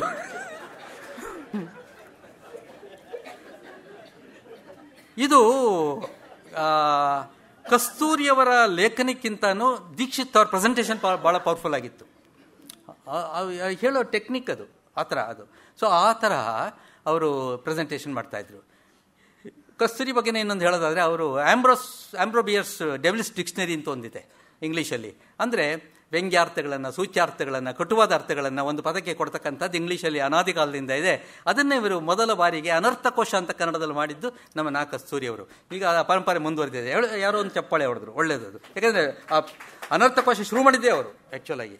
ಈಗ ಎಲ್ಲ ಕಡೆ ಬರ್ತಾ ಇದೆ, ಎಲ್ಲ ಪತ್ರಿಕೆಯಲ್ಲಿ ಇದೆ, ಎಷ್ಟೋ ವರ್ಷಗಳ ಹಿಂದೆ. ಈ ಉದಾಹರಣೆಗೆ ಆಂಬ್ರೋಬಿಯರ್ಸ್ ಡಿಕ್ಷನರಿ ನೀವು ಓದಿದ್ರೆ ಅಲ್ಲಿ ಗೊತ್ತಾಗುತ್ತೆ. ಯಾವ್ದಾದ್ರು ಒಂದು ತೊಗೊಳ್ಳಿ ಪದ, ಪೀಸ್ ತೊಗೊಳ್ಳಿ, ಪೀಸ್ ಶಾಂತಿ. ಪೀಸ್ ಅಂದರೆ a period of cheating. Peace ಅಂದರೆ ಅವನು ಆಂಬ್ರೋಬಿಯರ್ಸ್ ಅವನು ಹೇಳೋದು a period of cheating between 2 periods of fighting ಅಂತ. ಸೈಲೆಂಟಾಗಿರ್ತಾರೆ, 2 ಫೈಟಿಂಗ್ಗಳ ಮಧ್ಯೆ ಇರ್ತಕ್ಕಂಥ ಸೈಲೆನ್ಸ್ಗೆ ಪೀಸ್ ಅಂತ ಕರೀತಾರೆ. ಸೊ ಈ ಟೆಕ್ನಿಕ್ಕನ್ನು ಬಳಸ್ಕೊಂಡವರು ಆನೆಯ ಹಾಲು ನಾ ಕಸ್ತೂರಿ ಬರೀತಾರೆ. ಆನೆಯ ಹಾಲು ಇದನ್ನು ಕುಡಿಯುತ್ತಾ ಹೋದರೆ ದಿನಕ್ಕೆ 10 ಪೌಂಡ್ ತೂಕ ಜಾಸ್ತಿ ಆಗುತ್ತದೆ, ಕಾಮ ಹಾಕಿ ಆನೆ ಮರಿಗೆ. ಇನ್ನೊಂದು ಪತಿ ಅನ್ನೋದಕ್ಕೆ ಬಹಳ ಸೊಗಸಾದ ವ್ಯಾಖ್ಯಾನ ಕೊಡ್ತಾರೆ. ಅದು ಪತಿ ಅಂತಂದರೆ ದಂಪತಿಯಲ್ಲಿ ದಮ್ ಕಳ್ಕೊಂಡವನು ಅಂತ. ದಂಪತಿಯಲ್ಲಿ ದಮ್ ತೆಗೆದುಬಿಟ್ರೆ ಪತಿ ಉಳ್ಕೊಳುತ್ತಲ್ಲ. ಇದು ಕಸ್ತೂರಿಯವರು ಆ ಕಾಲಕ್ಕೆ ಕೊಟ್ಟಿದ್ದು. ಸೊ ಈ ತರಹದ ಕೆಲವು ಅಕ್ರೂರ ಅನ್ನೋಕೆ ಅವ್ರು ಕೊಟ್ಟಿದ್ದು ನಿಜವಾಗ್ಲೂ ಎಲ್ಲ ಕಾಲಕ್ಕೂ ಅನ್ನಿಸುವಂಥದ್ರಲ್ಲಿ retired police officer is called S Akrura ಅಂತ ಅವ್ರು ಹೇಳ್ತಾರೆ ಅದರಲ್ಲಿ. ಸೊ ಈ ತರಹದ್ದು ಉತ್ತರ ಕ್ರಿಯೆ ಅಂದರೆ ಎಕ್ಸಾಮಿನೇಷನಲ್ಲಿ ಕೂತ್ಕೊಂಡು ಉತ್ತರಗಳು ಬರೀತಕ್ಕಂಥ ಕ್ರಿಯೆಗೆ ಉತ್ತರ ಕ್ರಿಯೆ ಅಂತಾರೆ. ಈ ಥರದ್ದು ಸಾಕಷ್ಟು ಅವ್ರು ಕೊಟ್ಬಿಟ್ಟಿದ್ದಾರೆ. ಅವರ ಕೃತಿಗಳನ್ನು ಓದಬೇಕು. ಸುಮಾರು 26 ಕೃತಿಗಳನ್ನು ಅವರು ಬರೆದಿದ್ದಾರೆ. ಅದರಲ್ಲಿ ಕೆಲವೊಂದು ಅತ್ಯದ್ಭುತವಾದ ಕೃತಿಗಳನ್ನು ಕೊಟ್ಟಿದ್ದಾರೆ. ನಾಟಕಗಳು ಸ್ಪೆಷಲಿಸ್ಟ್ ಅವರು, ಅದನ್ನು ಕೂಡ ನೋಡಬೇಕಾಗುತ್ತೆ. ನಾನು ಭಾಳ ಮುಖ್ಯವಾದ ಮತ್ತೊಬ್ಬ ಸಾಹಿತಿಗೆ ನಾನು ಬರಲೇಬೇಕಾಗುತ್ತೆ. ಯಾಕೆಂತಂದರೆ ಹಾಸ್ಯ ಸಾಹಿತಿಗಳ ಪರಿಚಯ ಅಂತಿರೋದ್ರಿಂದ ನಾನು ಎಲ್ಲ ಕಾಲದಲ್ಲೂ ನಾನು ತಂಪು ಹೊತ್ತಲ್ಲಿ ನೆನಪು ಮಾಡ್ಕೊಳ್ತಾ ಇರ್ತಕ್ಕಂಥ ಒಬ್ಬರೇ ಅಯ್ಯಂಗಾರು, ಬೇರೆ ಯಾರೂ ಅಲ್ಲ, ಅವರೇನೆ ಗೋರೂರು ರಾಮಸ್ವಾಮಿ ಅಯ್ಯಂಗಾರು. ಅತ್ಯದ್ಭುತವಾದ ಕಾಯ, 6 ಕಾಲಡಿ ಎತ್ತರ, 200 kg ತೂಕ. ಅವರ ಗಾಂಧಿವಾದಿಗಳು ಅವರ ಡ್ರೆಸ್ ಹಾಕ್ಕೊಂಡು ಭೂತಯ್ಯನ ಮಗ ಅಯ್ಯೂ ಬರೆದವರು ಅಂದರೆ ಯಂಗ್ಸ್ಟರ್ಸ್ಗೆ ಅರ್ಥ ಆಗುತ್ತದು, ಅಥವಾ ಹೇಮಾವತಿ ಬರೆದವರು ಅಂದರೆ ಯಂಗ್ಸ್ಟರ್ಸ್ಗೆ ಅರ್ಥ ಆಗುತ್ತೆ. ಏನು ಸರ್ ಅವರು ಗೋರೂರು ರಾಮಸ್ವಾಮಿ ಅಯ್ಯಂಗಾರ್ ಅವರು ಅಂತಂದರೆ ನಿಜವಾಗ್ಲೂ ಅವರು 1904 ಅವರು ಹುಟ್ಟಿದ್ದು. ಅಂದರೆ ಭಾಳ ಇದನ್ನಿಲ್ಲ. ಚಿಕ್ಕ ವಯಸ್ಸಲ್ಲಿದ್ದಾಗಲೇ ಗಾಂಧಿ ಪ್ರಭಾವಕ್ಕೊಳಗಾಗಿ ಶಾಲೆ ಬಿಟ್ಟು ಗಾಂಧಿನ ಸೇರಕ್ಕೆ ಹೊರಟೋಗ್ತಾರೆ. ಗಾಂಧಿ ಶಿಷ್ಯರಾಗ್ತಾರೆ. ಅಲ್ಲಿ ಅಲ್ಲ, ಗಾಂಧಿಯ ಆತ್ಮಕಥೆಗಳನ್ನು ಅವರು ಅನುವಾದ ಮಾಡ್ತಾರೆ. ಲಭ್ಯ ಇದೆ, ಸ್ಟಾಲ್ಸಲ್ಲಿ ಇವತ್ತಿಗೂ ಸಿಗುತ್ತೆ ಗಾಂಧಿಯವರ ಆತ್ಮಕಥೆಗಳನ್ನು. ಮತ್ತು ಅವರು ಆಫ್ರಿಕಾಗೆಲ್ಲ, ಸೌತ್ ಆಫ್ರಿಕಾಗೆ ಹೋಗಿ ಬಂದ್ರಲ್ಲ, ಅದನ್ನು ಸಂಪೂರ್ಣ ಕನ್ನಡ ಮಾಡಿದ್ದು ಗೋರೂರು ರಾಮಸ್ವಾಮಿ ಅಂಗಾರು ಆ ಕಾಲದಲ್ಲಿ. ಆಮೇಲೆ ಕ್ವಿಟ್ ಇಂಡಿಯಾ ಚಳವಳಿ 1942 ದಸ್ತಗಿರಿ ಆಗ್ತಾರೆ, ಜೈಲಲ್ಲಿ ಇರ್ತಾರೆ. ಇಂತಹವರಲ್ಲಿದ್ದ ಹಾಸ್ಯ ಪ್ರಜ್ಞೆ ಅದ್ಭುತ. ಅದ್ಭುತ ಏನು ಹಾಸ್ಯ ಪ್ರಜ್ಞೆ ಅವರಲ್ಲಿ ಅಂದರೆ, ನಂದು ಸಮಗ್ರ ಹಾಸ್ಯ ಅಂತ ಆಗಲೇ ಅಕ್ಕ ಅವ್ರು ಹೇಳಿದ್ರು. ಒಂದು 1000 ಪುಟದ ಸಂಕಲನ 1978 ಬಿಡುಗಡೆ ಆಯಿತು ಅಂತ ಕನ್ನಡ ಸಾಹಿತ್ಯ ಪರಿಷತ್ತಲ್ಲಿ. ಅದನ್ನು ಬಿಡುಗಡೆ ಮಾಡಿದ್ದೇನೆ ಗೋರೂರು ರಾಮಸ್ವಾಮಿ ಅಯ್ಯಂಗಾರ್ ಅಂತಕ್ಕಂಥ ಮಧುರವಾದ ನೆನಪನ್ನು ನಿಮ್ಮ ಜೊತೆ ಹಂಚ್ಕೋತಾ ಇದ್ದೀನಿ. ಅದು ಪುಸ್ತಕವನ್ನು ಬಿಡುಗಡೆ ಮಾಡಿದ್ರು ಅವರು. ಎಷ್ಟು ಬಸ್ಸಲ್ಲಿ ಬಂದು ಹೋದರು ಸರ್ ಅವರು, ರಾಜಾಜಿನಗರದಿಂದ 12 ಪೈಸಾನೋ ಏನೋ, ಆಗ 15 ಪೈಸಾ ಇರಬೇಕು ಬಸ್ಸಲ್ಲಿ. ಇಲ್ಲ ನೀವೇನು ಆಟೋ ತರಬೇಡ, ನಾನು ಬಸ್ಸಲ್ಲಿ ಬರ್ತೀನಿ. ಅದು ಗೋರೂರು ರಾಮಸ್ವಾಮಿ ಅಯ್ಯಂಗಾರ್ ಅವರು. ಸೊ ಬಂದರು, ಆಯಿತು. ನಾನು ಇಲ್ಲಿ ಏನು ಹೇಳೋಕೆ ಹೋಗ್ತಾ, ಅವರು 1978 ಅವರು ಅಮೇರಿಕಾಕ್ಕೆ ಹೋದರು. ಯಾಕೆಂದರೆ 1980 ಅವರಿಗೆ ಅಮೇರಿಕಾದಲ್ಲಿ ಗೋರೂರಿಗೆ ಕೇಂದ್ರ ಸಾಹಿತ್ಯ ಪ್ರಶಸ್ತಿ ಬಂತು. ಆಮೇಲೆ ಅದು ಟೆಕ್ಸ್ಟ್ ಬುಕ್ ಆಗೋಯ್ತದು. ಸೊ 80 ಬಂದಿದ್ದು 78 2 years ಬ್ಯಾಕ್ ಅಮೇರಿಕಕ್ಕೆ ಹೋದರು ಗೋರೂರು. ಅವರು ಪಕ್ಕ ಅಯ್ಯಂಗಾರ್ ಅಂದರೆ 100% ಅಯ್ಯಂಗಾರ್ ಅವರು. ಅವ್ರು ಹೋಗಿದ್ದೇ 1978 ಅಂತ 40 ವರ್ಷಗಳ ಹಿಂದೆ ಲೆಕ್ಕ ಹಾಕಿ ಹೇಗಿತ್ತು ಆವತ್ತಿನ ಜೀವನ ಹೇಗಿತ್ತು 40 years ಬ್ಯಾಕು. ಈಗ ಫ್ಲೈಟ್ಗಳಲ್ಲೆಲ್ಲನೂ ಇದೆಲ್ಲ ಎಲ್ಲನೂ ನಾನ್ ವೆಜ್ಜೇ. ಫಾರಿನ್ ಫ್ಲೈಟ್ಸಲ್ಲೆಲ್ಲನೂ ವೆಜ್ ಇದ್ದರೆ ನೀವು ಹೇಳಬೇಕು, ಮುಂಚಿತವಾಗಿ ಬರೆಸ್ಬೇಕು, ಆ ಥರ ಆಗುತ್ತದು. ಸೊ ಇಲ್ಲೇನಾಗಿದೆ, ನಮಗೂ ಆಗಿತ್ತು. ವಸಂತ ಶ್ರೀಯವರು ಮುಂಚೆ ನಮ್ಮನ್ನು ರಿಸೀವ್ ಮಾಡೋಕ್ಕೆ ಲಂಡನ್ಗೆ ಹೊರಟೋದ್ರು. ನೀವು ಬನ್ನಿ, ಕಾಯ್ತಾ ಇರ್ತಿ ಅಂತ ಬುಕ್ ಮಾಡಿಬಿಟ್ಟಿದ್ದೀವಿ. ವೆಜಿಟೇರಿಯನ್ ಅಂತ ಬರ್ಸಿದ್ದಾರೆ. ನಾನು ಹೇಳ್ತಾ ಇರೋದು ಇದು 16-17 ವರ್ಷಗಳ ಹಿಂದಿನ ಕತೆ. ನಾನು ಮಿತ್ರ ಸೈಡ್ ಬೈ ಸೈಡ್ ಕೂತಿದ್ದೀವಿ. ಅವಳು ನಮ್ಮಿಬ್ಬರಿಗೇನೆ 400 ಜನ ಇದ್ದ ಒಂದು ಫ್ಲೈಟಲ್ಲಿ ಇಬ್ಬರು ಮಾತ್ರ ವೆಜಿಟೇರಿಯನ್ಸು. ಫಸ್ಟ್ ನಮಗೆ ಕೊಡ್ತಾಳೆ, ವೆಜಿಟೇರಿಯನ್ಸ್ ಯು ಆರ್ ವೆಜಿಟೇರಿಯನ್ ಅಂದ್ಬಿಟ್ಟು ಕೊಟ್ಟಿದ್ದಾರೆ. ಒಂದು ತಟ್ಟೆ ಬಿಸಿಯಾಗಿದೆ ಅದು. ಅದರ ಮೇಲೆ ಗೋಪುರವಾಗಿ ಯಾವುದೋ ಒಂದು ಅಕ್ಕಿಯಲ್ಲಿ ಬಿರಿಯಾನಿ ಮಾಡಿದ್ದಾರೆ. ಯಾವುದೋ ಒಂದು ಬಿರಿಯಾನಿ ಟೈಪಲ್ಲಿ, ಅಥವಾ ವೆಜಿಟೇಬಲ್ ಬಿರಿಯಾನಿನೋ ಅಥವಾ ಆ ಥರದಲ್ಲಿ ಪುಳಿಯೋಗರೆ ಟೈಪಲ್ಲಿ ಯಾವುದೋ ಒಂದು ಅನ್ನದ್ದು ಒಂದು ಐಟಮ್ ಅದು ಮಾಡಿದ್ದಾರೆ. ಅದು ಗೋಡಂಬಿ ಎಲ್ಲ ಸುತ್ತ ಹಾಕಿದ್ದಾರೆ. ಮಿತ್ರ ಅವ್ರ ಕೈಗೆ ಕೊಟ್ಟರು, ನನ್ನ ಕೈಗೆ ಒಂದು ಪ್ಲೇಟ್ ಇಟ್ಟು ಮಿತ್ರ ಅಂತ ಕೂಗ್ಬಿಟ್ರು. ಇದು ಮಿತ್ರನ ಕೇಳಬೇಕು, ಅವ್ರು ಇನ್ನೂ ಚೆನ್ನಾಗಿ ಹೇಳ್ತಾರೆ. ಏನಂದ್ರು, ಅವರು ಅಲಂಕಾರಕ್ಕೆ ಅಂತ ಒಂದು ಬಾಯ್ಲ್ಡ್ ಎಗ್ನ ಕ್ರೋನ್ ಆಕಾರದಲ್ಲಿ ಕಟ್ ಮಾಡಿ ಅದ್ರ ಮೇಲೆ ಇಟ್ಟಿದ್ದಾರೆ. ಇದ್ರ ಮೇಲೊಂದು ಇದ್ರ ಮೇಲೊಂದು ಒಂದು ಎಗ್ನ ಈ ಥರ ಕ್ರೋನ್ ಥರ ಕಟ್ ಮಾಡಿ ಹಿಂಗೆ ಇಟ್ಟಿದ್ದಾರೆ. ಇವ್ರಿಗೆ ಹತ್ತಿ ಉರಿದು ಬಿಡ್ತಲ್ಲ, we told you that we are vegetarians, we have shown in chart also. ಹಾಗೆ ಹೀಗೆ ಕೂಗಾಡ್ಬಿಟ್ರು. Excuse me sir, sorry sir, take this back, get us different plate ಅಂದರು. Sir yes sir, okay sir, sorry sir ಅಂತ ಪಾಪ ಗಗನ ಸಖಿ ಹೋಗಿ ಒಳಗಡೆ ಹೋದ್ಲು. ಹೋಗಿ ಇನ್ನೊಂದು ಪ್ಲೇಟ್ ತಂದು ಕೊಡ್ತಾಳೆ. ಅವಳು ಒಳಗಡೆ ಹೋಗಿ ಆಚೆ ಬರೋದ್ರಲ್ಲಿ ಅವಳು ಇನ್ನೂ ಹೆಚ್ಚು ಆಕರ್ಷಕವಾಗಿ ಕಂಡ್ಲು. ಕೆನ್ನೆಗಳೆರಡೂ ಉಬ್ಬಿತ್ತು. ಕಾರಣ ಆ ಎರಡೂ ಒಂದು ಬಾಯ್ಲ್ಡ್ ಎಗ್ನಕ್ಕೆ ಬಾಯಲ್ಲಿ ಹಾಕ್ಕೊಂಡು ಅದನ್ನೇ ವಾಪಸ್ ತಂದು ಕೊಟ್ಟಿದ್ಲು. ಗೊತ್ತಾಗೋಯ್ತು, ಇಟ್ಕೊಂಡಿದ್ದಾಳೆ ಇಲ್ಲಿ. ತಕ್ಷಣ ತಂದು ಕೊಟ್ಟಲಿಲ್ಲ, ಅದನ್ನೇ ತೆಗೆದುಬಿಟ್ಲು. ಮತ್ತು ಸರ್ವ್ ಮಾಡಿದ್ಲು. ಏನು ಮಾಡ್ತೀರಾ ನೀವು ಅದಕ್ಕೆ? ಸೊ ಈ ಥರ ಫ್ಲೈಟ್ಗಳಲ್ಲೆಲ್ಲ ಇಂಥದ್ದೆಲ್ಲ ಆಗೋಗ್ಬಿಡುತ್ತೆ ಇಲ್ಲಿ. ಅದೇ ಗೋರೂರು ರಾಮಸ್ವಾಮಿ ಅವ್ರ ಬರೋಕ್ಕೆ ಮುಂಚೆ ಇನ್ನೊಂದು ಇದೇ ಥರದ್ದೇನೆ ಹಿರೇಮಗಳೂರು ಕಣ್ಣನ್ನವರು, ನಿಮಗೆ ಗೊತ್ತಿರತಕ್ಕಂಥ ವ್ಯಕ್ತಿ ಬಗ್ಗೆ ಹೇಳಿದ್ರೆ ಆಸಕ್ತಿ ನಿಮಗೆ ಜಾಸ್ತಿ ಅಂತ ನನಗೆ ಗೊತ್ತು. ಅವರು ಫಸ್ಟ್ ಟೈಮ್ ನ್ಯೂಯಾರ್ಕಲ್ಲೋ ಎಲ್ಲೋ ಒಂದು ಕೃಷ್ಣನ ವಿಗ್ರಹವನ್ನು ಪ್ರತಿಷ್ಠಾಪನೆ ಮಾಡೋಕ್ಕೆ ಅಂತ ಹೊರಟಾಗ ಪಕ್ಕ ನಿಮ್ಮ ಮನೆಗೆ ಬರ್ತಕ್ಕಂಥ ಪೂಜಾರಿ ಅಂತ ಡ್ರೆಸ್ ಮಾಡ್ಕೊಂಡು ಹೋಗಿದ್ರು. ಪಂಚೆ, ಅಂಗವಸ್ತ್ರ, ಜನವಾರ ಬಿಟ್ಕೊಂಡು, ನಾಮ ಇಟ್ಕೊಂಡು ಹಾಗೇನೆ ಟ್ರೆಡಿಷನಲ್ ಡ್ರೆಸ್ಸಲ್ಲಿ ಫಸ್ಟ್ ಟೈಮ್ ಆಗೋರೆಲ್ಲ ಹಾಗೆ ಮಾಡ್ತಾರೆ ಯೂಶುವಲ್ ಆಗಿ. ಫಸ್ಟ್ ಟೈಮ್, ಆಮೇಲೆ ಗೊತ್ತಾಗ್ಬಿಡುತ್ತೆ ಅವ್ರಿಗೆ ಇದು ಗಿಟ್ಟಲ್ಲ ಈ ಡ್ರೆಸ್ಸಲ್ಲಿ ಅಂತ. ಸೊ ಆಮೇಲೆ ಅವರು ಚೇಂಜ್ ಮಾಡ್ಕೊಳ್ತಾರೆ. ಸೊ ಟ್ರೆಡಿಷನಲ್ ಡ್ರೆಸ್ಸಲ್ಲಿ ಹೋಗ್ತಾ ಇದ್ದಾರೆ. ಇಂಟರ್ನ್ಯಾಷನಲ್ ಫ್ಲೈಟು ಸಾಗರಗಳನ್ನು ದಾಟಿ ಹೋಗ್ತಾ ಇದೆ. ಏರ್ ಹೋಸ್ಟೆಸ್ಗಳು 8 ಜನ ಇರ್ತಾರೆ. ಯಾವಳೋ ಬಂದ್ಲು, ಎಲ್ಲರಿಗೂ ಚಾಕ್ಲೇಟ್ ಕೊಡ್ತಾ ಬಂದ್ಲು. ಇವರು ಕೈ ಚಾಚಿದ್ರು, ಚಾಕ್ಲೇಟ್ ಇಟ್ಲು. ಚಾಕ್ಲೇಟ್ ಇಡುವಾಗ ಕೈ ಟಚ್ ಆಗೋಯ್ತು. ಇದು ಸಂದರ್ಭ. ಇದ್ರ ಬಗ್ಗೆ ಕವನವನ್ನು ಅವರು ಪ್ರಜಾವಾಣಿಯಲ್ಲಿ ಬರೆದ್ರು ಆಮೇಲೆ ಅವರು. ಸೊ ಆ ಚಾಕ್ಲೇಟ್ ಯಾಕೆ ಕೊಡ್ತಾರೆ ಅಂತ ಸೈಂಟಿಫಿಕ್ ರೀಸನ್ನು ಕೂಡ ಆಮೇಲೆ ನಾನು ನೋಡಿಕೊಂಡೆ. ನೀವು 6000 ಅಡಿಗಿಂತ ಆಲ್ಟಿಟ್ಯೂಡ್ ಜಾಸ್ತಿ ಮೇಲಕ್ಕೆ ಹೋದಾಗ ಕಿವಿ ಮತ್ತು ಗಂಟಲು ನಡುವೆ ಇರ್ತಕ್ಕಂಥ ನರ ಪ್ರೆಸ್ ಆಗುತ್ತೆ, ನಿಮಗೆ ಕಿವಿ ನೋವು ಬರುತ್ತೆ. ಆದ್ದರಿಂದ ನೀವು ಬಾಯಿನ ಮ್ಯಾ ಮ್ಯಾ ಮ್ಯಾ ಮ್ಯಾ ಅಂತ ಇದ್ದರೆ ನಿಮ್ಗೆ ಕಿವಿ ನೋವು ಬರಲ್ಲ. ಬರೀ ಮ್ಯಾ ಮ್ಯಾ ಅಂದರೆ ಭಾಳ ಆಕ್ವರ್ಡ್ ಕಾಣುತ್ತೆ. ಆದ್ದರಿಂದ ಚಾಕ್ಲೇಟ್ ಬಾಯಲ್ಲಿ ಹಾಕ್ಕೊಂಡ್ರೆ ನೀವು ಅಂತ ಇರ್ಬೋದು, ಆ ಕಿವಿ ನೋವು ಬರಲ್ಲ. That is a scientific reason. You can get it in books. So chocolate ಕೊಟ್ಲವಳು. ಚಾಕ್ಲೇಟ್ ಕೊಡುವಾಗ ಕೈ ಟಚ್ ಆಗೋಯ್ತು. ಅದರ ಏರ್ ಹೋಸ್ಟೆಸ್ ಸಾ ದಿಸ್, ಬಂದ್ಬಿಟ್ಟು ಕಮ್ಮಿಯ ರೈಸೆ ಕತ್ತೆ ಗೊತ್ತಾಗಲ್ಲ ನಿಮಗೆ. ಅವಳು ಇಂಗ್ಲೀಷಲ್ಲಿ ಏನು ಬೈದ್ಲೋ ಗೊತ್ತಿಲ್ಲ, ನಾನು ನಿಮ್ಮ ಕನ್ನಡದಲ್ಲಿ ಹೇಳ್ತಾ ಇದ್ದೀನಿ ಆಯಿತಾ. ಅಲ್ಲ, ಅವ್ರು ಭಟ್ರು ಮಡಿಯಲ್ಲಿ ಕೂತಿದ್ದಾರೆ, ಹೋಗ್ಬಿಟ್ಟು ಅವ್ರು ಟಚ್ ಮಾಡ್ಕೊಂಡೆ, ಕೊಡೋದು ಮೇಲ್ಗಡೆಯಿಂದ ಹಾಕ್ಬೇಕಾಯ್ತು ಅಂದರು. ಇವಳು ಗಾಬರಿ ಆಗೋದು. ಅವರು ಪೂಜಾರಿಗಳು, ಅವ್ರ ಶಾಸ್ತ್ರಿಗಳವರು, ಅವ್ರು ಏನಾದರೂ ಶಾಪ ಕೊಟ್ಟರೆ ನಿಂಗೆ ಪಾಪ ಆಗಿಬಿಡುತ್ತೆ ಅಂದರು. ಆವಾಗ ಪಾಪ ಆದರೆ ಗಗನ ಸಾಕಿ ಪೋಸ್ಟಿಂದ ಕಿತ್ತು ಹಾಕ್ಬಿಡೋರು. ಇವಾಗ ಚೇಂಜ್ ಆಗಿದೆ. ಆಗ ಪಾಪ ಆಗೋಂಗಿಲ್ಲ, ಮದುವೆ ಆಗ್ಬೋದು, ಪಾಪ ಆಗೋಂಗಿಲ್ಲ. ಅದೊಂದು ಕಂಡೀಷನ್ ಇತ್ತಾಗ. ಹೊಡಿಬೋದು ಚಪ್ಪಾಳೆ. ಅಯ್ಯೋ ದೇವರೇ, ಅದಕ್ಕೇನಂತ ಸಂಕೋಚ, ಒಳ್ಳೆ ಚೆನ್ನಾಗಿದೆ. ಅವಳು ಗಾಬರಿ ಆಗ್ಬಿಟ್ಟು ಬಂದ್ಬಿಟ್ಟು, ಯಾಕಂದರೆ ಮಣಿವಂತಿಕೆ ಇರುತ್ತೆ, ಅಂಥ ಮಣಿವಂತರು ಇರ್ತಾರೆ ಅವರು. ಯಾಕಂದ್ರೆ ನಮ್ಮ ತಾತ ಒಬ್ಬರು ಇದ್ದಾರೆ, ನಾರಾಯಣ ಭಟ್ರು ಅಂತ ಸದ್ಯಾಪುರದಲ್ಲಿ. ಅವರು ಎಷ್ಟು ಮಡಿ ಅಂತಂದರೆ ಅವ್ರ ಮಡಿಯಲ್ಲಿ ಕೂತಾಗ ದೇವ್ರನ್ನ ಕೂಡ ಮುಟ್ಸ್ಕೊಳ್ಳಲ್ಲ, ಅಷ್ಟು ಮಡಿ. ಅದಕ್ಕೆ ಯಮ ಮಡಿ ಅಂತ ಕರಿತೀವಿ ನಾವು, ಆಯಿತಾ. ಸೊ ಹಾಗೆ ಅಂತ ಮಡಿನಲ್ಲಿ ಕೂತಿರೋ ನೀವು ಹೋಗ್ಬಿಟ್ಟು ತುಂಬ ಇದಾಗಿ ನಮ್ರೊಳಗೆ, ಸಾರಿ ಭಟ್ರೆ, ನಾನು ಕೊಡುವಾಗ ಕೈ ಟಚ್ ಆಗೋಯ್ತು, ಐ ಆಮ್ ಸಾರಿ, ಮೈಲಿಗೆ ಆಯ್ತಾ ಅಂತ ಕೇಳ್ತಾರೆ. ಮೈಲಿಗೆ ಆಯ್ತಾ ಅಂತ ಪದ ಅದರ ಮೇಲೆ ಪ್ಲೇ ಮಾಡ್ತಾರೆ ಅವರು. ಮೈಲಿಗೆ ಆಯ್ತಾ ಅಂತ ಕೇಳ್ತಾಳೆ. ಆಯ್ತಮ್ಮ ಅಂತ ಏನೋ ಹೇಳ್ಕೊಳ್ಳಿ ಸರ್. ಇಮಿಡಿಯೇಟಾಗಿ ಏರ್ ಟಿಕೆಟ್ ಮೇಲೆ ಒಂದು ಪದ್ಯ ಬರೀತಾರೆ, ಕಣ್ಣನ್ನು. ಎಷ್ಟು ಚೆನ್ನಾಗಿ ಬರೀತಾರೆ ಅಂದರೆ, ಸುಬ್ಬಾ ಭಟ್ಟರು ನೇಮ್ ಚೇಂಜ್ ಮಾಡ್ತೀವಿ ಯೂಶುವಲ್ ಆಗಿ. ಬೀಚಿಗಾಗಿದ್ದೆಲ್ಲ ತಿಮ್ಮ ಅಂತ ಹೇಳ್ತೀವಿ, ನನಗಾಗಿದ್ದೆಲ್ಲ ವಿಶ್ವ ಅಂತ ಹೇಳ್ತೀವಿ. ಯಾಕೆಂತಂದರೆ ಎಷ್ಟೋ ಇನ್ಸಿಡೆಂಟ್ಸ್ ನಾವು ಹೇಳೋಕ್ಕಾಗಲ್ಲ, ನೇರವಾಗಿ ಹೆಸರು ಚೇಂಜ್ ಮಾಡ್ಕೋತೀವಿ. ಇಲ್ಲಿ ಅಷ್ಟೇ, ಸುಬ್ಬಾ ಭಟ್ಟರು ವಿಮಾನದಲ್ಲಿ ಪ್ರಯಾಣ ಮಾಡುವಾಗ ಗಗನ ಸಖಿ ತಿಳಿಯ ದೇವರನ್ನು ಮುಟ್ಟಿಬಿಟ್ಟಳು. ಗಗನ ಸಖಿ ತಿಳಿಯ ದೇವರನ್ನು ಮುಟ್ಟಿಬಿಟ್ಟಳು. ಮೈಲಿಗೆ ಆಯ್ತೆ ಎಂದು ಕೇಳಿದಾಗ ಸುಬ್ಬಾ ಭಟ್ಟರು, ಪರವಾಗಿಲ್ಲ, ಗಗನದಲ್ಲಿ ಗಗನ ಸಖಿ ದೇವತೆಗೆ ಸಮಾನ ಎಂದು ಬಿಟ್ಟರು.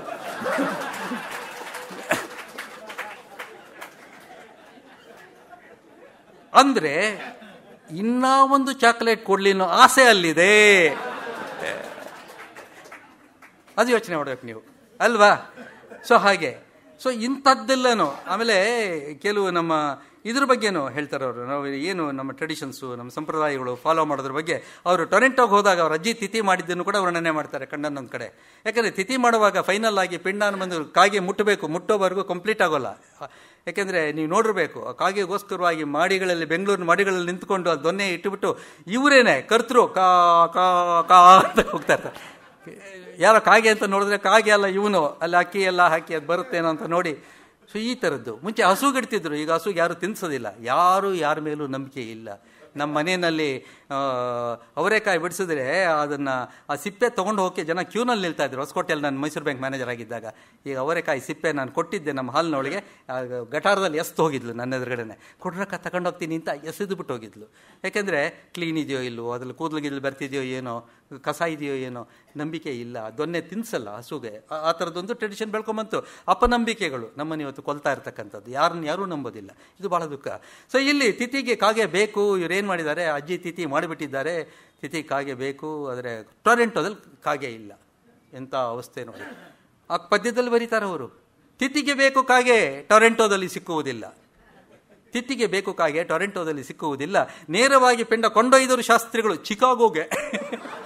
ದೊನ್ನೆ ಕೈಲಿ ಹಿಡ್ಕೊಂಡು ಕಾರಲ್ಲಿ ಅಲ್ಲಿಂದ ಅದೆಷ್ಟೋ ಗಂಟೆಗಳು ಡ್ರೈವ್ ಮಾಡಿಕೊಂಡು ಅಲ್ಲಿಗೆ ಕಾಗೆ ನೋಡಿಕೊಂಡು ಹೋಗಿದ್ದಾರೆ. ಯಾಕೆ ಹೋದರು ಅಂದರೆ, ಮುಂದಿನ ಸಾಲಲ್ಲಿ ಹೇಳ್ತಾರೆ, ಯಾರೋ ಹೇಳಿದರು ಅಲ್ಲಿತ್ತಂತೆ ಒಂದು ಕಾಗೆ. ನೀವು ಚಿಕಾಗೋಲ್ಲಿ ಟ್ರೈ ಮಾಡಿ, ಅಲ್ಲಿ ಒಂದು ಉದ್ಯಾನವನ ಇದೆ, ಅಲ್ಲಿ ಬರುತ್ತೆ ಕಾಗೆ. ಸಾಮಾನ್ಯ ಇಲ್ಲಿಂದ ಹೋಗಿದ್ದು ಅಲ್ಲಿ ಇರುತ್ತೆ, ಅಲ್ಲಿ ಗೂಡು ಕಟ್ಕೊಂಡು ಏನೋ ಹೇಳಿರ್ತಾರೆ. ನೇರವಾಗಿ ಪೆಂಡ ಕೊಂಡೊಯ್ದರು ಶಾಸ್ತ್ರಿಗಳು ಚಿಕಾಗೋಗೆ. ಅಲ್ಲಿದ್ದ ಪಕ್ಷಿಧಾಮದ ವಿಜ್ಞಾನಿ, ಪ್ರತಿಯೊಂದು ಪಾರ್ಕ್ಗೂ ಒಬ್ಬೊಬ್ಬ ವಿಜ್ಞಾನಿ ಅಂತ ಇರ್ತಾರೆ, ಅಫಿಷಿಯಲ್ ಆಗಿ ಅವರು ಅಲ್ಲಿ ನೋಡ್ಕೊಳ್ತಾರೆ ಅದನ್ನು. ಪಕ್ಷಿಧಾಮದ ವಿಜ್ಞಾನಿ ನೀಟಾಗಿ ಇಟ್ಟಿರ್ತಾರೆ ಜಾಗನ.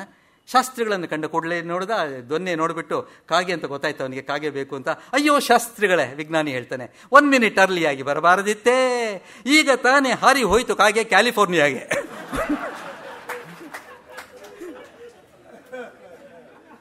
ನಿನ್ನೆ ರಾತ್ರಿಯಿಂದ ಊಟ ಇಲ್ಲ, ಬೆಳಗ್ಗೆ ಫಲಹಾರ ಸೇವಿಸಿಲ್ಲ, ಸಾಯಂಕಾಲ 5 ಗಂಟೆ ಆಗ್ತಾ ಇದೆ, ಹೊಟ್ಟೆ ತಾಳ ಹೊಡಿತಾ ಇದೆ, ಕಾಗೆ ಸಿಗ್ತಾ ಇಲ್ಲ. ಪರಿಸ್ಥಿತಿ ನೋಡಿ ಹೇಗಾಗತ್ತೆ ಅಂತ. ಈಗ ತಾನೇ ಹಾರಿ ಹೋಯ್ತು ಕಾಗೆ ಕ್ಯಾಲಿಫೋರ್ನಿಯಾಗೆ. ಇವರು ಕಣ್ಣನ್ನು ಕೇಳ್ತಾರೆ, ನೀನು ಕಂಡೆಯ ಕಾಗೆ ಹಾರಿ ಹೋಗಿದ್ದನ್ನ ಕನ್ಫರ್ಮ್ ಮಾಡ್ಕೋತಾರೆ. ನೀನು ಕಂಡೆಯ ಕಾರಿ ಹೋಗಿದ್ದನ್ನ, ನನಗೆ ಅಷ್ಟೇ ಸಾಕು, ನೀನೇ ಪಿಂಡ ಮುಟ್ಟಿ ದಕ್ಷಿಣೆ ಪಡೆ, ಅದು ನೀನೇ ಪಿಂಡ ಮುಟ್ಟಿ ದಕ್ಷಿಣೆ ಪಡೆ, ಅದು ಕಾಗೆ ತಿಂದು ಪಿತೃಗಳಿಗೆ ಸಂದ ಹಾಗೆ ಅಂತಾರೆ ಅವರು. ಏನು ಶಾರ್ಟ್ ಕಟ್ ಸರ್ ಇದು, ಅಯ್ಯಬ್ಬಾ, ರಿಯಲಿ ಅಮೇಝಿಂಗ್ ಇದು. ನನಗೆ ಸುವರ್ಣ ಪುಷ್ಪಂ ಸಮರ್ಪಯಾಮಿ ಅಂತ ಒಂದು ಗನ್ನೇರಿ ಹೂ ಹಾಕ್ತೀವಲ್ಲ, ಆ ಟೈಪ್ ಇದು. ಸೊ ಹೀಗೆ ನಾನು ಇವ್ರಿಗಾದ ಸಮಸ್ಯೆ ಹೇಳ್ತಾ ಇದ್ದೆ. ನಮ್ಮ ಗುರುರವ್ರಿಗೆ ಫ್ಲೈಟಲ್ಲಿ ಹೋಗ್ತಾ ಇದ್ದಾರೆ, ಪಕ್ಕಾ ವೆಜಿಟೇರಿಯನ್ ಅವರು. ಅವಳು ಏರ್ ಅಷ್ಟೇ ಎಲ್ಲರಿಗೂ ಕೊಡ್ತಾ ನಾನ್ ವೆಜ್ ಕೊಡ್ತಾ ಬಂದಿದ್ದಾಳೆ. ಇವರು ಗಾಬರಿ ಆಗೋಯ್ತು. ಪುಸ್ತಕದಲ್ಲಿದೆ, ಇದೆಲ್ಲಿದೆ ಅಂದರೆ ಅಮೆರಿಕದಲ್ಲಿ ಗೋರೂರು, ಅದು ಕೇಂದ್ರ ಸಾಹಿತ್ಯ ಅಕಾಡೆಮಿ ಪ್ರಶಸ್ತಿ ವಿಜೇತ ಕೃತಿ, ಅದರ ಮುನ್ನುಡಿಯಲ್ಲಿ ಬರುತ್ತಿದ್ದು. ಏರ್ ಅಷ್ಟನ್ನು ಕರೀತಾರೆ, ಕರೆದ್ಬಿಟ್ಟು ಮೇಡಮ್ ಕಮಿಯರ್. ಗೋರೂರು ಅವ್ರು ರಾಮಸ್ವಾಮಿ ಕೇಳ್ತಾರೆ, madam do you have anything to eat other than fish, meat and egg? ಎಷ್ಟು ಚೆನ್ನಾಗಿ ಕೇಳ್ತಾರೆ ನೋಡಿ. ನಿನ್ನ ಹತ್ರ ಏನಾದರೂ ತಿನ್ಲಿಕ್ಕೆ ಉಂಟಾ? ಮೀನು, ಮೊಟ್ಟೆ, ಮಾಂಸ ಬಿಟ್ಟು ತಿನ್ಲಿಕ್ಕೆ ಏನಾದರೂ ಉಂಟಾ ಅಂತ ಕೇಳ್ತಾರೆ. ತಕ್ಷಣ ಅವಳು yes sir we do have ಅಂತಾಳೆ. ಅವಳು ಖುಷಿಯಾಗಿಬಿಡುತ್ತೆ ಅವ್ರಿಗೆ. ಅವಳು ಕಂಟಿನ್ಯೂ ಮಾಡ್ತಾಳೆ, we have bacon, pork, mutton and chicken ಅಂತಾಳೆ ಅವಳು. ಇಲ್ಲಿ ಏನಂದರೆ ಮೀಟ್ ಅಂದರೆ ಎಲ್ಲ ಸೇರಿ ಮೀಟು ನಮಗೆ, ಆದರೆ ಅದು ಹಂಗಲ್ಲ, ಅದರಲ್ಲಿ ವೆರೈಟೀಸ್ ಇದೆ. ಲಂಡನ್ಗೆ ಅಕ್ಕ ಜೊತೆ ಹೋಗಿದ್ದಾಗ ಬ್ರೆಡ್ ಅಂದರೆ 80 ವೆರೈಟಿ ಬ್ರೆಡ್ಡು. ನನಗೆ ಗೊತ್ತಿದ್ದಿದ್ದು 2, ಸಾಲ್ಟ್ ಬ್ರೆಡ್ ಒಂದು, ಸ್ವೀಟ್ ಬ್ರೆಡ್ ಒಂದು, ಇತ್ತೀಚೆಗೊಂದು ವೀಟ್ ಬ್ರೆಡ್, 3 ಇರೋದು. ಆದರೆ ಅಲ್ಲಿ 80 ತರಹದ ಬ್ರೆಡ್ಗಳನ್ನು ಅವ್ರು ನಮ್ಗೆ ತೋರಿಸಿದ್ದಾರೆ. ಯಾವುದೋ ಒಂದು ಚಿಪ್ಸ್ ತೊಗೊಳಕ್ಕೆ ಹೋದಾಗ ಅವರು ಹೊಡೆದಿದ್ದು ನನಗೆ ಈಗಲೂ ನೆನಪಿದೆ. ಚಿಪ್ಸ್ ಕೊಂಡ್ಕೋತಾ ಇದ್ದೀನಿ, ಒಂದು ಪಟ್ ಅಂತ ಹೊಡೆದ್ರು ವಸಂತಶ್ರೀನ ಕೈ ಮೇಲೆ. ನೋಡ್ಬಿಟ್ಟು ತಗೋ, ಅಲ್ಲಿ ಗ್ರೀನ್ ಮಾರ್ಕ್ ಇರಬೇಕು, ರೆಡ್ ಮಾರ್ಕ್ ಇದ್ದರೆ ಅದನ್ನು ಪ್ರಾಣಿಗಳು ಕೊಬ್ಬಲ್ ಮಾಡಿರ್ತಾರೆ, ಅಷ್ಟು ಮಾತ್ರ ಗೊತ್ತಾಗಲ್ವಾ ಅಂತ ಅವ್ರು ಎಜುಕೇಟ್ ಮಾಡಿದ್ದು 20 ವರ್ಷಗಳ ನಂತರ ನನ್ನ ತಲೆಯಲ್ಲಿ ಇವತ್ತಿಗೂ ಇದೆ. ಬೈದರೆ ಹಂಗೆ ಬೈಬೇಕು, ಹೊಡೆದ್ರೆ ಹಂಗೆ ಹೊಡಿಬೇಕು, ಸುಮ್ಮನೆ ಹೊಡೆಯೋದಲ್ಲ, ಅದನ್ನ ಎಜುಕೇಟಿವ್ ಎಲಿಮೆಂಟ್ ಇಟ್ಟು ಹೊಡಿಬೇಕು. ಇವತ್ತಿಗೂ ಇದನ್ನು ನಮ್ಮ ಮನೇಲಿ ಪಾಸ್ ಆನ್ ಮಾಡಿದ್ದೀನಿ. ಅವ್ರು ಯಾವುದೇ ಇದಕ್ಕೆ ಹೋದರೂ ಕೂಡ ರೆಡ್ ಚುಕ್ಕೆ ಅಥವಾ ಗ್ರೀನ್ ಚುಕ್ಕೆ ಅದೇನೋ ಇದೆಯಲ್ಲ, ಅದು ನೋಡ್ಕೊಂಡು ತಗೋತಾರೆ ಅವರು. ಹಾಗೆ ಈ ಥರದ್ದೆಲ್ಲ ಆಗ್ತಾ ಹೋಗುತ್ತದೆ. ಇವ್ರು ಗೊತ್ತಾಗೋದಿಲ್ಲ. ಅವರು ಈ ರಾಮಸ್ವಾಮಿ ಅಯ್ಯಂಗಾರ ಬಗ್ಗೆ ಎಷ್ಟು ಹಾಸ್ಯ ಮಾಡಿದ್ದಾರೆ. ಹಬ್ಬ ಹೇಮಾವತಿ ತೀರದಲ್ಲಿ ಆಗ್ಬೋದು, ನಮ್ಮ ಊರಿನ ರಸಿಕರು ಆಗ್ಬೋದು, ಅಥವಾ ಹಳ್ಳಿ ಚಿತ್ರಗಳು ಆಗ್ಬೋದು. ಹಳ್ಳಿ ಚಿತ್ರಗಳ ಬಗ್ಗೆ ಹೇಳಲೇಬೇಕು ನಾನು ಮಾತು. ಹಳ್ಳಿ ಚಿತ್ರಗಳ ಬಗ್ಗೆ ಹೇಳಲೇಬೇಕು. ಸುರೇಶ್ ಮೋನ ಅವರು ಹೇಳಿರೋದ್ರಿಂದ. ಇವರು ಮೈಸೂರಲ್ಲಿ NS ಸುಬ್ರಾವ್ ಅಂತ ಕುಲಪತಿಗಳು. ಯಾಕಂದರೆ ಎದುರುಗಡೆ ನಾನು ಸುರೇಶ್ ಮೋನ ಅವ್ರನ್ನ ಕೂತ್ಕೊಂಡು ಮಾತಾಡುವಾಗ ಈ ಡೇಟುಗಳು ಮತ್ತು ಹೆಸರುಗಳನ್ನು ಬಹಳ ಹುಷಾರಾಗಿ ಪ್ರಯೋಗ ಮಾಡಬೇಕು, ನನಗೆ ಗೊತ್ತಿದೆ. ಯಾಕೆಂದರೆ NS ಸುಬ್ಬರಾಯರು ಅಂದರೆ ಇನ್ಷಿಯಲ್ NS ಆಗಿರಬೇಕು. ಮೈಸೂರು ಯೂನಿವರ್ಸಿಟಿಯಲ್ಲಿ ಅವರು ಕುಲಪತಿಗಳೇ ಆಗಿರಬೇಕು. ಆಯಿತಾ, 1946 ಕೈಲಾಸಂ ಸತ್ರು ಅಂದರೆ ಅವಾಗಲೇ ಸತ್ತಿರಬೇಕು, ನೆಕ್ಸ್ಟ್ ಡೇ ಸತ್ತರೆ ಪ್ರಾಬ್ಲಮ್ ನನಗೆ. ಹಾಗೆ ಅಷ್ಟು ಅಥೆಂಟಿಕೇಟ್ ಆಗಿ ಬೆಂಗಳೂರಿನ ಚಿತ್ರವನ್ನು ಇಡೀ ಪ್ರಪಂಚಕ್ಕೆ ತೋರಿಸಿದ್ದು ಸುರೇಶ್ ಮೋನ ಅಂತಕ್ಕಂಥದ್ದು. ಜನ ಅಮೇರಿಕಾದಲ್ಲಿ ಮಾತಾಡ್ತಾ ಇದ್ದಾರೆ, ಸರ್ ಇಲ್ಲಿನ ಫೋಟೋಗಳು ಅಲ್ಲೆಲ್ಲ ಹೋಗ್ತಾ ಇದೆ ವಾಟ್ಸಪ್ಪಲ್ಲಿ ಮೂನಾ ಬಗ್ಗೆ, ಅಲ್ಲಿರೋ ಅಭಿಮಾನ ಇಲ್ಲಿ ಇಲ್ವೇನೋ ಅಂತ ಅನ್ಸುತ್ತೆ ಅಮೇರಿಕಾದಲ್ಲಿ. ಆ ಥರ ಸುಮ್ಮನೆ ಪ್ರಾಸಂಗಿಕನ ಹೇಳಿದೆ. ಸೊ ಹಾಗೆ ಇಂಥದ್ದೆಲ್ಲ ನಡೆದು ಹೋಗುತ್ತೆ. ಏನೋ ಹೇಳ್ತಾ ಇದ್ದೆ ನಾನು, ಹಳ್ಳಿ ಚಿತ್ರಗಳು. ಯಾಕಂದರೆ ಹಾಗೆ ಮಾತಾಡೋದ್ರಿಂದ ಅಂತ ಹಳ್ಳಿ ಚಿತ್ರಗಳು. ಇವರು ಏನು ಸುಬ್ಬರಾಯರು ಕುಲಪತಿಗಳು, ಇವರು ಎಕ್ಸಾಮಿನರ್ ಆಗಿದ್ರು, BA ಕನ್ನಡ ಎಕ್ಸಾಮಿನರು ಗೌರವರಾಮಸ್ವಾಮಿ. ಕೇಳಿ ಪ್ರಶ್ನೆ, ವೈ ಎಲ್ಲ ಇವರೇನೆ, MA ಇವರೇ. ಹೀಗೆಲ್ಲ ಆಗ್ತಾಯಿತ್ತು.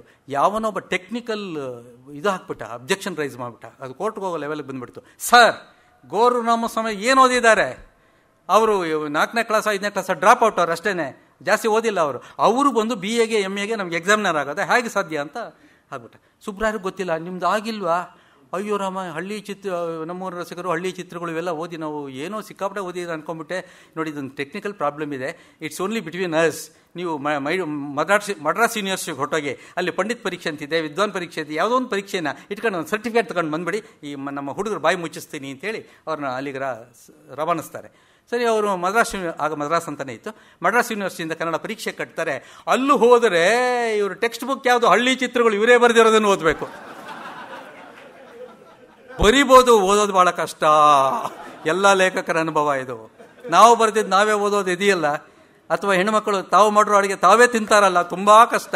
ಯಾರಿಗಾದ್ರೂ ಬಡಿಸಿದ್ರೆ ಗೊತ್ತಾಗಲ್ಲ, ಹೆಂಗೋ ತಿನ್ಕೊಂಡು ಹೋಗ್ತಾರೆ. ಇವರು ಸೈಡಲ್ಲಿ ನಿಂತ್ಕೊಂಡು ನೋಡ್ಕೊಂಡು ಆಮೇಲೆ ಆ ಬ್ರೆಡ್ಡಿಗೆ ಜಾಮ್ ಹಾಕೊಂಡು ಮುಗಿಸ್ಕೋತಾರೆ ಇವರು. ಭಾಳ ಕೇರ್ಫುಲ್ಲಾಗಿ ಮಾತಾಡ್ತಾ ಇದ್ದೀನಿ, ಯಾಕೆಂದರೆ ನಮ್ಮ ಮನೆಯವರು ಬಂದಿದ್ದಾರೆ ಇವತ್ತು. ಆಯಿತಾ?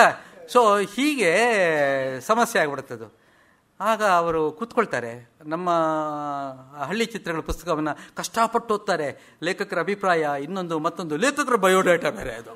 ಅಲ್ಲಿ ಯಾವಾಗ ಹುಟ್ಟಿದ್ರು, ಏನೇನು ಪ್ರಶಸ್ತಿ, ಇನ್ನೊಂದು ಮತ್ತೊಂದು ಎಲ್ಲ ಗಟ್ ಮಾಡ್ತಾರೆ. ಇವರು ಕೂತ್ಕೊಂಡು ಗಟ್ ಮಾಡಿ ಮಾಡಿ ಮಾಡಿ ಬರೀತಾರೆ. ಇವರ ಸಬ್ಜೆಕ್ಟು ಹಳ್ಳಿ ಚಿತ್ರಗಳು ಅಂತಕ್ಕಂಥ ಸಬ್ಜೆಕ್ಟಲ್ಲಿ ಇವರಿಗಿಂತ ಜಾಸ್ತಿ ಮಾರ್ಕ್ಸ್ನ ಇನ್ಯಾವನ ತೊಗೊಂಡ್ಬಿಡ್ತಾನೆ. ಪುಸ್ತಕ ಇವ್ರದ್ದು, ಮಾರ್ಕ್ಸ್ ತಗೊಂಡು ಬೇರೆಯವನು. ಲೇಖಕರು ಈ ರೀತಿಯಾಗಿ ಅಭಿಪ್ರಾಯ ಪಡುತ್ತಾರೆ.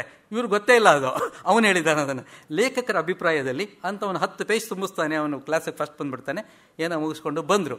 ಸೊ ಇಂತಹ ಗೌರವ ರಾಮಸ್ವಾಮಿ ಅಯ್ಯಂಗಾರರು ಆ ಕಾಲದಲ್ಲಿ ಇಬ್ಬರು ಗಂಡು ಮಕ್ಕಳನ್ನ ಕಳ್ಕೊಂಡವರು.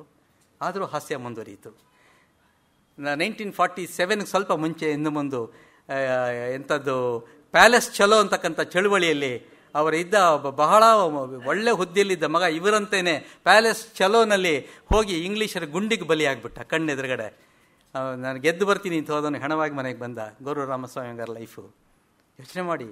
ಈಗ ನಗಿಸೋರ ಲೈಫು ಅಷ್ಟು ನಗೋಷ್ಟು ಚೆನ್ನಾಗಿರೋದಿಲ್ಲ ಅದು. ಆಮೇಲೆ ಅವರು ಒಂದು ಸಲ ಅನಾರೋಗ್ಯ ಪೀಡಿತರಾಗಿದ್ದರು. ಅವರು ಅನಾರೋಗ್ಯ ಪೀಡಿತರಾಗಿದ್ದಾಗ ರಾಮಕೃಷ್ಣ ಹೆಗಡೆ 1983 ಸುತ್ತಮುತ್ತ ಅವರು ಆ ಮನೆ ಕಡೆ ಬಂದಿದ್ದಾರೆ. ತೀರಾ ಅನಾರೋಗ್ಯ ಗೊತ್ತಾಯಿತು ಅವ್ರಿಗೆ. ಅವರಲ್ಲಿತ್ತು ಕಲ್ಚರ್ ಇತ್ತು. ರಾಮಕೃಷ್ಣ ಹೆಗಡೆ ಮುಖ್ಯಮಂತ್ರಿಗಳಾಗಿದ್ದಾಗ ಇವನ್ ಅದರ್ವೈಸ್ ಆಲ್ಸೋ ಆ ಒಂದು ಕಲ್ಚರ್ ಇತ್ತು. ಹೋಗಿ ಸಾಹಿತಿಗಳು ಮಾತಾಡ್ಸೋರು. ಇವರು ಮನೆಗೆ ಬಂದಿದ್ದಾರೆ, ದುಡ್ಡಿಗೆ ತುಂಬ ತೊಂದರೆ ಇದೆ ಅಂತ ಗೊತ್ತಾಯಿತು.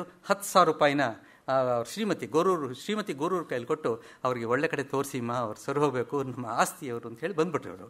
ಅವ್ರು ಎದ್ದರು. ಆಮೇಲೆ ಎದ್ದ ಮೇಲೆ ಈ ಥರ ಮುಖ್ಯಮಂತ್ರಿಗಳು ಬಂದಿದ್ದರು ನೋಡಿ, 10,000 ರೂಪಾಯಿ ಕೊಟ್ಟಿದ್ದಾರೆ ಅಂದ ತಕ್ಷಣವೇ ಅವರು ಕಣ್ಣುಗಳು ಬೆಂಕಿ ಥರ ಆಗೋಯ್ತಂತೆ. ನಡುಗೆ ಹೋದ್ಲು ಹೆಂಡ್ತಿದು. ಯಾವುದಿದು ದುಡ್ಡು? ವಿಧಾನಸೌಧದಲ್ಲಿ ಬೆಳೆದಿದ್ದಲ್ಲ, ಕಂಬಗಳಿಂದ ಉದುರಿದ್ದಲ್ಲ, ಜನಸಾಮಾನ್ಯರು ಕೊಟ್ಟಿರ್ತಕ್ಕಂತಹ ತಲೆದಂಡ ಟ್ಯಾಕ್ಸ್ ಇದು. ಆ ಹಣವನ್ನು ಯಾವನೋ ಒಬ್ಬನಿಗೆ ತಂದು ನೀವು ಬಳಸ್ಕೊಳ್ಳಿ ಅಂತ ಹೇಳೋ ಅಧಿಕಾರ ಯಾವನಿಗೂ ಇಲ್ಲ. ಏನು ಮಾತು! ಎಲ್ಲಿ ಅವರು ಇಲ್ಲ ಕೊಟ್ಟು ಹೊರಟು ಎಲ್ಲಿಗೆ ಹೋದರು? ಇಲ್ಲಿ ಪಿಣ್ಯ ಹತ್ತನ ಯಶವಂತಪುರದಲ್ಲೂ ಯಾವುದೋ ಒಂದು ಕಾರ್ಯಕ್ರಮ ಇದೆ ಅಂತ ಹೋದರು. ಹೌದೇನೋ? ಶಾಲು ಹಾಕ್ಕೊಂಡ್ರು. ಹಳೆಯದು ಟೈರ್ ಚಪ್ಪಲಿ, 12 ಆಣೆಯಾಗ ಆ ಕಾಲದಲ್ಲಿ ಟೈರ್ ಚಪ್ಪಲಿ ಮೆಟ್ಕೊಂಡ್ರು. ಟಕ ಅಂತ ನಡ್ಕೊಂಡು ಅಥವಾ ಯಾವುದೋ ಸಾಮಾನ್ಯ ಬಸ್ಸಲ್ಲೇ ಹೋಗ್ತಾಯಿದ್ರು ಅವರು. ನಂಗೆ ನೋಡಿದ್ದೀನಿ ನಾನು. ಯಾಕೆ ಅಂತಂದರೆ ಭೂತಾಯಿನ ಮಗ ಅಯ್ಯು ಬಂದಾಗ ಅವರು ಬಸ್ಸಿನ ರಾಜೇಂದ್ರ ಬಸ್ಸಲ್ಲಿ ಫುಟ್ಬೋರ್ಡ್ನಲ್ಲಿ ನಿಂತ್ಕೊಂಡು 2 ಕೈಗಳನ್ನ ಹಿಡ್ಕೊಂಡು ಒಳಗಡೆ ಹೋಗ್ತಾ ಇದ್ದಾಗ ಯಾರೋ ಭೂತಾಯಿನ ಮಗ ಬರ್ದಿಲ್ವೇನೋ, ಅವರು ಹಿಡ್ಕೊಂಡಿರೋರು 2 ಕಂಬಿಗಳು ಹಿಡ್ಕೊಂಡು, ಅಯ್ಯೋ ಮುದುಕಪ್ಪ ಬಿದ್ದರೆ ಕೇಳೋಕ್ಕೆ ಕಷ್ಟ, ಒಳಗೆ ತಗೊಳ್ರಿ ಅಂತ. ಸೊ ಆ ಥರ ಬಸ್ಸಲ್ಲಿ ಹೋಗ್ತಾ ಇದ್ದವರು. ಅವರು ನೇರವಾಗಿ ಹೋದರೂ ಫಂಕ್ಷನ್ ನಡೀತಾ ಇದೆ. ಅಲ್ಲಿ ಫಂಕ್ಷನ್ಗೆ ಹೋಗಿ ಪೊಲೀಸರು ಬಿಡಲಿಲ್ಲ. ಆ ಸೆಕ್ರೆಟ್ರಿನ ಕರೆಸ್ತಾರೆ. 10,000 ರೂಪಾಯಿ ಹಣವನ್ನು ಸೆಕ್ರೆಟ್ರಿ ಕೈ ಕೊಟ್ಟು, ನನ್ನ ಸಮ್ಮುಖದಲ್ಲಿ ನಾನು ಇಲ್ಲಿ ಇರೋಂಗೇನೆ ಅವ್ರಿಗೆ ವಾಪಸ್ ಕೊಡಬೇಕು, ನನಗೆ ಬೇರೆ ದುಡ್ಡು ವ್ಯವಸ್ಥೆ ಆಗಿದೆ, ನೀನು ಕೊಡೋರ್ಗೂ ಹೋಗಲ್ಲ ಅಂತಾರೆ. ಅವನು ಹೋಗ್ತಾನೆ, ಕೊಡ್ತಾನೆ ಚೀಟಿ. ಹೀಗೀಗಂತಾರೆ. ಇವರೇನೋ ಅಂತಾರೆ, ಸನ್ನೆ ಮಾಡ್ತಾರೆ, ಮನೆಗೆ ಬಂದುಬಿಡ್ತಾರೆ. ಬಂದ ಮೇಲೆ ಅವರ ಕೃತಿಯಲ್ಲಿ ಇದೆ, ಗೌರವ ಗ್ರಂಥದಲ್ಲಿ ಓದಬೇಕು. ಬಂದ ಮೇಲೆ ಸ್ನಾನ ಮಾಡ್ತಾರೆ, ಬಂದ ಮೇಲೆ ಸಂಧ್ಯಾ ವಂದನೆ ಮಾಡ್ತಾರೆ. 10,000 ವಾಪಸ್ ಕೊಟ್ಟು ಕಡೆ 2 ವರ್ಷಗಳು ಕೋಮ. ನಾನು ನಮ್ಮ ಶ್ರೀಮತಿಯವ್ರು ಹೋಗ್ತಾ ಇದ್ದೆ ಅವ್ರ ಮನೆಯಲ್ಲಿ. ಪಪ್ಪಾಯಿ ಭಾಳ ಚೆನ್ನಾಗಿದೆ, ಪಪ್ಪಾಯಿ ತಿನ್ನಬೇಕು ಅಂತ ಇವ್ರಿಗೆ ಆಸೆ ಆದಾಗೆಲ್ಲ ಅವ್ರ ಮನೆ ಕರ್ಕೊಂಡು ಹೋಗ್ತಾ ಇದ್ದೆ. ಯಾಕಂದ್ರೆ ಯಾರು ಹೋದ್ರೂ ಪಪ್ಪಾಯಿ ಕೊಟ್ಟೆ ಕಳಿಸೋರು. ನಿಮಗೂ ಅನುಭವ ಇರಬೇಕು. ನವರಂಗ್ ಟಾಕೀಸ್ ಎದುರುಗಡೆ ಅವ್ರ ಮನೆ. ಅಲ್ಲಿ ಈಗೆಲ್ಲ ಚೇಂಜ್ ಆಗಿಬಿಟ್ಟಿದೆ. ಈಗ ಅಲ್ಲಿಲ್ಲ. ಪಪ್ಪಾಯಿ ಗಿಡದಲ್ಲಿ ಅವರೇನೆ ಕೈ ಎಟ್ಕೋ ಲೆವೆಲಲ್ಲಿತ್ತು. ಹಿಂಗೆ ಎಳ್ಕೊಂಬಂದು ತೆಗೆದು ನೀಟಾಗಿ ಕಟ್ ಮಾಡಿ ತುಂಬ ಸೊಗಸಾದ ಹಣ್ಣು. ಅನೇಕ ಸಲ ಹೋಗಿ ನಾನು ಮಾತಾಡ್ಕೊಂಡು ಬರ್ತಾಯಿದ್ದೆ ಅವ್ರ ಮನೆಯಲ್ಲಿ. ಕಡೆ 2 ವರ್ಷ ತೀರ್ಕೊಳ್ಳೋಕ್ಕೆ ಮುಂಚೆ ಅವ್ರಿಗೆ ಸಂಪೂರ್ಣವಾಗಿ ಅವ್ರಿಗೆ ಜ್ಞಾನ ಹೊರಟೋಯ್ತು. ಕೋಮಾದಲ್ಲಿ 2 ವರ್ಷ ಇದ್ದರು. ಕೋಮಾದಲ್ಲಿ 2 ವರ್ಷ ಲೆಕ್ಕ ಹಾಕಿ ಸರ್ಕಾರಕ್ಕೆ ವಿಷಯ ಗೊತ್ತಾಯಿತು. ಸರ್ಕಾರ ಒಬ್ಬ ನರ್ಸನ್ನು ಅಪಾಯಿಂಟ್ ಮಾಡಿದ್ರು. ಸರ್ಕಾರಕ್ಕೆ ಆ ನರ್ಸೇನೆ ಇನ್ನೆಲ್ಲ ನೋಡ್ಕೊಳ್ಳೋರು, ಸಂಪೂರ್ಣವಾಗಿ ಇವ್ರನ್ನ ಸ್ನಾನ ಮಾಡಿಸೋ ಇತ್ಯಾದಿಗಳೆಲ್ಲ ಸರ್ಕಾರಿ ನರ್ಸ್ ನೋಡ್ಕೊಳ್ಳೋಳು. ಸರ್ಕಾರದಿಂದ ಅವರಿಗೆ ಹಣ ವ್ಯವಸ್ಥೆ, ಗೌರ್ಮೆಂಟ್ ಅಫಿಷಿಯಲ್ಸ್ ಬಂದು ನೋಡ್ಕೊಳ್ಳೋದು ಎಲ್ಲ. ಅವ್ರ ಹೆಂಡ್ತಿ ಈ ಥರ ಹೆದರ್ಕೊಂಡು ನಿಂತಿರೋಳು. ಮಿತ್ರ ಅಲ್ಲಿಗೆ ಹೋಗಿದ್ದಾರೆ. ನನ್ನ ಕರ್ಕೊಂಡು ಹೋದ್ರು. ಮಿತ್ರ ನಾನು ಹೊಡೆದೆ. ಏನು ಗೊತ್ತಿಲ್ಲ, ಗೊರ್ರ ಸೌಂಡು ಮೇಲೆ ಎಳ್ತಾ. ಅದು ತೀರ್ಕೊಳ್ಳೋಕೆ 6 ತಿಂಗಳು ಮುಂಚೆ ಅವ್ರ ಹೆಂಡ್ತಿಗೆ ಸಮಾಧಾನ ಮಾಡಿದ್ರು ಮಿತ್ರ ಅವರು. ಅಯ್ಯಮ್ಮ ಹತ್ಕೊಂಬಿಟ್ಲು. ಯಾಕೆ ಸರೋಗುತ್ತೆ ಬಿಡಿ ಮಿತ್ರ ಹೇಳಿದ್ರು. ಹಾಗಲ್ಲ, ಸರ್ಕಾರಿ ನರ್ಸನ್ನು ಕೊಟ್ಟಿದ್ದೀರಾ, ಸರ್ಕಾರಿ ಟ್ಯಾಬ್ಲೆಟ್ಸು ಇದು ಎಲ್ಲ ವ್ಯವಸ್ಥೆ ಇಲ್ಲಿ ಸರ್ಕಾರ ಮಾಡಿದೆ. ಅಕಸ್ಮಾತ್ ನಮ್ಮ ಯಜಮಾನರಿಗೆ ಎಚ್ಚರಿಕೆ ಆಗ್ಬಿಟ್ಟಿದೆಲ್ಲ ಸರ್ಕಾರದ್ದು ಅಂತ ಗೊತ್ತಾದ್ರೆ ನನ್ನ ಗತಿ ಏನು, ನನ್ನ ಕೊಂದು ಹಾಕಿಬಿಡ್ತಾರೆ ಅವರು. ನಮ್ಮ ಯಜಮಾನರಿಗೆ ಜ್ಞಾನ ಬಂದುಬಿಟ್ರೆ ನನ್ನ ಕೊಂದು ಬಿಡ್ತಾರೆ ನಮ್ಮ ಯಜಮಾನರು. ನಾನು ಬೇಡ ಅಂತ ಕೊಟ್ಟು ಹೋದರು. ಏನು ಸರ್ ಯೋಚನೆ ಮಾಡಿ ಯಾವ ಲೆವೆಲಲ್ಲಿದೆ ಇದು, ಇದು ಅರ್ಥ ಮಾಡ್ಕೊಳ್ಳೋದು ಕಷ್ಟ. ಸೊ ಇಂಥ ಗೌರವ ನಮ್ಮ ಅಯ್ಯಂಗಾರ್ ಅವ್ರನ್ನ ಹೆಚ್ಚು ಇದು ಮಾಡೋಕ್ಕೆ ಹೋಗೋದಿಲ್ಲ. ಅವರ ಹಾಸ್ಯನೂ ಹಾಗೆ ಇತ್ತು, ಅತ್ಯದ್ಭುತವಾಗಿತ್ತು. ಅವರು ಸ್ಮಶಾನದಲ್ಲಿ ಯಾರಿಗೋ ಇದು ಹೊಡಿತಾ ಇರ್ತಾರೆ, ಅಲ್ಲಿ ಹಳ್ಳ ತೆಗಿತಾ ಇರ್ತಾರೆ, ಇಬ್ಬರು ಫ್ರೆಂಡ್ಸ್ ಬಂದು ಮಾತಾಡ್ತಾರೆ. ಅಲ್ಲಿ ಅವ್ರ ಪುಸ್ತಕದಲ್ಲಿ ಇದೆ, ಯಾವುದೋ ನಮ್ಮೂರು ನಸ್ಕರಲ್ಲಿ ಎಲ್ಲ ಇರಬೇಕಿದ್ದು. ಸೊ ಅಲ್ಲಿ ನೋಡ್ಬಿಟ್ಟು ಉದ್ದ ಸಾಕಾಗುತ್ತೇನೋ ಅಂತ, ಹೆಣ ಇನ್ನೂ ಬಂದಿಲ್ಲ. ಇವರಿಬ್ಬರು ಮಾತಾಡ್ತಾರೆ, ಗುಣಿ ಹೊಡಿಯೋರು. ಹೊಡಿತಾ ಇದ್ದವನು ಸಾಲುತ್ತೆ ಅನ್ಸ, ಸಾಲಲ್ಲ ಅನ್ಸುತ್ತೆ, ಒಂದ್ಸಲ ಮಲ್ಕೊಂಡು ನೋಡಿ ನೀನು ಅಂತ ನಾವು. ಸೊ ಈ ಥರ ಪ್ರೊಫೆಸರ್ ಇವರು ಎಚ್ ನರಸಿಂಹಯ್ಯ ಅವರು, ಡಾಕ್ಟರ್ ಎಚ್ ನರಸಿಂಹಯ್ಯ ಅವರು ಹೀಗೆ ಸಾವನ್ನು ನೇರವಾಗಿ ದಿಟ್ಟವಾಗಿ ಫೇಸ್ ಮಾಡಿದವರು. ಸಾವಿನ ಬಗ್ಗೆ ಮಾತಾಡೋದು ಕಷ್ಟ ಇದೆ, ಆದರೆ ಈ ಹಾಸ್ಯ ಲೇಖಕರು ಏನಿದ್ದಾರೆ ನೇರವಾಗಿ ಸಾವಿನ ಬಗ್ಗೆ ಮಾತಾಡ್ತಾರೆ. ಏನು ಮೂರ್ತಿರಾಯರು, ಅಕ್ಕಿ ಹೆಬ್ಬಾಳದವರು, ಅವ್ರ ಪ್ರಬಂಧಕ್ಕೆ ಮತ್ತೊಂದು ಹೆಸರು. ಅವರಿಗೆ 1900 ಹುಟ್ಟಿದ್ದು, 1900. Anybody can remember it. ಕನಸಲ್ಲಿ ನಿಮ್ಮ ತಟ್ಟೆಪ್ಸಿದ್ರೆ 1900 ನೀವು ಹೇಳ್ತೀರಾ, ಹುಟ್ಟಿದ್ದು ಅಕ್ಕಿ ಹೆಬ್ಬಾಳಲ್ಲಿ. ಅವರಿಗೆ 1999 ಇವನ್ ಜಸ್ಟ್ ಕಂಪ್ಲೀಟೆಡ್ 99 and 100 ಎಂಟ್ರಾದಾಗ ಮಂಡ್ಯದಲ್ಲಿ ದೊಡ್ಡ ಫಂಕ್ಷನ್ನು. ಅಲ್ಲಿ ಪ್ರಭುಶಂಕರ್ ಅಂತ, ಪ್ರಭುಶಂಕರ್ ಗೊತ್ತಿರ್ಬೇಕು, ಪ್ರಭುಶಂಕರ್ ಅವರು ಆರಾಮಿತ್ರ ಗುರುಗಳು ಪ್ರಭುಶಂಕರ್ ಅವರು. ಸೊ ಅವರೆಲ್ಲ ಸೇರಿದ್ದಾರೆ. ಪ್ರಭುಶಂಕರ್ ಅವರು ಏನು ಮೂರ್ತಿರಾಯರ ಬಗ್ಗೆ ಮಾತಾಡ್ತಾ, ಮೂರ್ತಿರಾಯರು ಅಮೋಘವಾದ ಈ ಲಲಿತ ಪ್ರಬಂಧಗಳನ್ನು ಇವತ್ತು ಕೊಟ್ಟಿದ್ದಾರೆ. ಎಲ್ಲ ಟೆಕ್ಸ್ಟ್ ಬುಕ್ಗಳಾಗೋಗಿದೆ, ನಮ್ಮ ಹುಡುಗರು ಅದನ್ನೆಲ್ಲ ಓದ್ತಾ ಇದ್ದಾರೆ. 1900 ಮೂರ್ತಿರಾಯರು ಹುಟ್ಟಿದ್ದು. ತಾವು ದಯವಿಟ್ಟು 2000 ಹೋದರೆ ನಮ್ಮ ಮಕ್ಕಳು ಡೇಟ್ ನೆನ್ಪಿಟ್ಕೊಳ್ಳೋದು ಸುಲಭ ಅಂದ್ಬಿಟ್ರು. ಏನು ಸರ್ ಇದು, 100th year ಸನ್ಮಾನ ಕರ್ಕೊಂಬಂದು 1900 ಹುಟ್ಟಿದ್ದೀರಾ, 2000 ತಾವು ದಯಮಾಡಿಸಿದ್ರೆ ನಮ್ಮ ಹುಡುಗರು ಉತ್ತರ ಬರೆಯೋಕ್ಕೆ, ಅದರಲ್ಲಿ ಅದು ಕವಿ ಕಾವ್ಯ ವಿಚಾರ ಬರೆಯುವಾಗ ಡೇಟ್ಸ್ ಈಸಿ ಆಗುತ್ತೆ ರಿಮೆಂಬರ್. ತಕ್ಷಣ ಎದ್ದು ನಿಂತುಬಿಟ್ರು ಅವರು, ಇವರು ಮೂರ್ತಿರಾಯ ನಿಂತುಬಿಟ್ಟು, ಹುಡುಗರು ಸತ್ತರೆ ಸಾಯ್ಲಿ, ನಾನು ಸಾಯಲ್ಲ ಅಂದ್ರು ಅವರು. 2001 ತೀರ್ಕೊಂಡ್ರು, ಅದು ಬೇರೆ ವಿಷಯ. ಆಮೇಲೆ ಹಾಗೆ ಸಾವಿನ ಬಗ್ಗೆ ನೀವು ಮಾತಾಡೋದು ಅಷ್ಟೇನೆ. ಇವರು ಡಾಕ್ಟರ್ ಎಚ್ ನರಸಿಂಹ ಬಗ್ಗೆ ಹೇಳ್ತೀವಿ, ಅವ್ರಿಗೆ ಎಂಥ ಸೆನ್ಸ್ ಆಫ್ ಹ್ಯೂಮರ್. ಅವ್ರೊಂದ್ಸಲ ರಾಮಕೃಷ್ಣ ನರ್ಸಿಂಗ್ ಹೋಮಲ್ಲಿ ಯಾವುದು ಅಡ್ಮಿಟ್ ಆದರು ಅವ್ರನ್ನ. ಈಗ ನರ್ಸಿಂಗ್ ಹೋಮ್ಗಳಲ್ಲಿ ಹೆಂಗೆ ಅಂದರೆ, ನೀವು ಏನೇ ಹೇಳಿದ್ರು ಕೂಡ ಟ್ರಾಲಿ ಮೇಲೆ ಮಲಗಿಸ್ಕೊಂಡೆ ಒಳಗಡೆ ತಗೊಂಡು ಹೋಗೋದು. ಕೆಲವೊಂದ್ಸಲ ನಾನು ದುಡ್ಡು ಕೊಡೋಕೆ ಹೋದ್ರೆ ಮಲ್ಕೊಳ್ಳಿ ಸರ್, ಕರ್ಕೊಂಡು ಹೋಗ್ತೀನಿ ಇಂದ, ಆ ಥರ ಆಗ್ಬಿಟ್ಟಿದೆ ಈಗ. ಸೊ ಆವಾಗ ರಾಮಕೃಷ್ಣ ನರ್ಸಿಂಗ್ ಹೋಮ್ಗೆ ಟ್ರಾಲಿಯಲ್ಲಿ ತಳ್ಕೊಂಡು ಸ್ಮಾಲ್ ಆಪರೇಷನ್ ಏನೋ ಇತ್ತು. ಒಬ್ಬ ಹುಡುಗ ಓಡಾಡಿ ಬಂದ ನ್ಯಾಷನಲ್ ಕಾಲೇಜನ್ನು, ಸಾರ್ ಅಂದ. ಆ ವಿಕೆಟ್ ಗೇಟ್ಸ್ ಹಿಂಗೆ ಓಪನ್ ಆಯಿತು, ಇನ್ನೇನು ಟ್ರಾಲಿ ಒಳಗಡೆ ಹೋಗಬೇಕದು, ಮಲ್ಕೊಂಡಿದ್ದಾರೆ. ಏನೋ ಅಂದ್ರೆ ಇವರು, ಸರ್ ನಂದು ಒಂದು ಕ್ಯಾರೆಕ್ಟರ್ ಸರ್ಟಿಫಿಕೇಟ್ ಸೈನ್ ಮಾಡಿಕೊಟ್ಬಿಡಿ ಸರ್ ಅಂತ ಅವನು ಫೈಲ್ ತಂದುಬಿಟ್ಟಿದ್ದಾನೆ. ಲೈ ಬುದ್ಧಿ ಇದೆಯೇನೋ, ಆಪರೇಷನ್ಗೆ ಒಳಗಡೆ ಹೋಗ್ತಾ ಇದ್ದೀನಿ ಅಂತ ಇವರು ಅಂತಾರೆ. ತಕ್ಷಣ ಅದಕ್ಕೆ ಸರ್ ಓಡ್ ಬಂದಿದ್ದು, ಬರ್ತಿರೋ ಇಲ್ವೋ ಆಚೆ ಯಾರಿಗೂ ಗೊತ್ತು ಅಂತಾನೆ. ತೆರೆದ ಮನ ಪುಸ್ತಕದಲ್ಲಿ ಇದನ್ನು ಅವ್ರು ದಾಖಲು ಮಾಡ್ತಾರೆ.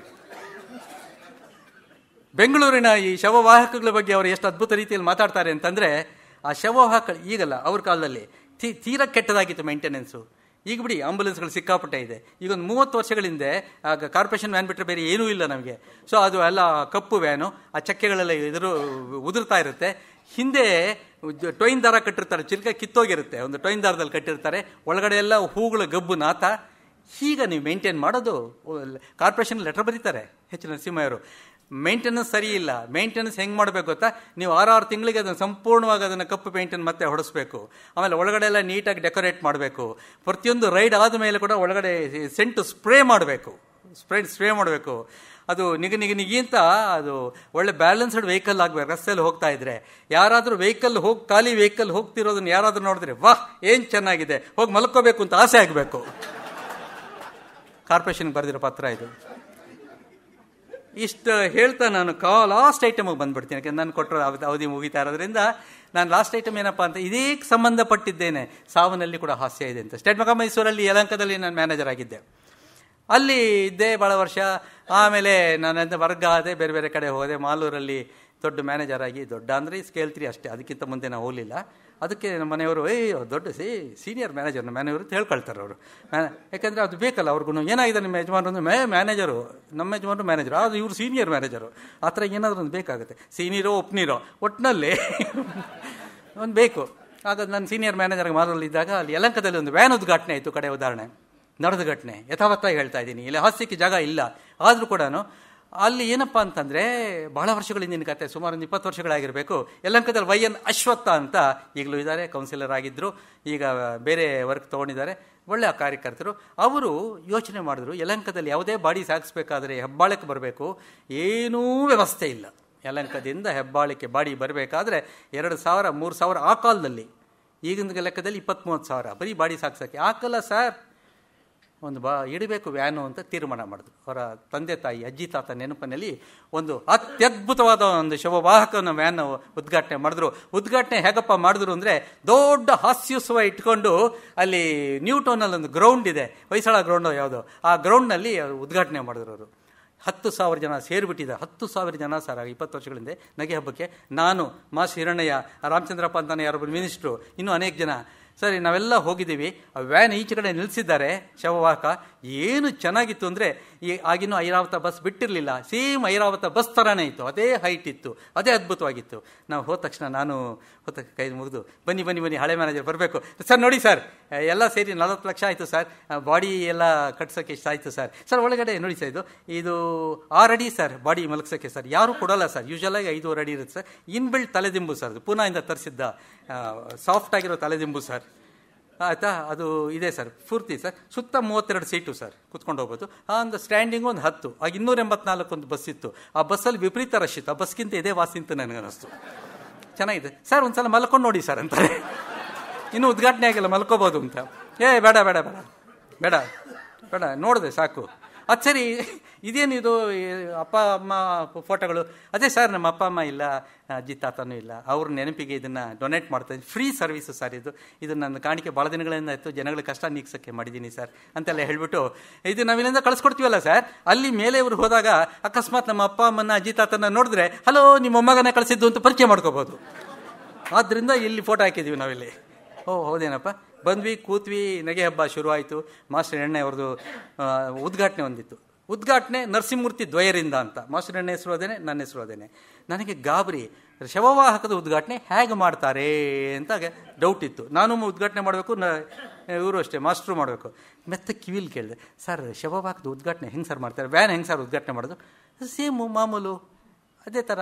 ಹೇಗೆ LK ಅಡ್ವಾಣಿಯವರು ಡೆಲ್ಲಿಯಿಂದ ಲಾಹೋರ್ಗೆ ಒಂದು ಬಸ್ ಹೆಂಗೆ ಉದ್ಘಾಟನೆ ಮಾಡಿದ್ರು ಅಂತ ಕೇಳಿದ್ರು. ಒಂದು ಟ್ರಿಪ್ ಹೋದರು ಬಂದರು ಸರ್ ಅಂದೆ. ಇದು ಹಾಗೆ ಅಂದರು. ಆವಾಗ ಅದು LK ಅಡ್ವಾಣಿ ಒಂದು ಲಾಹೋರ್ ಬಸ್ ಒಂದು ಉದ್ಘಾಟನೆ ಮಾಡಿದ್ರು, ಹೋಗಿ ಬಂದಿದ್ರು ಅವರು. ಹೌದಾ ಸರ್ ಅಂದೆ. ಮತ್ತು ಆಗಿನ ಮುಖ್ಯಮಂತ್ರಿಗಳಾಗಿದ್ದ ಗುಂಡೂರಾಯರು ಸ್ವಿಮ್ಮಿಂಗ್ ಪೂಲ್ನ ಜಯನಗರದಲ್ಲಿ ಹೆಂಗೆ ಉದ್ಘಾಟನೆ ಮಾಡಿದ್ರು? ಬಟ್ಟೆ ಬಿಚ್ಚಿ ಹಾಕಿದ್ರು, ಧುಮುಕಿದ್ರು, ಈಜಿದ್ರು. ಇದು ಹಾಗೆ ಸರ್. ನಾವು ಇಬ್ಬರು ಇದ್ದೀವಲ್ಲ ಸರ್, ಯಾರ ಕೈಲಿ ಉದ್ಘಾಟನೆ ಮಾಡಿಸ್ಬೋದು ಅಂತ ಕೇಳಿದೆ. ಸಾಮಾನ್ಯ ಯಂಗ್ಸ್ಟರ್ಸ್ ಕೈಲಿ ಉದ್ಘಾಟನೆ ಮಾಡಿಸ್ತಾರೆ, ರೆಡಿ ಆಗಿರು ಅಂದರು ಅವರು. ನನಗೆ ಗಾಬರಿ ಆಗೋಯ್ತು. ಅಷ್ಟರಲ್ಲಿ 3 ಫ್ಲ್ಯಾಗ್ಸ್ ಬಂತು ಸರ್, ಗ್ರೀನ್ ಫ್ಲ್ಯಾಗ್ ಬಂತು, 3 ಕೈ ಕೊಟ್ಟರು. ಫ್ಲ್ಯಾಗಿನ ಹಿಂಗೆ ಆಡಿಸಿದ್ವಿ. ಆ ವ್ಯಾನ್ ಒಂದು ರೌಂಡ್ ಬಂದು ಉದ್ಘಾಟನೆಗೆ ಆಚೆ ಹೊರಟೋಯ್ತು. ಹಬ್ಬ, ನೆಮ್ಮದಿ ಆಗೋಯ್ತು. ಅವತ್ತು ಮಾಸ್ಟರ್ ಹಿರಣ್ಣಯ್ಯವರು ಸಾಮಾನ್ಯ 40 ನಿಮಿಷ ಅವ್ರು ಮಾತಾಡ್ತಾರೆ. ಅವ್ರಿಗೆ ಟೈಮ್ ಕೌಂಟ್ ಮಾಡೋಕ್ಕೆ ಅವರೊಂದು ಪಪ್ಪರ್ಮೆಂಟ್ ಹಾಕೋತಾರೆ ಬಾಯಲ್ಲಿ. ಪಪ್ಪರ್ಮೆಂಟ್ ದವಲೆಯಲ್ಲಿ ಇಟ್ಕೊಂಡು ಮಾತಾಡೋಕ್ಕೆ ಶುರು ಮಾಡ್ತಾರೆ. ಪಪ್ಪರ್ಮೆಂಟ್ ಕರಗಿದ್ರೆ ಕರೆಕ್ಟಾಗಿ 40 ನಿಮಿಷ ಅಂತ ಅವ್ರ ಲೆಕ್ಕ. ಸಾವು ಮತ್ತು ಹಾಸ್ಯದ ಬಗ್ಗೆ ಮಾತಾಡಿದ್ರು ಅಂತ ಭಾಷಣ ಅವ್ರ ಕೈಲಿ ನಾನು ಕೇಳೇ ಇಲ್ಲ. ಮಾಸ್ಟರ್ ಎಣ್ಣೆ ಅದು ಸಾವು, ಮನುಷ್ಯ ಎಷ್ಟು ಅನಿಶ್ಚಿತ, ಇದ್ದಾಗ ಒಳ್ಳೆ ಕೆಲಸ ಮಾಡಬೇಕು, ಇವೆಲ್ಲ ಹೇಳ್ತಾ ಹೋದರು. ಫೈನಲ್ ಆಗಿ ಏನಾಯಿತು ಅಂತ ಲಾಸ್ಟಲ್ಲಿ ಅವರು 40 ನಿಮಿಷ ಆಯಿತು, 50 ಆಯಿತು, 1 ಅವರ್ ಆಯಿತು, 1 ಕಾಲು ಗಂಟೆ ಆಯಿತು, ಭಾಷಣ ಮುಗಿಸಿಲ್ಲ. ಏನಾಗಿದೆ ಅಂದರೆ, ಅವರು ಜೇಬಲ್ಲಿಗೆ ಕೈ ಹಾಕಿ ಇದು ಹಾಕ್ಕೊಳ್ಳೋ ಬದಲು, ಪಪ್ಪರ್ಮೆಂಟ್ ಹಾಕ್ಕೊಳ್ಳೋ ಬದಲು ಒಂದು ಪ್ಲಾಸ್ಟಿಕ್ ಗುಂಡಿ ಹಾಕ್ಕೊಂಬಿಟ್ಟಿದ್ದಾರೆ. ಅದು ಕರೆಕ್ಟಾ ಇಲ್ಲ, ಗುಂಡಿ ಅಂದರು. ಇರಲಿ, ಚೆನ್ನಾಗಿತ್ತು ಬಿಡಿ ಸರ್ ಅಂದರು. ಸೊ ಆಯ್ತು. ಆಮೇಲೆ ಹೊರಗಡೆ ಮುಗಿಸ್ಕೊಂಡು ಬಂದ್ವಿ. ಬರೋದಕ್ಕೆ ಸರ್ ಚೆನ್ನಾಗಿತ್ತು ಕಾರ್ಯಕ್ರಮ ಅಂತ. ಡ್ರೈವರ್ ರಘು ಬಾರ ಇಲ್ಲಿ. ಇವರು ನರಸಿಂಹಮೂರ್ತಿ ಮ್ಯಾನೇಜರು, ಯಲಹಂಕದಲ್ಲಿ ಇದ್ರಲ್ಲ ಮೈಸೂರು ಬ್ಯಾಂಕ್ ಅವರೇ. ಸರ್ ರಘು ಸರ್ ಹೊಸ ಹುಡುಗ ಆಟೋ ಓಡಿಸ್ತಾ ಇದ್ದ ಸರ್, ಇವನಿಗೆ 3,000 ರೂಪಾಯಿ ಸಂಬಳಕ್ಕೆ ಇಟ್ಕೊಂಡಿದ್ದೀನಿ ಸರ್, ನೋಡ್ಕೋ ಸಾಹೇಬ್ರನ್ನ, ಅವ್ರು ಯಾವತ್ತಾರು ಬಂದರೆ ಫ್ರೀಯಾಗಿ ಕರ್ಕೊಂಡು ಹೋಗ್ಬೇಕು ನನ್ನ ಬಗ್ಗೆ. ಸೊ ಇಷ್ಟು ಅದು ಹುಟ್ಟಿರಲಿ ಸಾವಿರಲಿ ಹಾಸ್ಯ ಇದ್ದೇ ಇದೆ ಜೀವನ ಅಂತ ನನಗೆ ಗೊತ್ತಿದೆ.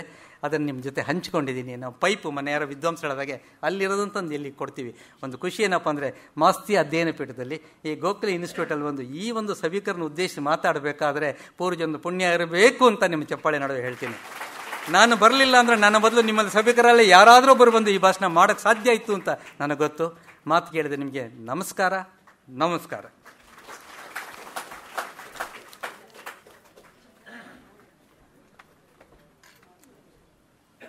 ನರಸಿಂಹಮೂರ್ತಿಯವರನ್ನು ಎಷ್ಟು ಬಾರಿ ಕೇಳಿದ್ರು ಮತ್ತೆ ಇನ್ನೊಂದು ಉಪನ್ಯಾಸ ಕೇಳಬೇಕು ಅನಿಸುತ್ತೆ.